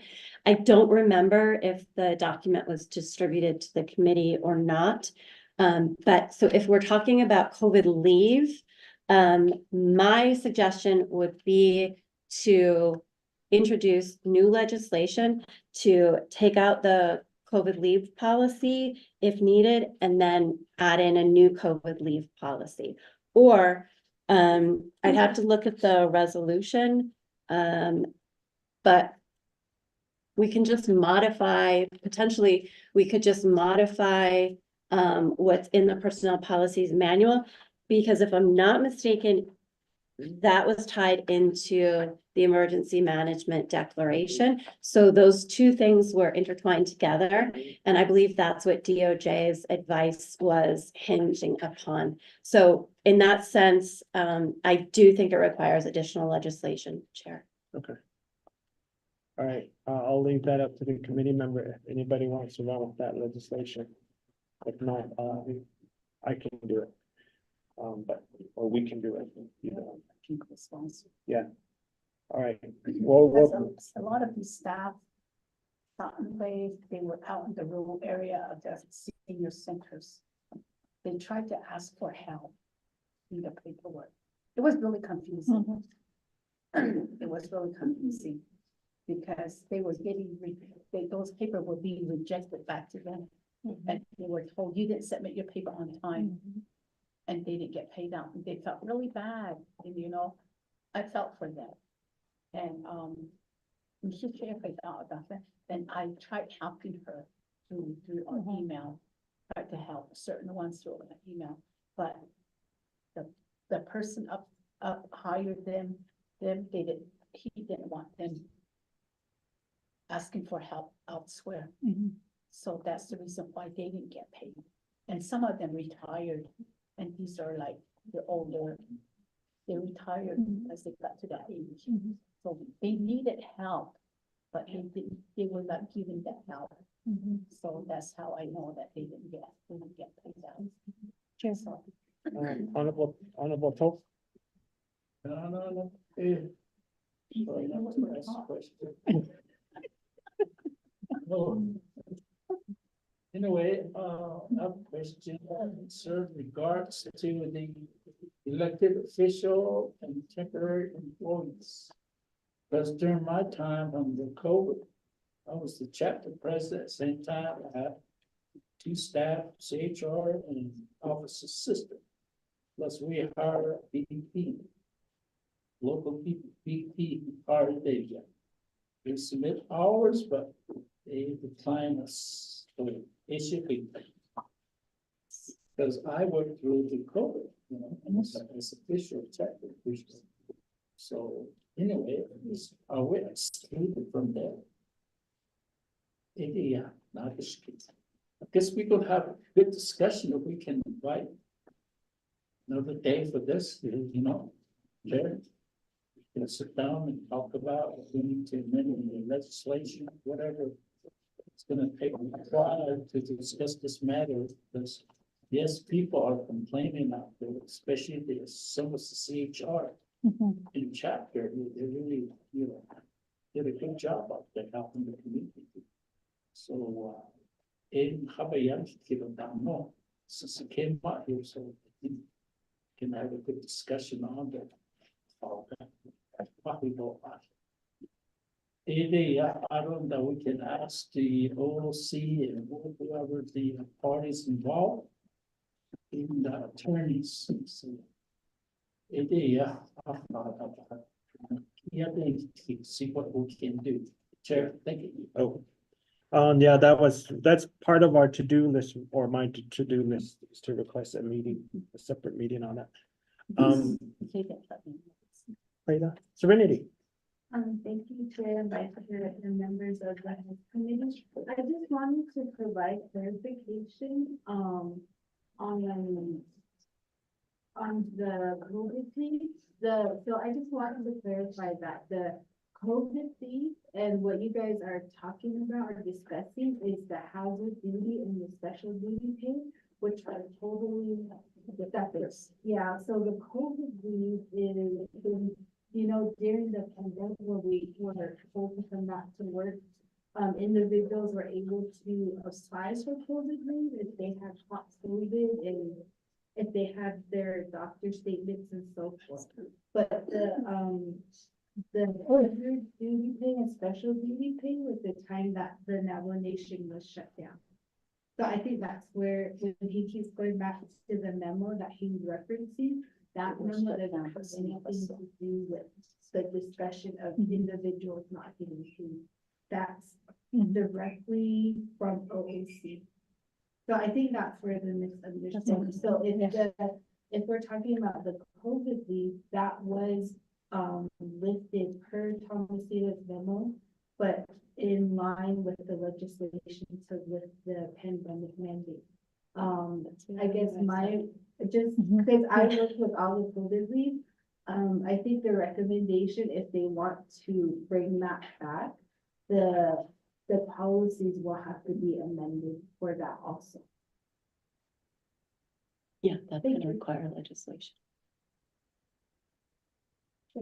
Thank you, Serenity. Oh, that's, okay. Catch me at the speed. Where are we at? We're talking about the COVID leave. The COVID leave number 12, what is the current status? And then I don't know whose question she answered, but Which that branched into hazard duty pay and special duty pay. okay, But Chair is going to task himself with organizing that meeting on hazard and special duty pay. okay, sounds good. And the legislation. Oh, wow. Good work. Go ahead. Yes, yes, I know the nation shut down, but the CHR program was going, the senior citizen centers were going through the whole shutdown. We provided services. We had the double mask, whatever to do to provide services, we did that. So we worked through the whole COVID, even though the person had COVID, we had to serve them. We had to put out an ice box out there, an ice chest, and put their meals in there. Although the CHR was doing the same thing, putting medication, whatever they need in there. So, you know, we went through all that, and then the police department, so they were on the side of these stuff. So I just wanted to bring that up. Okay, thank you. All right, thank you. But we'll work on it and then set another, a date to discuss more about it. And then if none of my colleagues wants to drop legislation, I wouldn't mind dropping legislation. But this is the reason why I support a financial firm that we should have. So. Using ARPA money, but because OOC just does not have enough staff. And DPM doesn't have enough staff that they need to verify and whatnot, but we'll see, and we'll go into detail at another scheduled meeting. And so, yeah, are there any other comments? I don't know what you said, I'm sorry, Serenity. No. That was what I that's basically. Chair, I was just explaining that to provide clarification was that COVID leave and the special duty and hazard pay are two completely different. What you guys are talking about with the units, that was the hazard duty pay and the special duty pay during the shutdown of the government, but programs were, they identified essential workers during that time, and those are the individuals that would have got paid for the special duty or hazard duty pay. So that's different than the COVID. So I just wanted to clarify that, because I think you're going back to Thomas Seaver's memo, and that was for the COVID leave stuff. So I was just saying that if it does, if that's a recommendation to bring COVID leave back, we would just have to, I think, revise the policy or the procedure. Okay, yeah, she's my agent. Chair, if I could, Yeah, she's another, when, as this goes forward, I want to ensure that a couple of people from our division are included. One is myself, Lorraine, our master budget person who has a lot of knowledge on this, to include us both in on that. And then, I agree with what Serenity is saying. We were started talking about COVID leave, but one of the questions that came from one of the committee members branched off into special hazard pay and hazard duty and then special duty pay. So, and then I also mentioned the need for a policy to recognize that FEMA has a model, a national model that they use to include every human person that's there who was responding to the call. It doesn't matter who it is, because that's different than they wear for the nation. When you're deemed part of the essential employees, I don't even think we have that defined. I started working on it because I realized that I don't know when president or administration sends out a early release message. It's not clarified who is essential. And so I started defining that as like, who is the essential employee? So I have a list going, and that can be reviewed and we can share that with you, but the essential employee or essential people are not defined anywhere that I could find. I asked my staff to chime in on it. Some of them have.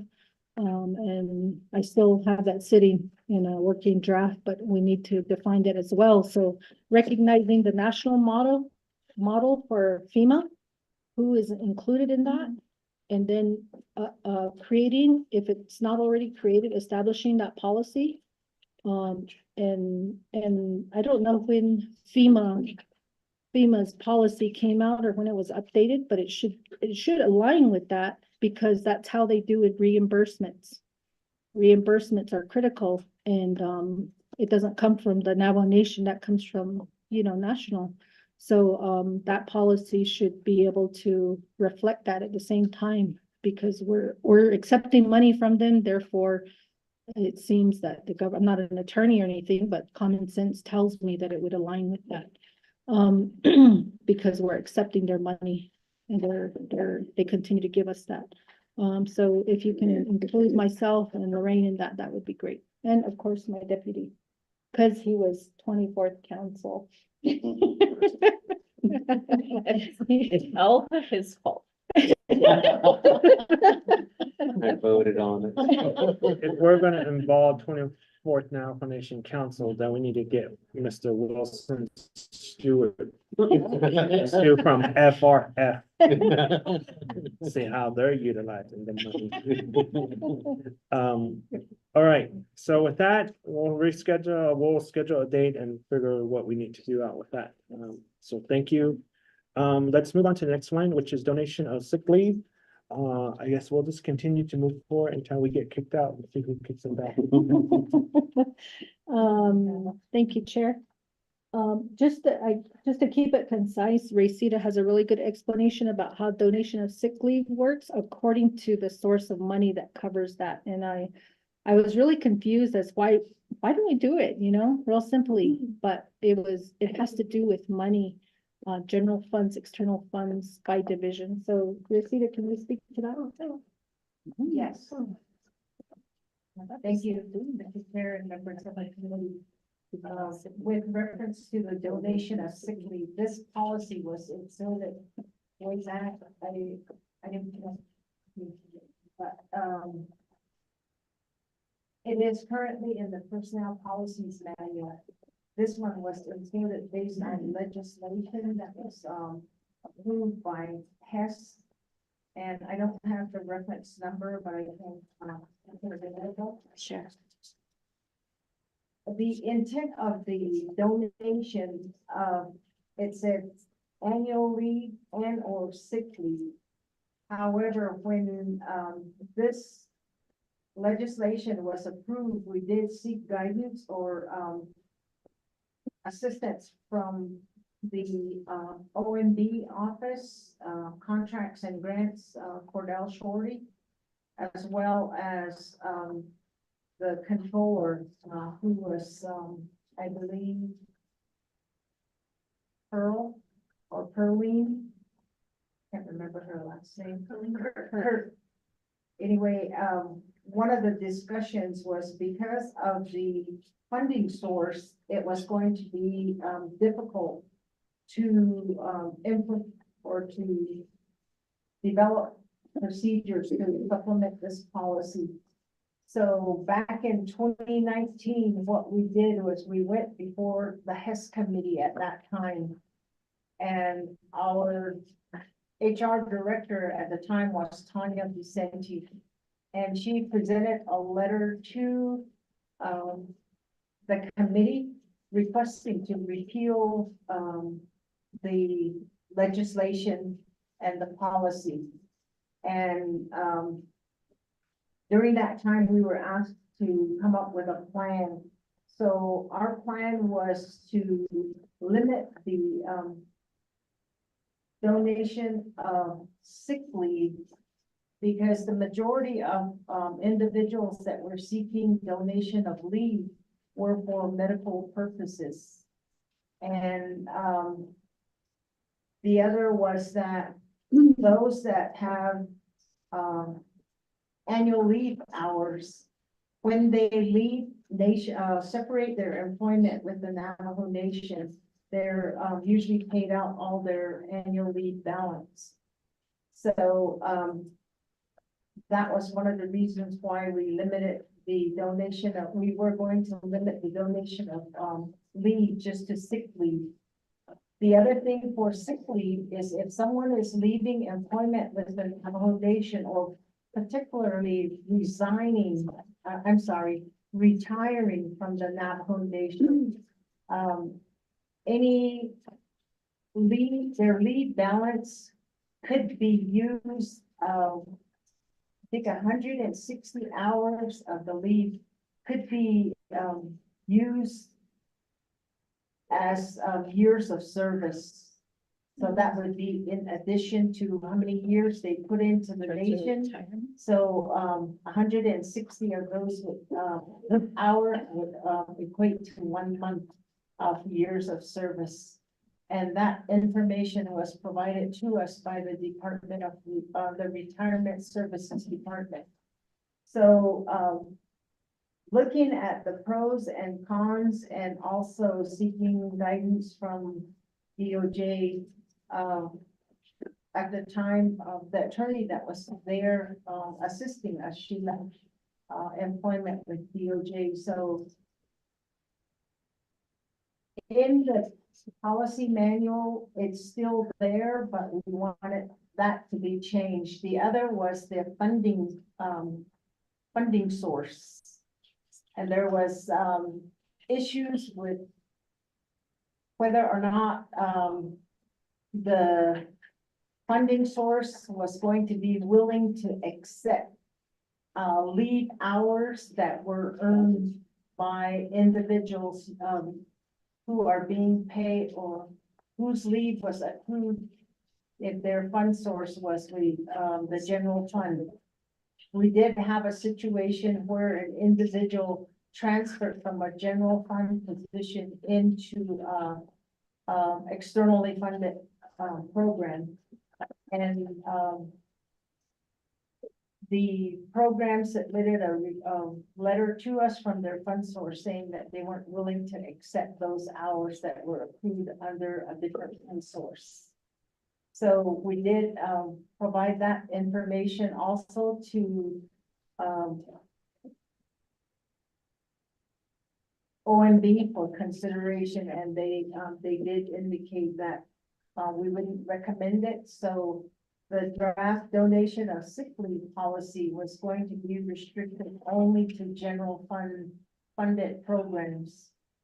So again, there was concern about inequity. Why is it that only general fund employees can use the donation of sick leave?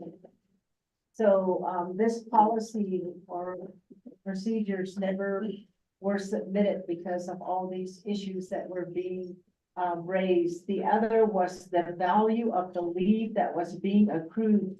Let's say someone was making $10 an hour and they were donating sick leave to someone that was making $20 an hour. So there was again, the value of the hours that were going to be donated from one position to another. So there were several things that kept coming up when we were discussing the donation of sick leave. So those are that's some of the information. I didn't, I forgot to pick up my folder on the donation of sick leave and some of the issues, the pros and cons in pursuing the donation of this leave policy. So in short, that's what I have available, but I can provide additional information to you. Thank you. Thank you. So with that, committee members, are there any questions? For both John and George, Honorable Dr. Ness. Thank you, and I apologize in this first part of this, if I'm being redundant. On the donation of sick leave, I wonder if there's also like a cap that can be considered, and if there's a concern on the difference between the hourly wage. I wonder if you can go, like at the grocery store, how you say equal or lesser value, like that, like equal or less hourly wage, for example. Because I know when I departed the nation, I had, gosh, I think it was like 500 and something sick leave. But that would have been cool to like, well, it would have been appropriate, let's say, to donate it, because I know there's no maternity leave on Navajo Nation. I mean, there's leave, but it's without pay. And I was looking at the proposed amendments to it, and it still is the same. That there's just no leave for paternity or maternity because, you have parents. So that's where I was thinking of, because I know that there was a scenario where one of the staff didn't have any leave, but had a child.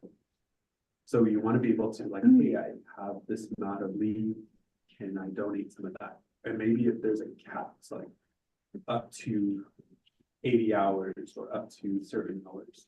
I think that could be something considerable in the proposed amendments. And if that's something that has been done, then, or has been attempted, and what was that outcome? And then the other thing is like on average, how much sick leave does the average Navajo Nation employee have?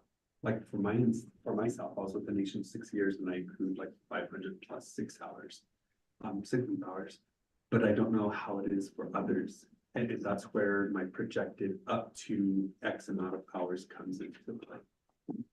And then who and how can that be supportive to our relatives who could use some of those hours?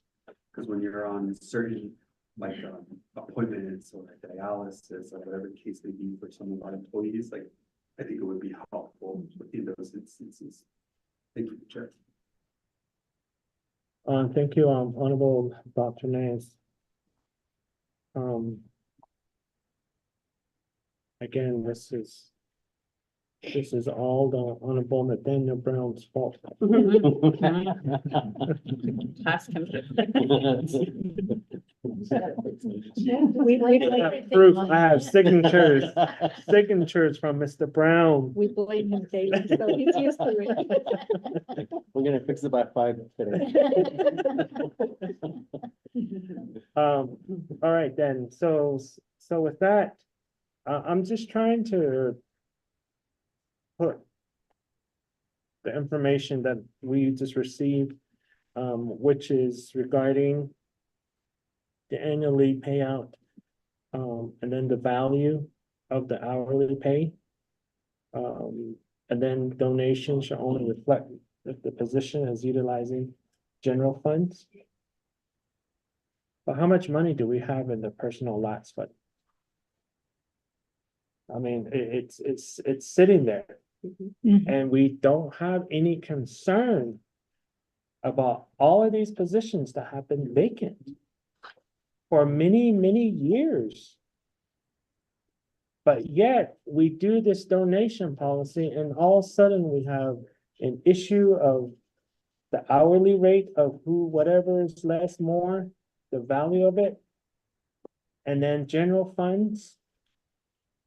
I'm just shocked by that, but that's just me, is you have so much money sitting in personnel lots fund. And it's just sitting there. Every year it's just sitting there. When is it that we're gonna use it? When is it that we're gonna actually start spending that money? And so I don't think it's going to be like giving 400 leaves to an individual and unless it's a routine of repeat of a group of individuals donating sick leave to each other, but you know, that will be something interesting to see, but you never know what people do these days out there. But again, I just don't see why it's a big issue when you have a lot of personnel lots funds just sitting there. And it's just like, wow. I'm trying to compromise and sync all of this, what you just explained, but I guess what I would request out of you is in the previous times when the donations were there, do you have a breakdown of how much the dollar amount was annually or within that fiscal year of how much donations of annual and sick leaves were disseminated? Do you have a number when it used to be in existence? I don't think it's gonna be over $1 million or $10 million or $1 billion. I don't think it's gonna take out your whole personal lots fund. I don't think it's gonna wipe that out. And I think that's very helpful to understand how we could move forward with doing donation of annual leave and sick leave. If we could have that report, this numbers of, let's say, maybe going back 5 years when it was in existence and how much was being donated of the dollar amount. I don't know how much the dollar amount was yet, or was it just sick leave? Just sick leave back then. So if we could get a number at least 5 years back on how much were donated, I don't know if the system is able to do that or if you guys have some kind of a spreadsheet that was doing that. And then number two, it will require another staff for itself, for it to happen. And I know the frustration on that. I just see a staff that will probably need to be part-time doing this work because it might be quite a bit of requests that will be coming. I don't think it'll be over 100 requests coming all at once, but I think it's still verification needs to be done and all of that, and this filing needs to be done and all that. That entails another staff to be on board, just to concentrate on this portion. But that's just what I see too. So, but again, I just don't think it's gonna wipe out your personnel lapse fund. The money will still be there. So that's just me, but correct me if I'm thinking the wrong way. I'm up for it, but yeah, that's just my thought. So I think it's doable. I think we can do it, for our now probation employees. Gives more, rules to us to hire more and to recruit more individuals to bring to the nation, instead of pushing them away. So I think that would be more beneficial to do, and it makes the recruitment listing more positive to attract more individuals to apply for positions. So Ada, yeah. So with that, committee members, are there any questions, comment? I think we did have a staff come through from Torneros. Yeah. So I'll leave it up to you guys if there's any comments, questions. If not, I'd like to give the floor back over to the presenters so they can respond back to us. Thank you. Oh, Honorable Toll? These, sick. Yeah. Yep. That's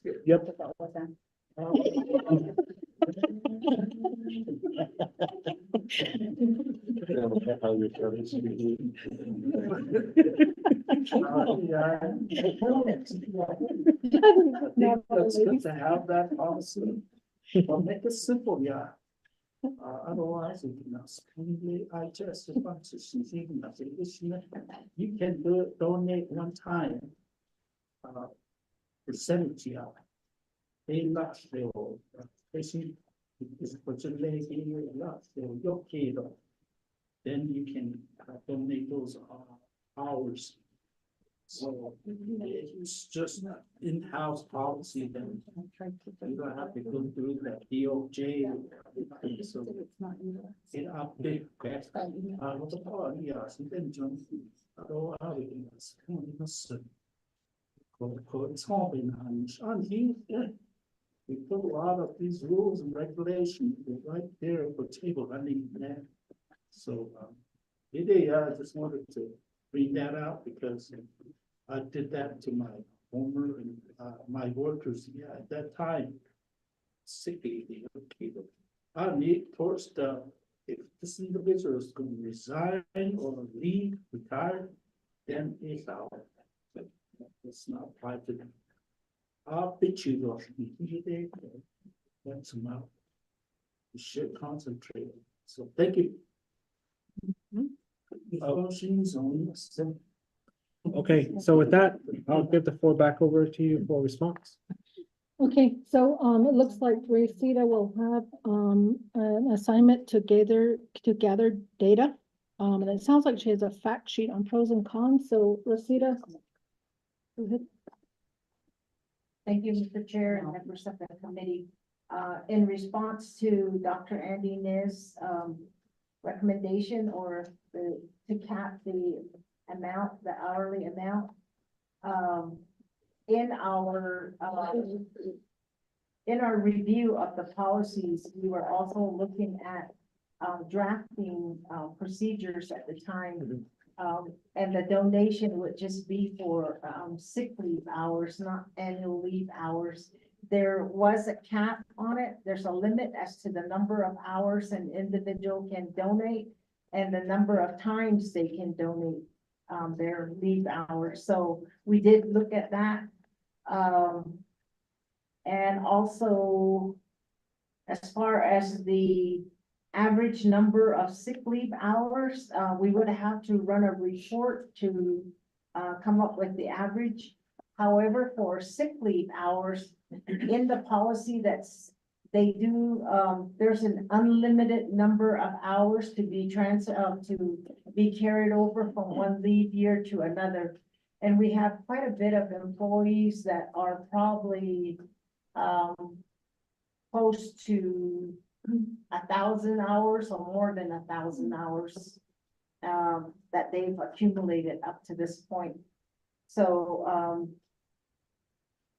the other question was regarding the personnel leave balance. And at this point in time, we usually don't get that until in September. Hmm. So I'm not aware of the annual leave balance that usually comes to us from the controller's office. And,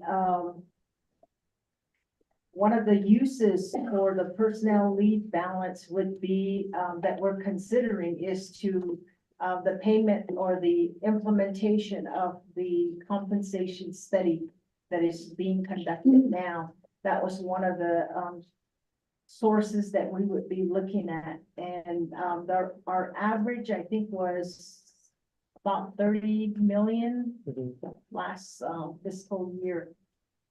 So, you were requesting for information on the previous leave balance. The leave balance at the time, or the donation of sick leave was, eliminated from the policy due to a lot of abuse. And, but we can get that information for you that you requested. And like you said, it'll require another staff to probably compile the information as well as verifying the leave if it is approved. So we can go ahead and take a look at it, and I can provide you with information. And yes, you know, we do have a lot of individuals who use their leave right as soon as it's earned. So some of them don't have any leave. And, but the donation of sick leave wouldn't cover those kinds of, situations. And then sometimes, you know, like if it's, that's the annual leave, but for sick leave, sometimes we have them calling in saying that, they're not feeling well, so they're taking sick leave, but then at the same time, it's really for annual leave for, you know, to take care of other, issues during that time. But we can get you the information and have it available for you, so that you can also look at it and consider when we're looking at the personnel policy. Okay. Thank you. Thank you. So we'll go ahead and, you can email that information over to Ms. Benali. And then she can disseminate it to us. But for me, I'd like to move forward with, dropping legislation. And I'll work with, our legal counsel, to start that process. In the meantime, you can still email that, document to Ms. Benali. And we'll just see how things go with the flow, and if it goes through, it goes through. If it don't go through, then it don't go through. And life goes on, just like the way the sun comes up and the moon comes up. Still move on. So, but we'll all spearhead that, unless one of my colleagues wanted to spearhead that legislation regarding donation of sick leave. So if not, I'm willing to take on the challenge. So, none of that.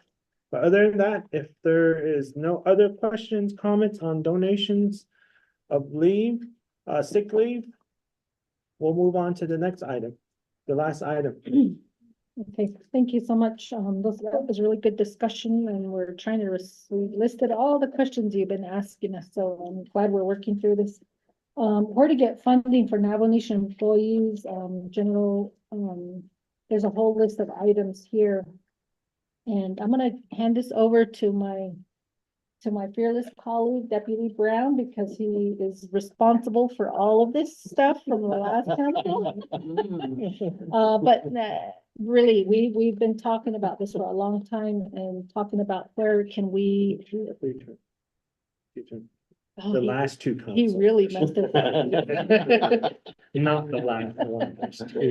But, and he shared, you know, his experiences, about his participation at council, and also participate on the budget. And he has a lot of regrets daily, because now he's on the government side and he recognizes it. So I'll let him try to save face right now, and he can explain this. Thank you. To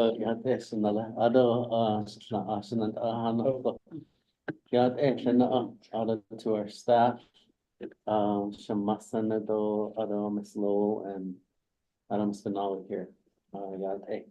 I'm on this, where to get funding for Navajo Nation employees.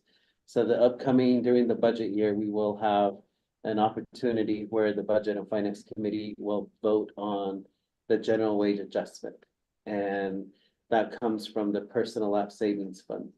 Right now, and the previous practices was the Budget and Finance Committee would use a portion of the Personal Lapse Savings Fund for their projects. And it was only those 6 delegates who sat on the Budget and Finance would work on, and yes, I'm guilty, I got police vehicles for Kanta Police Department.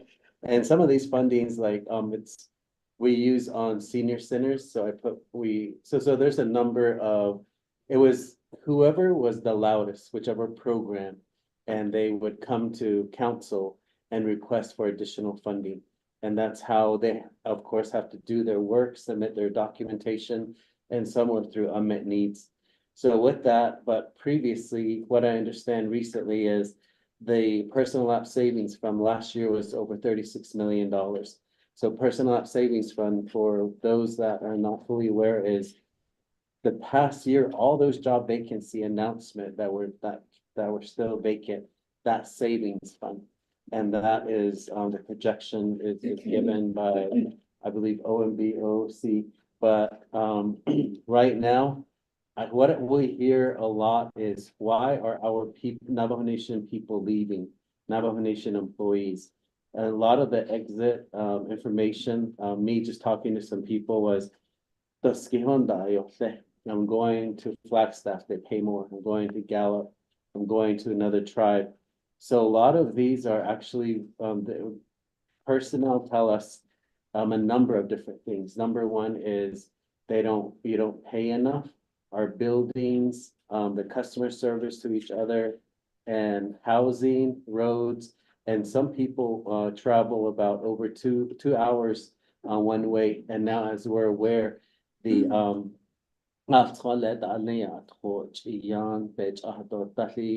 so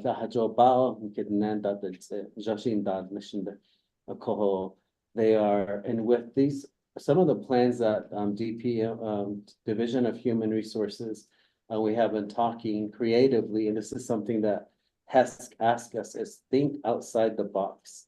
And our thinking outside the box is, we will be working on a legislation on maybe do we get funding from the Personal Lapse Savings? That would be an act of this council, the 25th Navajo Nation Council, on how they want to allocate those funding. Or would it be, do we request from the UUFB, CHEHSC, or the Permanent Trust Fund? I know that the Permanent Trust Fund, the principal cannot be touched, I believe, unless if it's an election to the general public of the Navajo Nation. So these are some of the ideas that we have come up with.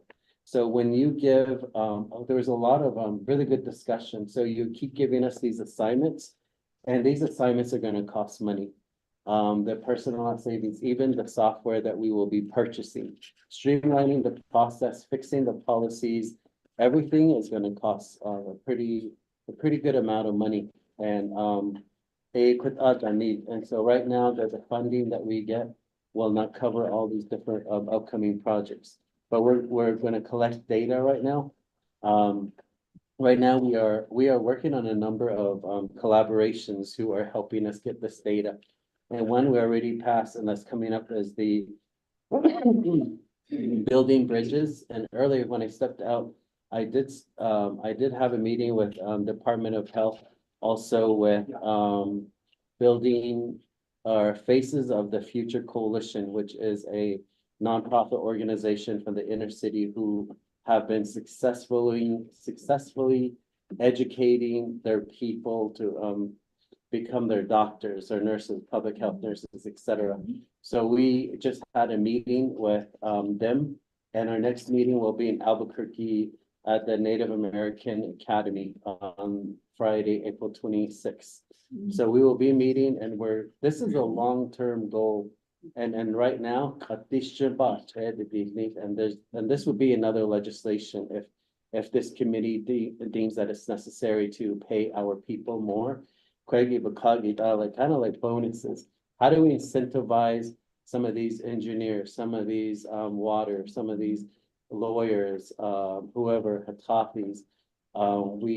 where would we get the money from? Right now, the money is shrinking within the Navajo Nation. Again, it is also up to this body of the 25th Navajo Nation Council. What kind of revenue generation are we looking at? So, well, what are the immediate plans when the New Mexico mines close? So we're projecting to lose about $50 million a year, right? So where are we? And I think there is, so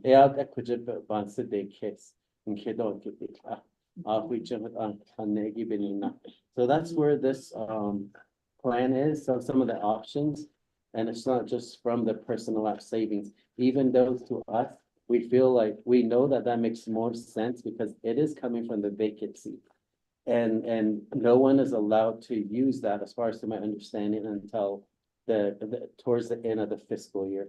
So it just continues to grow and grow and grow. And now I understand it goes into the UUFB funding right now.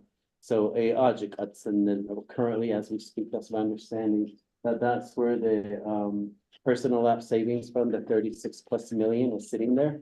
So now it's up to the body on how these fundings would be used. So we have given you options before.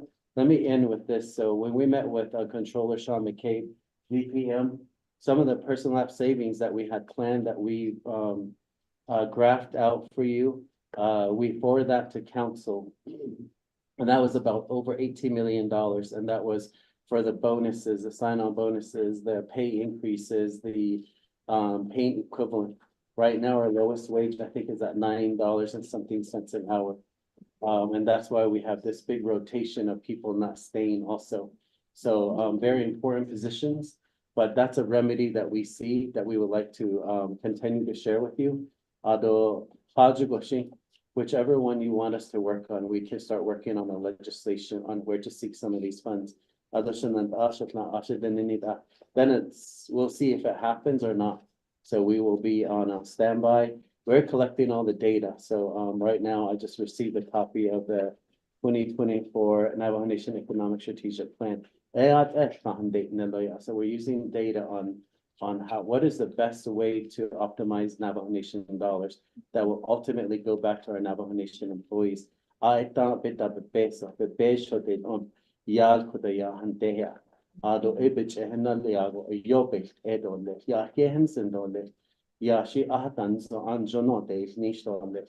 the next steps, of course, would be better buildings and without any. So those are some of as the human part of the Navajo Nation government. Those are some of the things that we are looking out for our Navajo Nation employees. But my idea, anything else?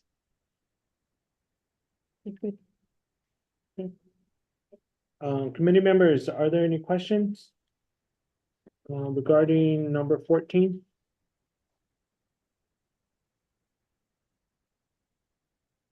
No one? I guess you really did good if there's no questions. I mean, then he's gonna fix all of it. He doesn't even get leave. He has to work. Okay. All right. So if there is none, I will go ahead and move forward and ask for a motion to accept the report that we received. Motion made by Honorable Helena Nez Begay. Do I have a second? Second. Second by Honorable Curtis Yanito. Again, through the whole process, we were asking questions and making our comments, so I don't think we have any questions, comment. Honorable Toth, you have a question? So if there is no question, going 2 times, 3 times, I will call for a vote. Honorable Vice Chair Jermaine Simonson, how do you vote? Green. Honorable Helena Nesbigay. Green. Honorable Toll. Green. Honorable Yanito. Green. I don't Honorable Dr. Nez. Honorable Dr. Nez. And so with that, we do have 4 in favor, 0 opposed, 1 not voting, and chair not voting. Again, thank you very much to all the presenters, DPM staff, thank you, and then also Division of Human resource staff when you can have. All right, moving on to item C. I believe we received some of this information besides 1 and 2. In the packet that we have before us, but the other 3 is in here in the packet. But committee members, if you're okay, if we can defer this to one of our next HEHSC meetings, I think that would be helpful for all of us. Defer to one of our next HEHSC meetings. If so, I'd like to ask for a motion to defer report C to one of our next regular Health, Education, Human Service Committee meeting. I motion to defer to reports at our next HEHSC meeting. Okay, so with that, motion made by Honorable Helena Nesbigay to defer that item to the regular HEHSC meeting down the road. Do I have a second? Second by Honorable Vice Chair Jermaine Simonson.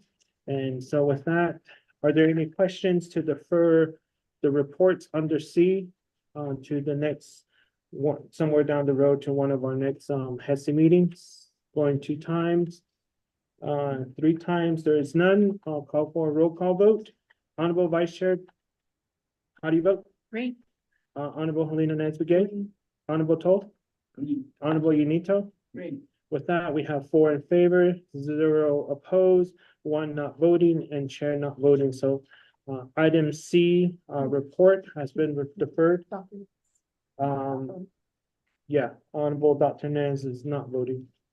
And so with that, we'll move on to the next item, which is old business. There is none. Item number 7, there is none. Item number 8, close of meeting, announcement, adjournment. Starting tomorrow and Friday, we do have the DeBoisba Spring Conference. And then Thursday, April 4th is our next HEHSC work session, which will be at Budget and Finance conference room. And reschedule of Monday, April 8th is to April 11th, 2 p.m. or after Nubik EFC committee meeting. And that will be in Budget and Finance conference room. Also, we have to reschedule Monday, April 15th HEHSC meeting because of our spring council session taking place that week, April 15th through the 19th. And we rescheduled that to April 29th. And that will be at 10 a.m. and that's Budget and Finance conference room. Monday, April 22nd is our regular HEHSC meeting at 10 a.m. at Budget and Finance conference room. Monday, the 29th is our special meeting at 10 a.m. in lieu of April 15th meeting. So that'll be at Budget and Finance conference room. Committee members, are there any other additional announcements? Ms. Benali? Also on April 1st, you have, also travel that you requested to, Santa Fe to attend the New Mexico, State Task Force Subcommittee. And they're going to be discussing, legislations or proposed legislations for the, New Mexico legislative session in 2025. And then also you have the Chief Naspas Community School groundbreaking on April 5th.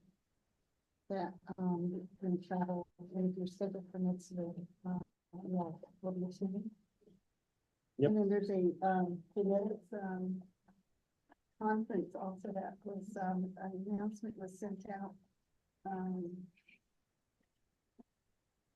It was for Navajo genetics policy, and it was the invitation was sent out by Mr. Slater or Delegate Slater. For April 5th, 2024, from 8 to 9:30 a.m. at the HEHSC conference room in Winter. But that also conflicts with the groundbreaking ceremony. Yeah.